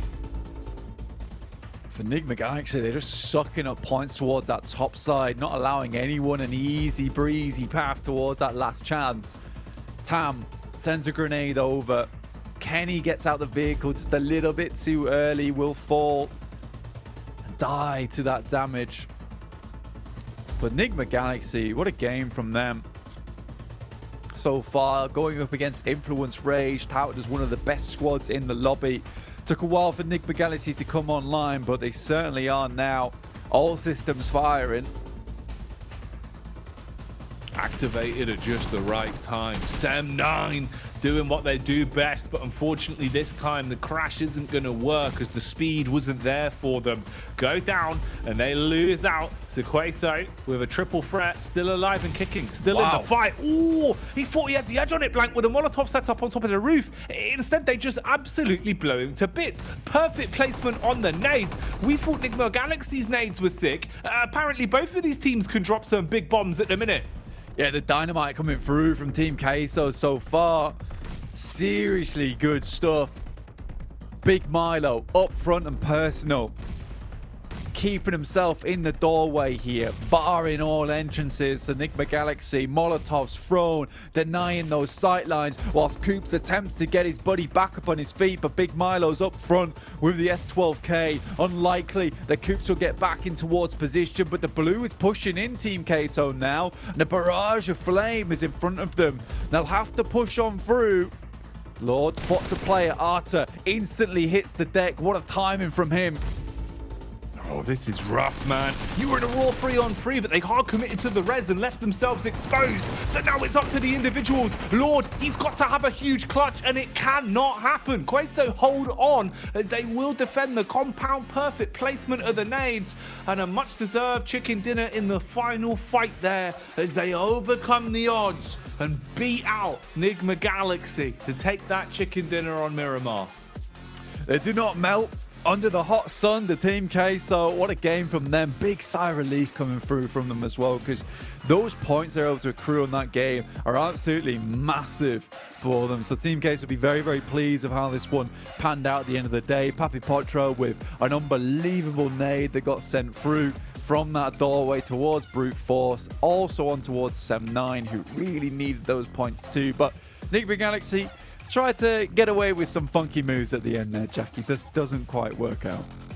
Yeah, I don't know, man. The idea of hard committing to the res in that spot where he was so far up and you knew there was multiple windows and all they were doing is throwing nades at you, it feels risky to waste Coops as medic, you know, going for the res in that sort of situation. I feel like, especially with what he had on him, he would have been more beneficial just playing the raw 3-on-3 using a utility Blank. But hindsight's 20/20 at the end of the day. You know, the information we have is different from when you're in the moment of it, in the thick of it, trying to make those snap decisions. So it is what it is. Enigma Galaxy playing a blinder of a game, but they lose out in the end.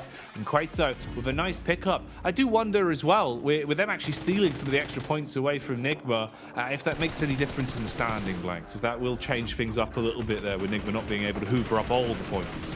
Yeah, absolutely, and I think it will make things much easier for Team Queso going forward. Sem9 have a bigger game to go for in our last one of the day, but before that, we've got to send you back on over to the desk to break all of this down. And breaking down is what we're going to do, exactly that, gentlemen, as we had Team Queso, the team who were the bubble, in 16th place, getting a massive victory that honestly might have put them safe now, or should have been able to put them safe 100% through into our last chance tournament, kicking off tomorrow. A great game by them, great game by Enigma Galaxy as well. In particular, Coops, man, it was the Coops show. You give Coops an MG3, just like anything is possible for this team the moment he has a weapon like that. I do have to echo the point that Jackie did make at the end there, is that it was a bit weird for him to force that res onto Ralph. I think you leave Ralph give you free information and try and have a bit of a wider three-man split to get more control onto Team Queso, but then you saw Arthur there on the low ground. He was just making sure that the entirety of Enigma could not leave the edge of the blue zone, and they were just going to be suffocated behind that hill. So good execution, and all off the back of that rotation onto the best player in this lobby here, Kalaris, is Big Milo. Oh yeah, loving it. Yeah, he was. He is colossal, that's for sure. You know, here with Team Queso being able to do so well, I think it's about time we've seen them be able to put up a performance like this. They were doing well in terms of holding down this location, right? They were here for a little while and able to hold it off successfully. Again, against Enigma Galaxy, who did flub a little bit. I have to agree with your guys' sentiments on how they want to make that approach happen, but when you're going up against Enigma Galaxy and they're able to put up this performance throughout the game, look at Depp. 1,069. Look at him. Nice. That's my noise for that one. I mean, 15 points for Sem9. They were a team not really safe at all, and they were a team still trying to fight to get into top 16. That might have actually been enough to potentially push one of our, or potentially two of our South Korean teams out of top 16. We're going to obviously find out in just a little bit of time here, but things are getting very tough now as you take a look at our overalls, and there we go. D+ has moved out. Sem9 has taken their position.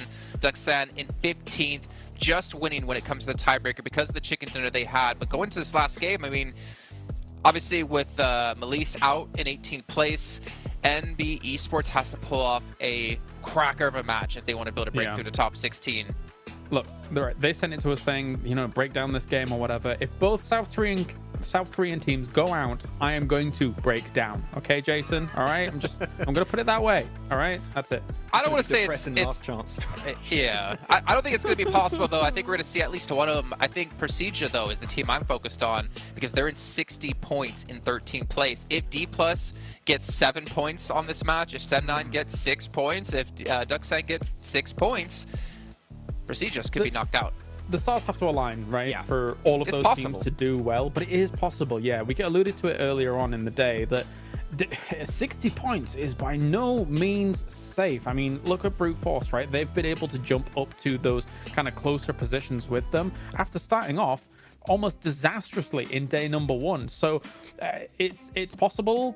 Whether or not it occurs, though, is kind of a long shot. We'll see. We'll see. They will need to reach pretty much top 5 locations if they top 5 positions on this next last game if they want to maybe overtake Prestige Evos. But I don't expect it to happen. It will need to happen exactly as you said, right? All the stars need to align. But man, what a comeback from Sem9 though, that match. So many eliminations while getting third-partied by IHC while breaching on BTR. They had amazing opening nades. Sem9 just brought it back from the brink of death this match, so they can make it happen. It's such a small point gap, right? So many teams can still compete, and now what we need to see from some teams that are outside of the top 16 is not just try and play passive and play your own game. You need to get a ton of eliminations here. You need to start fragging out, popping off from the get-go, otherwise it's just not going to be enough to make in top 16 to reach the last chance. So we need to see some big performances here at the bottom. And this goes into something we discussed while we were watching the first match when we were, you know, obviously off air, is that obviously depending on how many points you're behind, how many matches you have left determines how big you have to go. And Claris, you know, we were talking about this in particular for NB Esports. You just have to go crazy. You have to hunt for those eliminations. You have to put the fate in your own hands. It's going to be really tough considering what we've seen so far, but if they want to have any chance, they've got to go for it. Yeah, especially when their podium finishes throughout the majority of these 2 days when they've been playing have been smaller limb games as well, right? They're able to sometimes get to the late game, but they're not getting the elims with it, so they've got to go really big, Jason. Well, it's time. Our final match here, the survival stage, before we get into our last chance tournament kicking off tomorrow. We're going to find out if some teams can hold on to their position or if we'll see some teams push them out. Colors hopefully won't be too sad at the end of this game. Let's throw it to our casters of Jackie and Blank to take it away. Setting up the big one then, the last game, the last hurrah, Blank, to decide where all of the chips are going to lie, man. And then tomorrow we know who we're going to be seeing here in that last chance stage. It's good. It's so damn good how the game's been going so far already. So I'm living for it, but I'm excited for this one, Blank. I mean, it's the fact that all these teams towards the bottom side of the rankings have just absolutely worked their socks off to be here at the end of the day. Like, what is this? Jesus, that guy's moving quick on the old finger tapping there. Looks like we got a bit of a rehost coming through very quickly. I'm assuming we'll get back into the game as fast as possible. But in the meantime, let's set the stage. We've got currently a couple of teams down towards the bottom of the rankings. We've got DK, NBE Sports, FaZe, NASA, NHyper, all attempting to make their way in. And honestly, it's all doable. Right, off the back of a big game. You're looking at 16th place with Sem9 at 55 points. For NHyper in 23rd place, that is just 15 points away, right? A chicken dinner, 5 limbs. That's all it takes. So every single one of these teams, it's more than doable. It's not a fat chance. It is very, very likely that if one of these teams does extremely well, they'll make their way in towards that last chance. It's not a pipe dream for a lot of these guys. So this is going to be one of the most exciting final games we see. Sem9 look happy after the back of that last match. There's a little bit of sweating, I imagine, going on for them, but they just need to do okay in this last Miramar. That's what they've afforded themselves, Jackie. It's true, man. You know, you've done enough to at least put yourself in a position where you don't have to go above and beyond, don't have to win the absolute world in a game like this.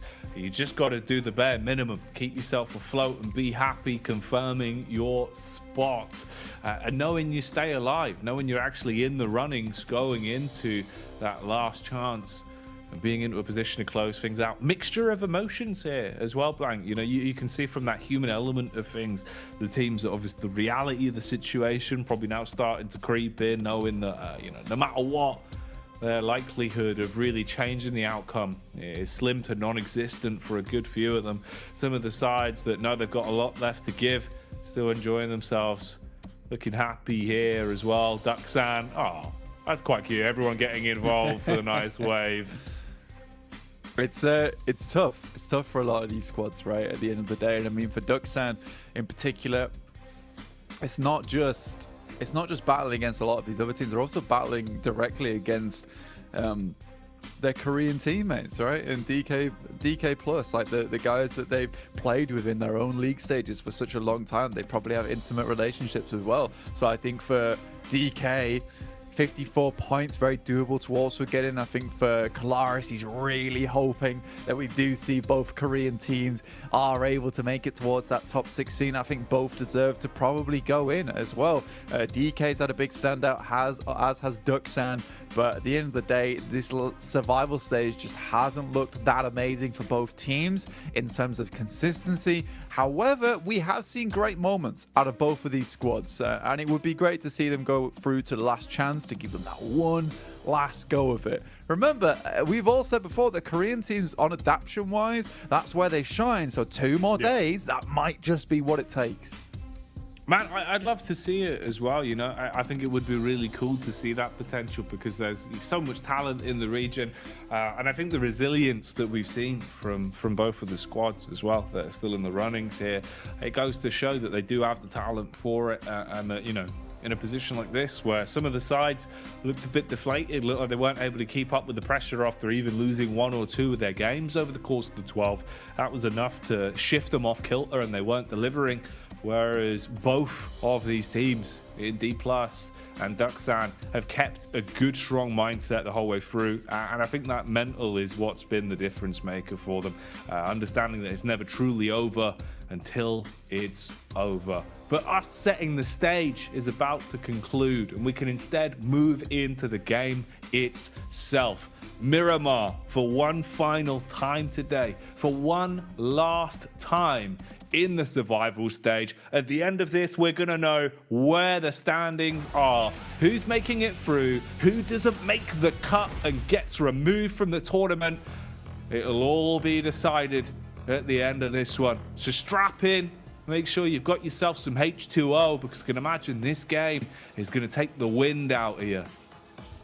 And you're going to need to stay refreshed, eyes peeled the entire time, root for your own squads, make sure that you're backing them all the way, because they need all the support they can get in this last game where things get tense, where things get a little bit serious for these squads. FaZe trying to get themselves up towards a better position here, but the day has not gone well for them, constantly losing players at the start of things. MB Esports getting to a really good position on that last match, Jackie. DK, standard gameplay, but a little bit painful towards that late game. NASA, as we said before, extremely unlucky on most of their plays today in terms of the Crash Kings, followed up by the rest of the players hitting onto them afterwards. But it all comes down to this. There's only a couple of teams that'll be able to work their way up in towards that top 16. Which teams will get pushed out and which teams will work their way in, it'll be all decided on the north side of the map up towards water treatment. Okay then. This is what we've been given. The playing path of destiny for some of these teams. Let's hope they can make the most out of it. Any commotion that you decide to go for here better be calculated. If we see any early fights, it could be the difference for a good few of these squads. Fanning out early on though, as they spread themselves across the map and look to get the looting element underway. Brute Force are quite close by to MBE, a stone's throw away, but plenty of room and a magnitude of compounds with different ground loot in, so you're not going to be too worried about forcing the issue. Potential though, if we see someone gathering themselves, good bit of firepower early on and catching whiff of Brute Force as they're going from building to building, that's where a problem could arise. You got MB, like you said, close to Brute Force, and it is the idea that right now MB are desperate for those points. So eventually Brute Force is either going to have to make a southern rotate or a north rotate. I expect them to head up towards La Cobradia. Very easy rotation for them to go for here and try and take precedent over some of the high ground positions on the northern side of the map, right? So for MB Esports, there is potential here to go for a little bit of a gatekeep, maybe hold these players out. But do you want to risk getting 4 eliminations or getting completely wiped out and be the end of your story there and then? These are the sort of decisions that you have to make towards this final game if you're in the danger zone, right? If you're in the red. Have to take risks sometimes. Sometimes you got to give up those risks in favor of the future of your tournament life. But it's difficult. It makes those decisions feel very, very horrible. And something that might have been an easy and quick, smart decision for you to make before becomes really sticky. Sticky decisions are never what you want. You prefer clean, dry, smooth decisions. They normally are always the best ones. Right now though, a bit of movement going on as everyone's starting to shuffle their way around and situate themselves in the battleground of Miramar, trying to find a nice place to lay claim to. Bit of stalking going on as well, as Akaze has been following one of the main men from BTR, keeping his eyes on him from a distance. That's Superboy. So we can get a read on this now. He'll spot the overall area they want to set themselves up in, can pass the info back to the team. Being the point man, he doesn't want to be seen himself or stick himself into the fight, just wants to understand what they're up to and calm this across. So if there is an opportunity for a fight for MBEs, once they've grouped up, they can go for it together. At this point, it's a two-pronged attack. 2 players staying back towards the hillside, the other 2 being the ground troops going in on the lower levels. Leopard's in a great spot for this. You've got cover, you've got high ground and a nade to work with. Should be fairly clean for him, but the Molotov is something you couldn't account for, Blank. Set ablaze and forced out of position. He's burning, and all it'll take is a few shots to finish him. How is he still alive, Dan? I think he's provided a lot of time for the rest of the squad. Yes, they will be able to take him out, but MBE starting to get a little bit surrounded here. Superboy sends a nade in, won't find too much damage off the back of it. And I think BTR might just think about leaving this one alone, deciding that it's better off that they just take off with this one, leave it out of this.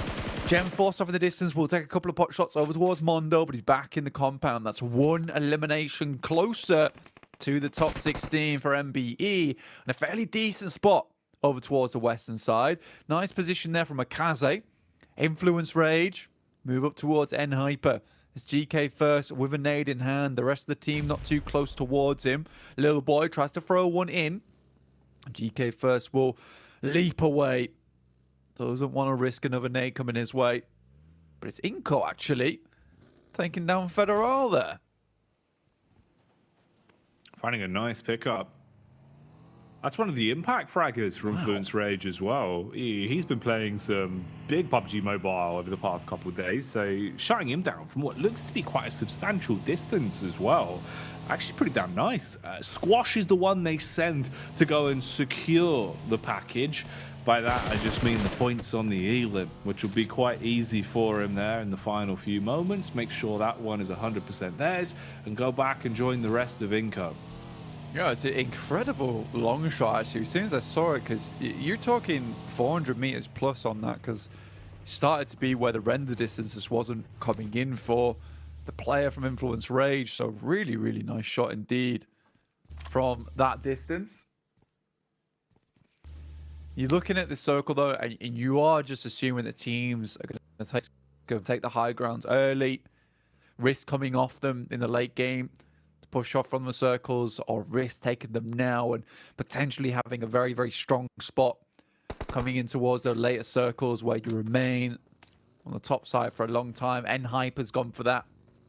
They realize that they have to go for a very risky play here early on and just take control of something that they know if the circle comes to them, guarantees them at least 10 points, right? Which isn't enough, but then they have to push it a bit further after that with the eliminations. We will see exactly where that stage 2 ends up, but you can already tell that a lot of teams are trying to posture themselves for strong positions, and it's mainly the teams that are on that bottom side of the lobby that are going for it.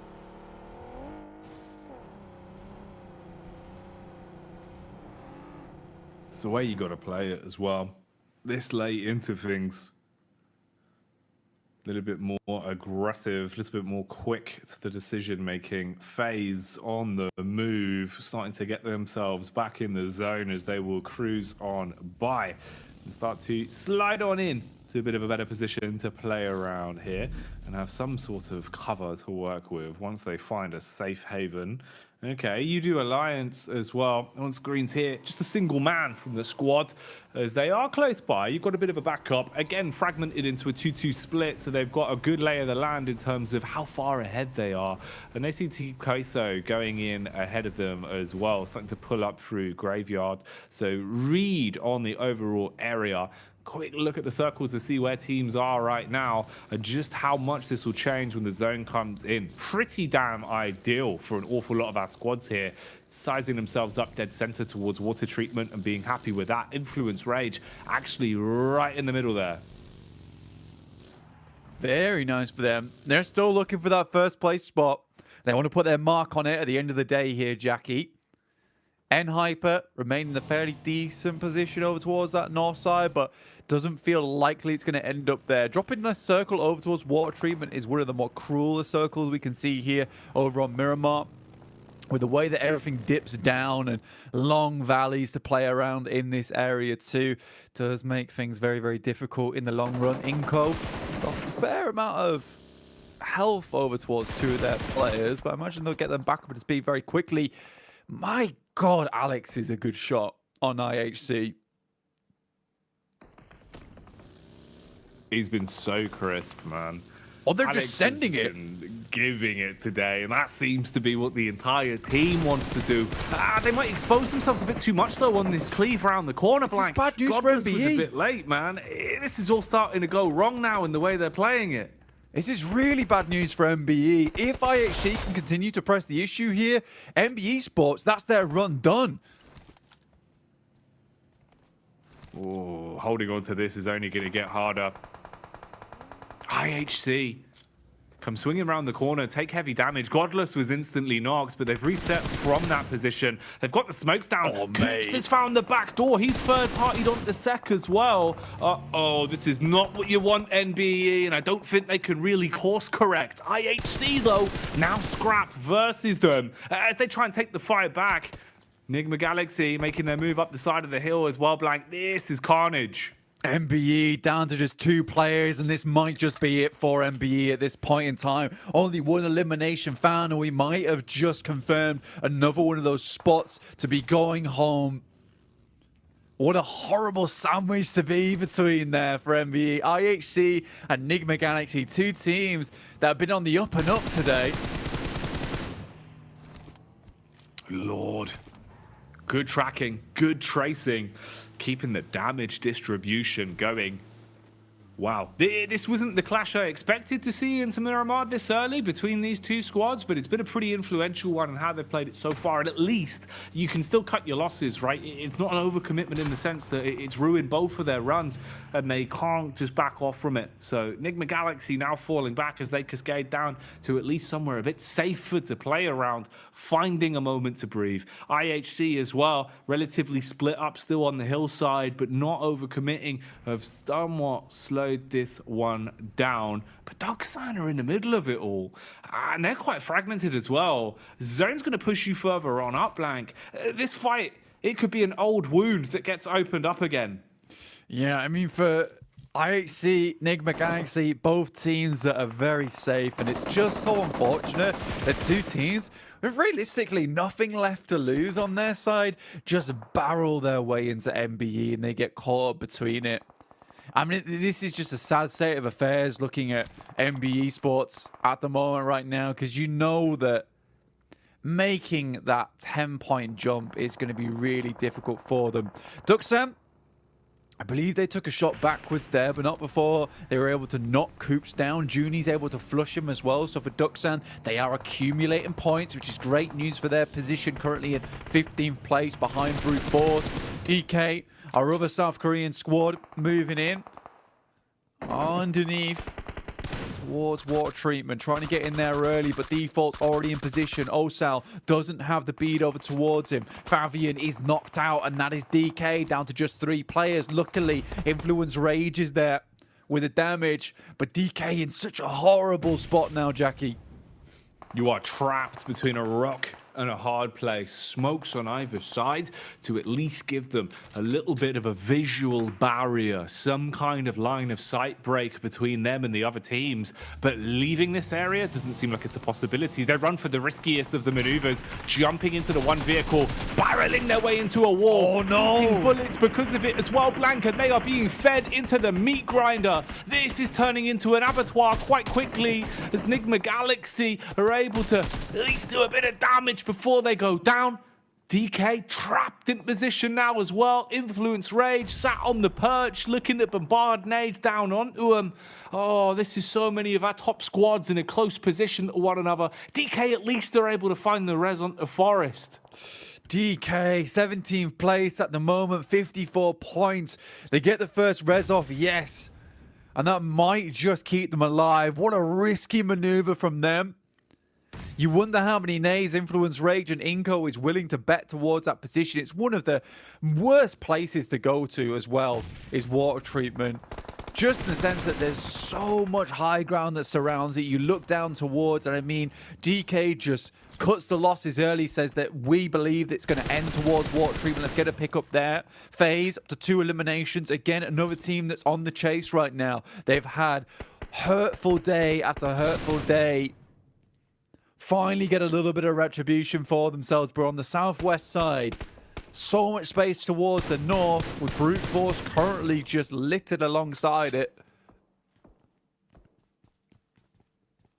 Feels like 25% of the map has been given to them, and with the zone shift favoring them as well, it's a pretty good time to be on Brute Force, at least in this game alone. Overall, though, still going to need to do some obscene things to thrust yourself further up the standings. Default this time, not as crisp as he has been. His gun skill's been through the roof today, but just peppering bullets downhill on this one. Looks for the quick jump behind the steering wheel and wants to join the rest of his team further uphill, rotating off and keeping both of those vehicles in a position where they can play with them. You're somewhat surrounded as well in terms of the squads, but the high ground will be a bit of a blessing for you, at least when it comes to contact early. Queso come driving on by and Pusher sees it. Ooh, Influence Rage as well. They've gone quiet for a few moments, but given another opportunity to strike as the connections are there. Nasa as well. Third partying onto Rook whilst they take damage from Inko. Okay, Blank. Scraps all across the place. Inko and Influence Rage on either side of water treatment. The Brazilian pincer is in for DK and the teams that surround this position like Team K. So Eugene gets cleaned up here by Nasa. So many teams here towards the bottom 8 seem like they're getting themselves into fairly decent positions. Sem9 look to make their rotate up towards the northern edge, and it's Tam that already instantly sees Nasa, but they'll be able to hold them out now. Sem9 in a dangerous position. They're right on the bubble, right on the cusp with 55 points. This would be a horrible time for them to go down. 90 depth guts up and close. Oh, Dep with the damage, hits the head, has to fall further back and pop the meds so he can stay alive here. Nasa right now are causing problems, and the nade will force you further back as well. 2 of them, to be precise, thrown out to cause some issues. Shotgun level maneuvers being called for now as well as they close the gap, turning long range into close. Mikhail, what can you do? Quick flick, had the read on the spec, but can't quite take him out of commission. Response back with the shotty. It's close, Blank. It's not enough though, as Stars dealing the damage, comes into orbit. And both of those are meaty. Some heftier limbs to find if he can convert these and close down on Sem9. Yeah, Star's going absolutely supernova at this point in time. A crazy nade over the top of a Sem9, down to just 1 player now, 55 points, like we said, right on the barrier. Nasa on the chase themselves, up to 3 points. A dastardly and terrifying case of a fight there, and Sem9 is out, Jackie. 55 points. They would require DK not to get a single elimination, and Nasa, FaZe, and MB Esports not to get any more themselves. But in the meantime, it is FaZe taking it face to face with Duxan. The plot thickening the longer this one goes on. The fight occurring before our very eyes could affect those stand-ins quite a lot. And Mela, oh, the mischief maker with a nade, blows away Junie. DK, or for Duxan rather, feeling the pressure as this is really getting quite rough for him now. You're not in a position to do too much against FaZe. Feels like it's turning into a bit of a formality, and these aren't the only fights that are going on as well. Nasa still trying to push their way back into a playable space, and they've got to fight tooth and nail for it, doing a good job versus Enhyper, as they are at least able to cleave their way through the front men, start to push into the zone a little bit here, restock on the utility as well, but they're eating the grenades, Blank. This is not ideal. Quick response back, that one bounces and won't land on target. Smokes up at least. Try and deny this information. Nasa, like you said, fighting tooth and nail here. They're down to 3 players, but they've got 7 eliminations. They're up to 50 points so far, Jackie. They're close to that boundary. Enhyper just down to 2. The GK steps out in the blue for a good amount of damage. In the front side, it's Xenox holding his own by himself, but he's so incredibly low. GK first decides it's not worth his time. He's going to move out of there. Binny from Duxan moves on forward. Final player alive towards the shack, but he can't get in towards the front side. Nasa desperately trying to continue on their journey, but it's G-Fan holding them out. Enhyper equally in a horrid situation, and it looks like it might be the final curtain being drawn here for Nasa. Shifan with the timing, strikes down. And Nasa, 1 by 1, are finished off. Out of the runnings now, as they are hard taken out of commission. Same could be said for Queso, as they also expire on this one. Finally starting to whittle down the large list of teams then. The storylines also developing with some of the plays that we've already seen here. And Miramar has still got a lot more left to give. Team Queso out, but safe. 8th place. Nasa in 18th place. That will be their journey finished. A strong run towards the end, but not strong enough. Some greedy and aggressive plays that just didn't work out for Nasa. They displayed some incredible performances throughout the entirety of their survival stage, but they do not make it here. FaZe, on the other hand, in a last stroke of glory here, 7 eliminations of their own, but they've got all 4 players still up and running on this southwest edge, looking like they're in a decent position. They knew they didn't have to go too far, and it will be DK taking a knock as Influence Rage rip them to pieces. DK in 17th place. They need more points, Jackie. They can't go down like this. If this is where it ends, it will be a marnishing a day that they've tried to come back in. Right now, though, the players are being finished off for good. The geometry blocking the bullets and at least keeping one of them alive for a second. But Forest is in position. Immense as well. The healing blank, but his entire squad is gone. It's all on him. The hatchet is pulled out from Lil Boy so low, and he will fall.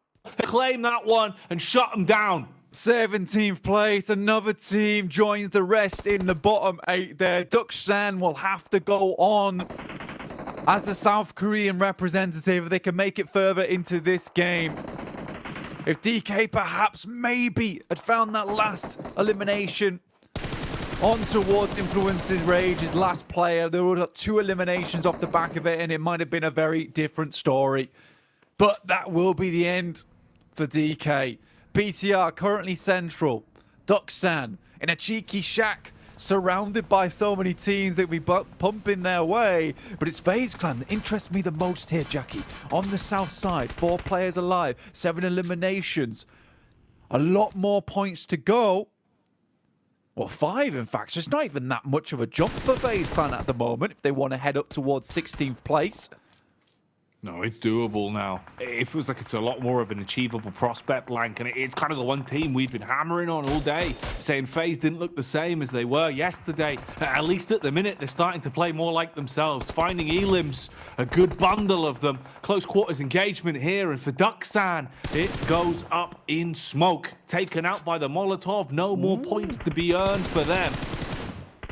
A lot of points found there by FaZe, up to 9 eliminations, but hold the phone a minute, because DK, I forgot that they'd got that 1 knock.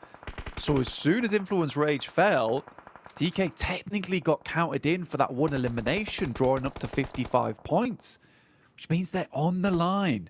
16th place. FaZe would have to go out very soon if DK wanted to remain in that 16th position. But the game that currently FaZe is having, it just feels unlikely that they're going to stop anytime soon. But for DK, there's still a hope. It's a hope, but it's in the hands of another team. Like you said, this is FaZe that right now, Blank, only being a thimble away from having enough points to actually break in and snatch away a spot. It could be doable. It could be achievable. Playing far better here on Miramar right now. And with the other squads looking a bit timid, FaZe playing confidently, that might just be enough. They're still gunning for those elims and spotting out brute force, or at least 2 of the members up on a hillside. They've got a read on what they want to do here, trying to see if they overextend. If they peak for too long, they want to take the top off, just pad those stats even more. But they're keeping distance, staying far back, playing squad-based PUBG right now, rather than pushing in and forcing any issues. Cheeky peeks here and there, Mind's waiting for it, but who's going to hit the mark first? That's the big question mark on this one. Difficulty is that right now FaZe is on the ridge side. If the circle moves even a little bit towards the north here, they're forced to run down the hill towards BTR and all of the other sight lines. FaZe have done so much this game to try and secure their position towards 16th place. The question is whether they can make it happen here. The next circle will decide everything here for them. Will it give them more time to stake their claim into last chance? Peppering shots constantly, brute force, not pulling any punches now. Inco, though, they want to go full aggro. Jump shot through the back of the shack. Goes in for the quick cleave round the corner. The burst connects. Ooh. The head will be taken off. Akaze goes down to the DBS. Horrid circle here for FaZe now. They have to move down the hill towards the compound held by BTR. They have to have a hell of a push here. They're in towards top 5, currently sat at around about 52 points. It's not a lot of placement points I don't think that they actually need here. I think a 4th or a 3rd would absolutely do it. But FaZe, they first need to make this crossing, or a team needs to go out before them. Mormon's taking hit after hit, and this is what I was talking about. Getting off this ridge side is going to be so incredibly difficult. It's not going to come easy. You're so exposed as you go for the push down. You've got Brute Force that will be taking pot shots, and then BTR that are waiting to assault Inco. In the meantime, still finding more opportunities to pad those stats. There's a contact connection though on the Brute Force. So FaZe gathering themselves another elim. They're going for the risky maneuver blank. They jump into the vehicle. Damage done onto one of them already as well, so the bullets are whizzing by. They're just going for the crush. They're going straight into the face of BTR. Superboy ready with a shotgun as he blows away their hopes and dreams on the cop, taking down the first man and playing the smeller. Miller holding strong, looking to shut this one down if possible. BTR broken, bruised, and cleaved on the getaway. Last one remaining here. They've not cleaned up any of the eliminations on that bottom side. They sort of needed to confirm onto these points. Vintoris is down, just Mella alive left remaining. There's a spray through from Gemfos, and Mella's done it. That should be it there for FaZe. Mella comes in clutch again at the end of the day. Easy stuff with the DBS.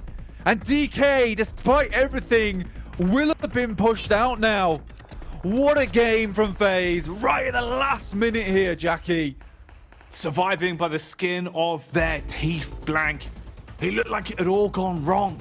Takes when they needed to keep it clean, but Mella with some momentous play. Huge clutch from him, huge gun skill and composure in a situation that required there to be ice in his veins. He kept a level head and hit some very important shots. FaZe done enough now, just looking for any extra, any bonus on top of the game they played, and we're left with a final 4 to remember here on the last game of the survival stage. Inco, Udo Alliance, Brute Force, and FaZe. Honestly, I think that at least 3 of these teams are so important to look at here. Inco, with a great couple of chicken dinners, a great standout towards the end of the day to get themselves safe. Brute Force, who has been consistently in the top 3 today, to drag themselves out of the depths where they started in 24th place. And FaZe with the miracle run right at the end of their tournament lives to get into that last chance, despite a lot of unfortunate starts to their games, losing players right off the bat. Prepod takes down one of the players from Vitali, and it would be a dream ending if FaZe is able to finish this game out with a chicken dinner. Certainly possible here, Jackie. With the game they've already played, it would be the Cinderella storyline finish to what has been a fantastic, not only past few minutes from FaZe, but overall a blinder of a Miramar. They've got nades to work with. They've got a rough idea of where the peak from Udo Alliance is coming in from as well. Exchange of nades into the building. The shack getting shaken by the reverberation from these detonations now. And they're going to skate a bit further back, set themselves up. Mella playing on the stairs. Loot box control taken as well. So that supply drop rearming them and giving them a little bit more to work with in terms of the stock they've got going forward. Squash has been playing a slow game. He's been waiting and lurking, trying to third person his way into this. They've seen each other as he comes around the corner. He quick peeks up. Squash hits the shot and says no to Brute Force. Denying the first peek, has to extend for the cleanup and grabs that one. In come the smokes from FaZe though, looking across the road, but it is a lovely game there from Squash, able to take out a player. Nade goes through, it's a banger from Mella, once again directly on target, followed up with a Molotov unneeded here. Mind tries to deal with Vitali, last player remaining here from the guys on Inco, but it's FaZe. It's always been FaZe here towards the end of the game that we've been looking at. Flashbang, blinded by the lights. Here is Mela, but he leaves a light show in his path as well, with his nades been sent through like fireworks. Nade after nade to close the gap, starting to get closer and closer. Good damage done there as well. Pre-pod forced to play on the angle now, scared about what could be going down as he's waiting for the heal to come through. At least resets his HP and sets himself up for the final fight, one that's going to be intense. Mind, meanwhile, goes for the wide swing, looking for the info play. That's right, get yourself down on the ground blank, as they can't afford to expose themselves like this. You don't want to be seen on any of the angles right now. A mistake for FaZe this late into the game would be costly. This is a chicken dinner that could be there. For Brute Force, FaZe realizes it. Eventually, Mine's going to have to leave the warehouse. Doesn't want to set himself up with a bit of to play around with Vitali. Or perhaps the dreams of Brute Force finishing this off with a chicken dinner. But it's FaZe looking to end this. Onzen gets taken down. It's all on Mela with the DBS. The absolute king from the side of FaZe, who has done so much for the team. Even in a 1v3, finds the first. Can he find the second? Bring this to an incredible finish. Zooms around the side. The plane is half HP. Trying to go for the wide swing, shooting in through the window. He's being chased now. Quick peek from Mind on the wayside, looking to cleave round the corner and hit the shot onto him. Mela does damage onto the down teammate, takes him out of the equation. Wanted to go for the quick heal, instead switches to the gun, but the DBS fires out. Won't quite land on target, but he'll still finish things as FaZe are able to close it down. Grab that one in the end, and after a Cinderella story of a comeback, grab themselves more than enough points to break in to the last chance qualifier blank. Elated and excited because they've earned it themselves. Huge game from them. Mela pointed at his teammates saying, "I told you so, I told you, Kip."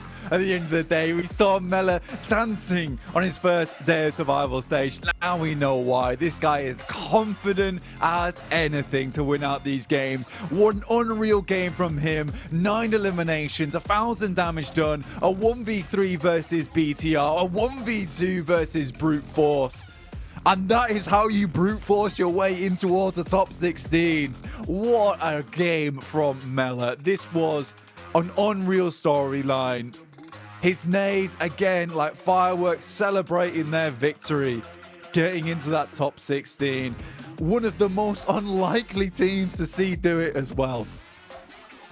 It's wild because we were singing their praises. We were really impressed with the level of lethality FaZe were pulling out consistently when we saw them previously. Today, it was slow. It wasn't the same team. The moments of greatness were few and far between, but Mela showing up when it mattered most, and the squad playing perfectly in this game blank had a really good set of how they wanted to approach it.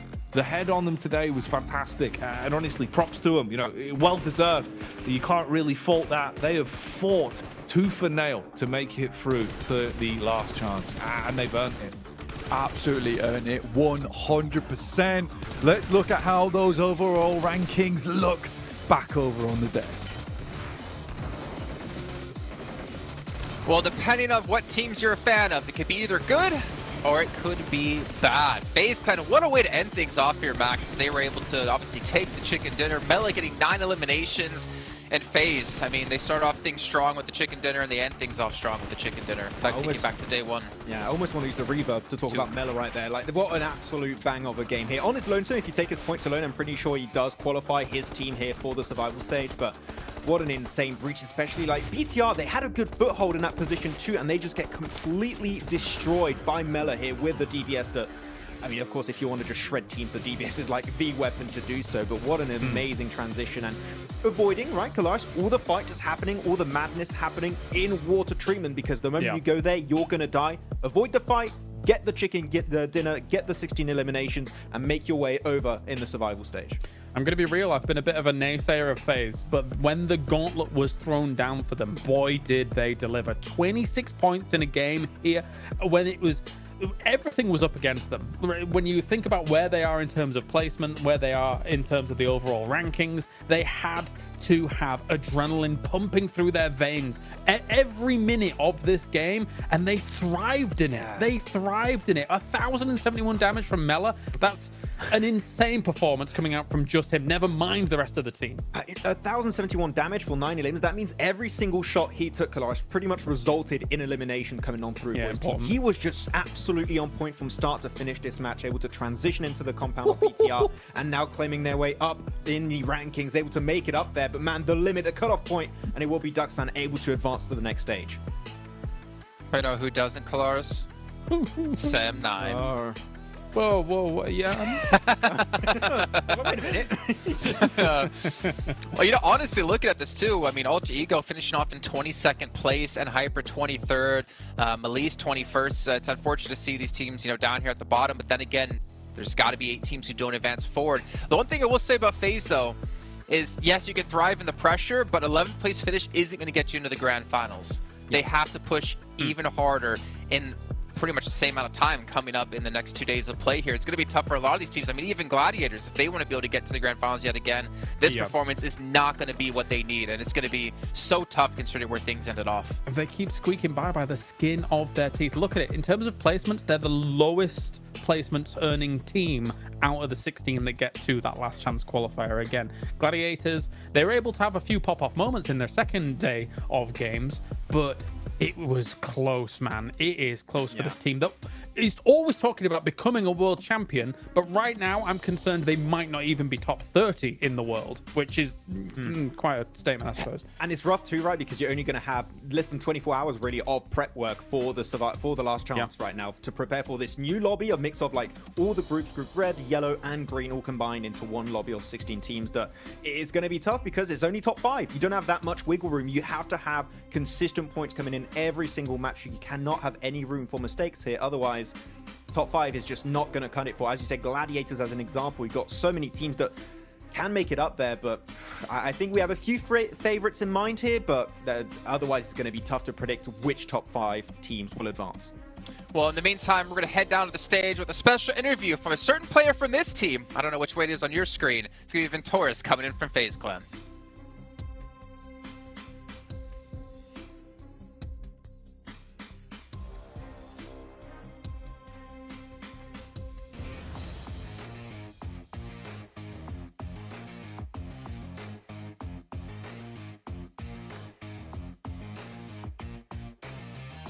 What a dramatic ending. Everybody biting their nails, sweating their seats, but we're back on live stage here. I mean, I'm still shaking of how things can change till the very last minute. Joining me on stage here right now is going to be coming up from FaZe Clan, Venturis. I mean, I need to ask so many questions here. From 19th place, 43 points in the last minute, shoot up to 11th place with a double-digit elimination plus a chicken dinner. Feels like you guys being possessed in the last map.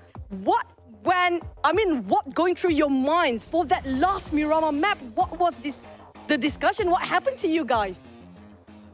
คือตอนแรกเราได้ลำดับที่19ตอนนั้นอะไรอยู่ในความคิดเราอยู่ในใจเราจากอันดับที่19 43คะแนนจนมาถึง Chicken Dinner ในรอบสุดท้ายเราคิดอะไรอยู่คะก็ผมว่ารู้สึกตอนแรกรู้สึกเซ็งอะนะครับเพราะว่าวันนี้เราทำได้ไม่ดีมากแต่ว่าเกมสุดท้ายก็พยายามบอกกับน้องๆทุกคนว่าเฮ้ยเราไม่มีอะไรจะต้องเสียละใส่สุดเต็มที่เลย For FaZe Clan, at first they feel a little bit disappointed, but there's nothing to lose. So they tell everyone in the team like fight as much as you can. That's literally it. I mean, that was incredible play from FaZe Clan. Epic comeback as it is. Now, I mean, we definitely want to celebrate with you guys, but the thing is we don't have a break in between for our last chance stage. Now, since we don't have break in between, what will be your preparation for tomorrow? เนื่องจากว่าเรามีการแข่งขันโดยไม่ได้มีการพักเลยแล้วพรุ่งนี้เราจะมีการเตรียมตัวยังไงคะก็น่าจะกลับไปคุยเรื่องข้อผิดพลาดกันให้มันแบบเข้าใจแล้วก็นอนให้พอครับเนาะมาแข่งพรุ่งนี้ so they will be like have enough sleep and communication in the team fix like everything like which part that they have make the mistake for today. Now, since you guys actually made it through the last minute here, right? So I need to know how is like the preparation for you guys in the final or the last chance stage here, what kind of mindset you're going in for tomorrow? พรุ่งนี้เราคิดว่าเราจะทำยังไงคะเพราะว่ามันเป็นรอบของlast chance แล้วเราจะมีการเตรียมตัวอะไรยังไงบ้างผมว่าเราคงไม่ต้องเตรียมตัวเลยครับเพราะว่าเราเตรียมกันมาพอสมควรแล้วก็พรุ่งนี้ก็อยากให้พวกเราทำผลงานออกมาได้ดีครับผม So for them they said like no need time for preparation because they already have like enough for their prepare and then they will do the best for tomorrow. Okay, I wish them all the best. But also, since you mentioned about the first day, it was pretty hard for you guys. So I need to know what's the most challenging moment for you in this survival stage here now, and what needs fixing for tomorrow. ค่อนข้างเป็นช่วงเวลาที่ยากลำบากสำหรับเราในช่วง 2-3 วันที่ผ่านมาเราคิดว่าช่วงไหนที่เราเป็นการท้าทายสำหรับเรามากที่สุดแล้วอะไรที่ต้องแก้ไขคะผมว่าวันนี้ครับเป็นวันที่ท้าทายสุดแล้วเพราะว่าจาก performance ของเมื่อวานเราทำมาได้ดีมากแล้วก็วันนี้มาแล้วก็ช่วง5เกมเราทำมาได้ไม่ถึง10แต้มเลยนั่นแหละแล้วก็ประมาณนั้นไม่รู้จะพูดแล้ว Okay, for the most challenging moment he said like maybe today lah because yesterday he quite did a little bit like nice while the performance is better than today so today is quite tough for them and then he said like maybe there's nothing to prepare for tomorrow. Just do it, I guess, at this point for them. Okay, since you fought all the groups, right? All the 3 groups you fought for this survival stage, you faced them before. Now, which team or more than one team, for your preference, that can actually be the most challenging or maybe stop you from getting that top 5 slot to Turkey? นอกจากว่าเราได้แข่งกับทุกทีมมาแล้วในช่วง 2-3 วันมานี้เราคิดว่าทีมไหนเป็นทีมที่ค่อนข้างท้าทายกับเรามากที่สุดแล้วก็คือจะเป็นแบบทีมที่เราสามารถที่จะแข่งกับเราจนไปถึงรอบ top 5 ได้ค่ะผมว่าทีมที่น่ากลัวที่สุดก็จะเป็นทีมที่ทำคะแนนมาได้ท็อปของรอบนี้นะครับใช่ครับเพราะว่าคัดแล้วคัดอีกจนได้ทีมที่ดีที่สุดในอันดับตอนนี้ So he think the most challenging team for him is the top one for this round. Is influence rage? Yes. Can I know why?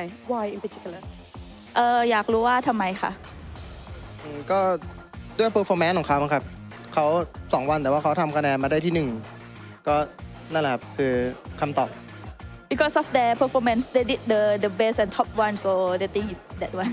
There's going to be a new standard bar for this season, yeah, since we got quite a consistent teams up there. But last but not least, since you guys fought your way up with a mind-blowing game just now, any last word to all fans that support you all the way, or even the fans that thought that you might not actually get in? Any last words for them?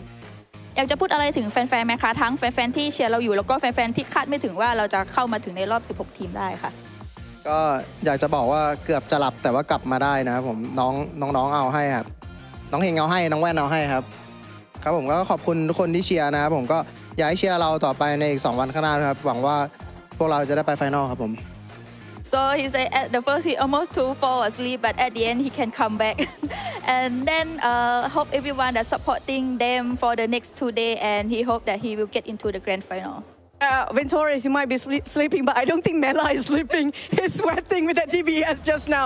What an incredible ending here. I mean, you guys have a lot to talk about for Kansas, but we're going to wrap up for our survival stage. Tomorrow will be the last chance, another battle with a temporary relief for the side of Face Clan, but who will be the top 5? Now, that's going to be a different story entirely. Back to Casters.